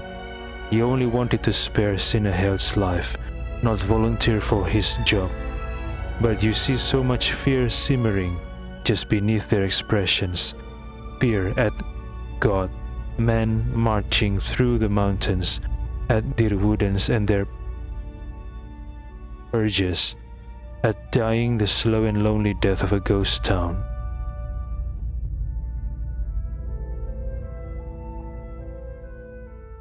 Fear at God, men marching to the mountains. I guess it refers to the Red Seran's army under Saint Widwen, the Woodens, during the purge of Eothasians, and I guess the dying economy of Stalwart. And you see their grateful reassurance mirrored in Uldric's expression. Perhaps this place is hopeless, but you realize that you can't leave it any more than you could leave your boy.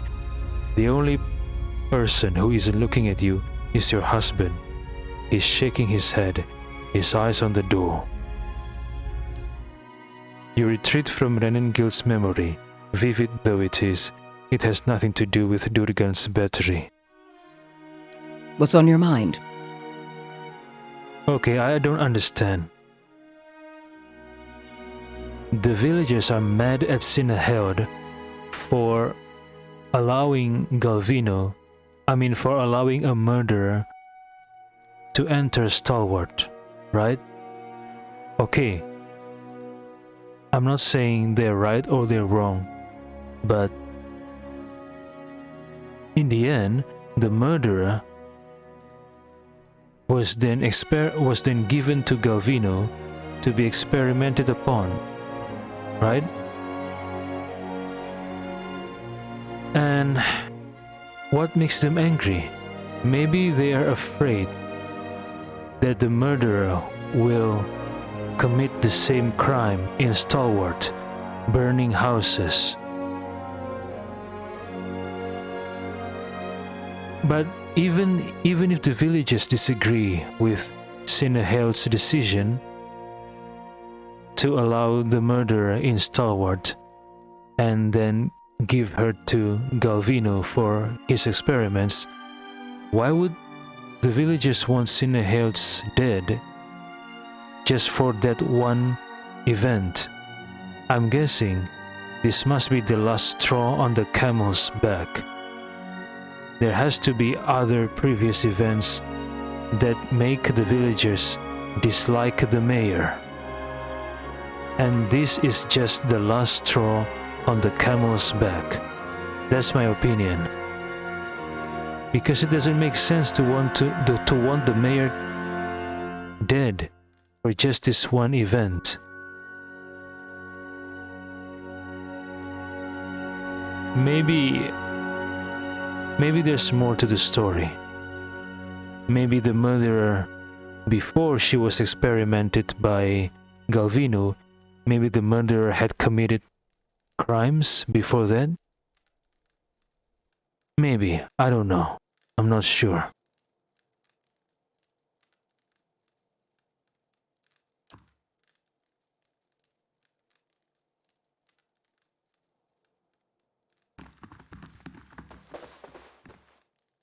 Seems I was wrong about you. Most of these adventurers come for gold and glory and leave us with a new heap of trouble. You've been different. Read Uldric's soul. You reach for Uldric's essence and find yourself staring at a fence post lying in a filthy slush of frozen mud. Snow gathers around your legs and trickles into your boots, and wind nips at you even through layers of furs. You hold a wood chisel in one numb hand and a mallet in the other. Kneeling over the fence post, you get to work. Hour after hour you hammer away, feeling the tools grow heavy in your grip as your breath fogs your vision. You want to do better work than this. You can do better work than this. But no one's building new houses in Stalwart. The last table you crafted was put into the fishery, and pike and trails Now trace the fine dovetail joints you so lovingly carved. Fish entrails, I guess? Now you mend the stockade, because that's what's needed. I get the impression Uldrik doesn't like it when his table was used to butcher fish. The chisel slips, skidding alongside your hand. You gasp, but you hold up your hand and see, much to your relief, all 5 fingers wiggling back at you. You need to get out of this town. I guess Uldrik is tired of this place. You pull back from Uldrik's soul. He's still staring into the fire, seemingly lost in his own memories too. Something else you need? No, farewell.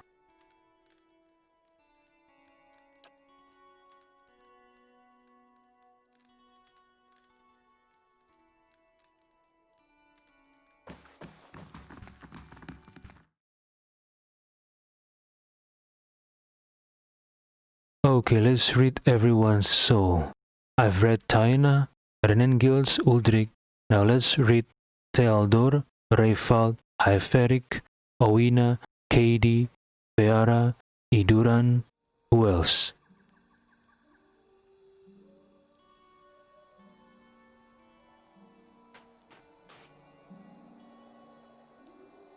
Oh, I can't read Thealdor's soul. You have to help me. Ugh, I can't stay like this. Reifald sniffs. Oh, I forgot to give him the antidote. Oh, I'm sorry, Reifald. I'm sorry. Arismital gives Reifald the antidote. Here, Hyferic says this ought to do it. Really? Oh, Anta bless you. Give it here, please.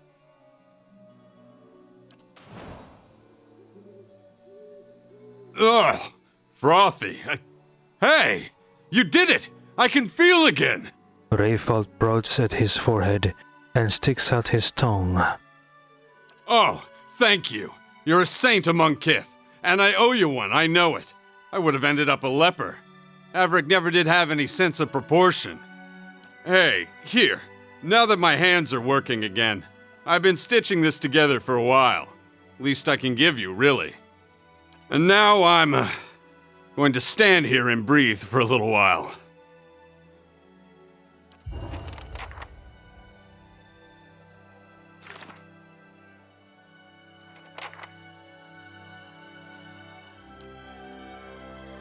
Reifald is desperate for a taste of Fenland liquor, and the only source of it is Hyferic's private and zealously guarded stocks.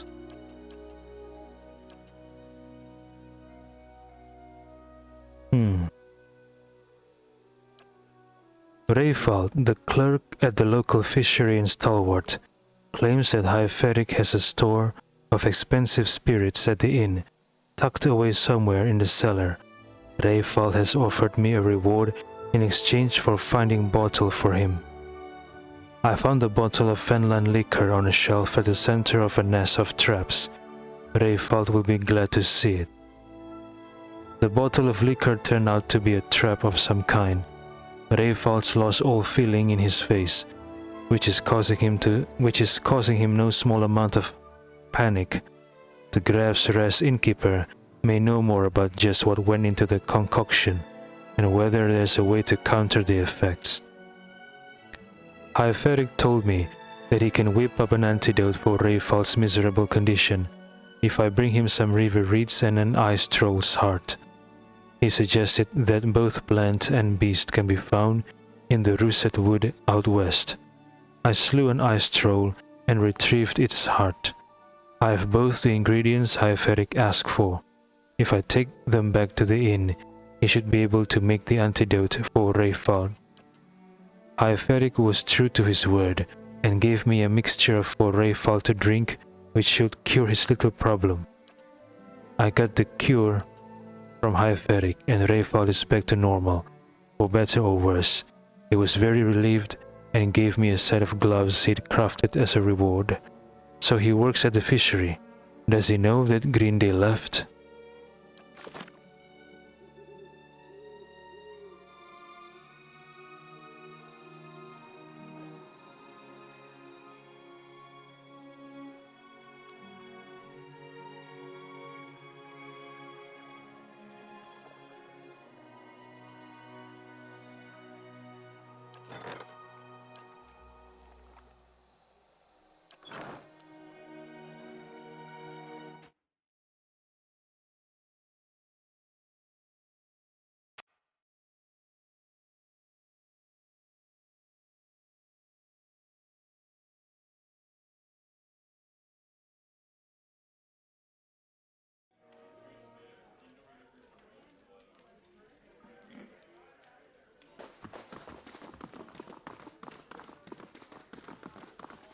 Thanks again.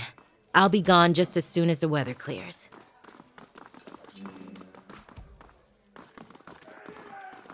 Hello, sir. Anything I can do for you?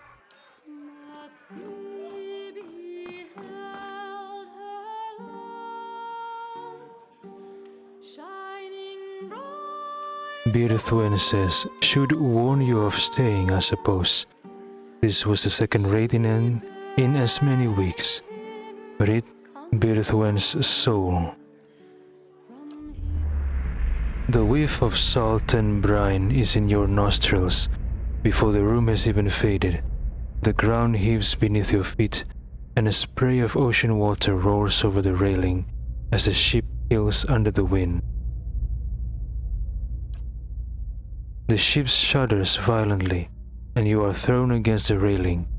In that moment you find your gaze pulled to the pitching surface of the dark sea, and see there an eye, broad as a shield, gazing back at you in turn.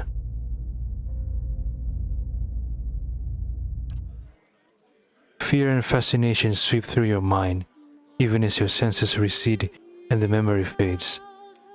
An eye in the dark sea? Is it talking about... I don't remember the name of the creature.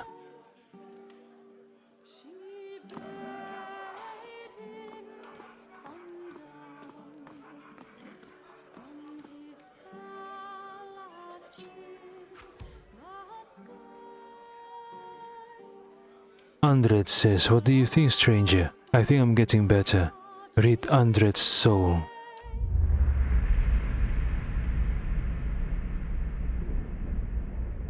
A handful of memories dart across your mind like startled fish, leaving indistinct images and sounds in their wake.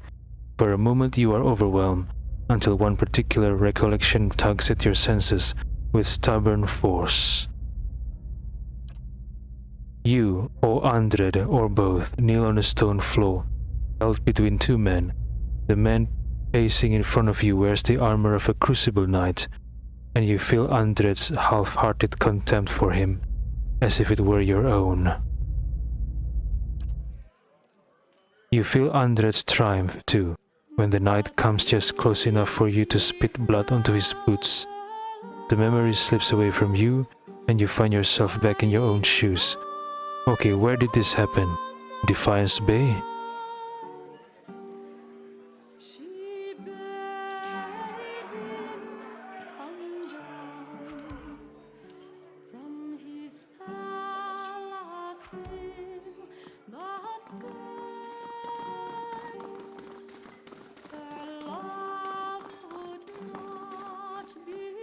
Back to warm your hands, eh? What can I do for you?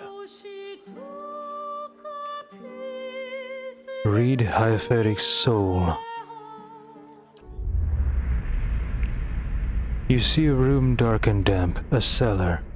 It looks like part of the inn rather than an old fortress. Through Hyferic's eyes, you admire rows of gleaming bottles, recently dusted and polished. As you step back from the shelves, you look on with satisfaction at the pressure plate concealed in the stone floor. Ah, so this is when he was setting the traps to protect his chest in the basement.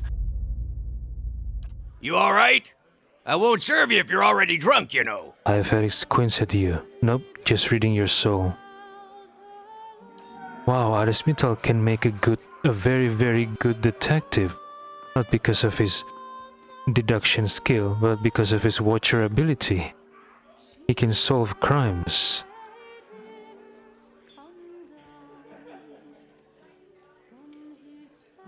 And that makes Arismital's ability dangerous. If I'm not a watcher and I possess the resources to kill a watcher, would I kill a watcher if I'm someone in Deerwood, influential, or have something to hide?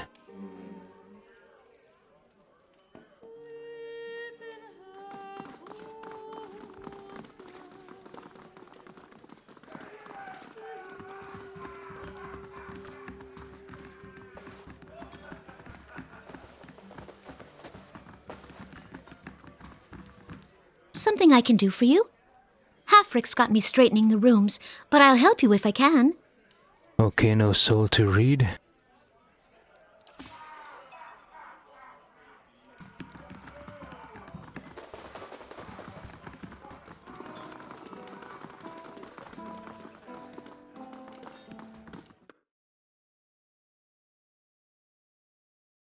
I think one of the gamblers down here have a name, right?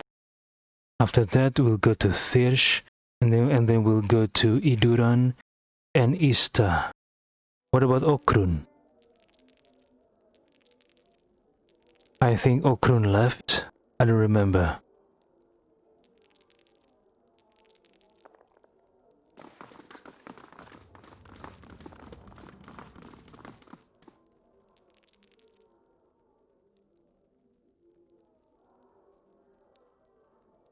Thean Lage says, "What can I do for you, Ogre Slayer?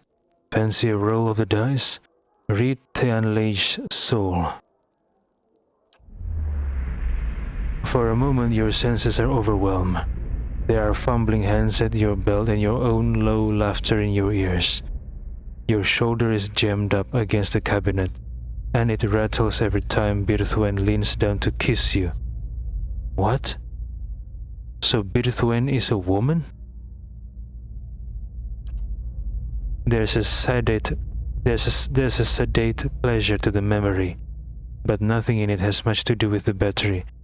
I thought Birthwen was a guy, so Birthwen is a woman, yeah? So Tanlage and Birthwen has a... Well, I'm not sure if it's a relationship, maybe it's just a fling. I'm not sure.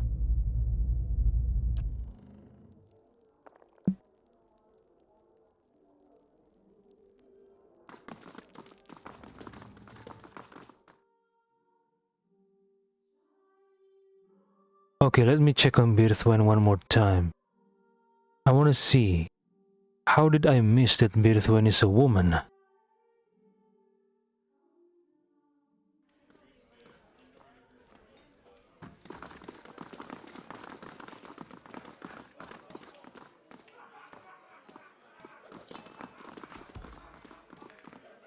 Well, she's facing to the northeast. I can't see her face. But maybe she's a woman, I guess? Yeah. Yeah, must be a woman.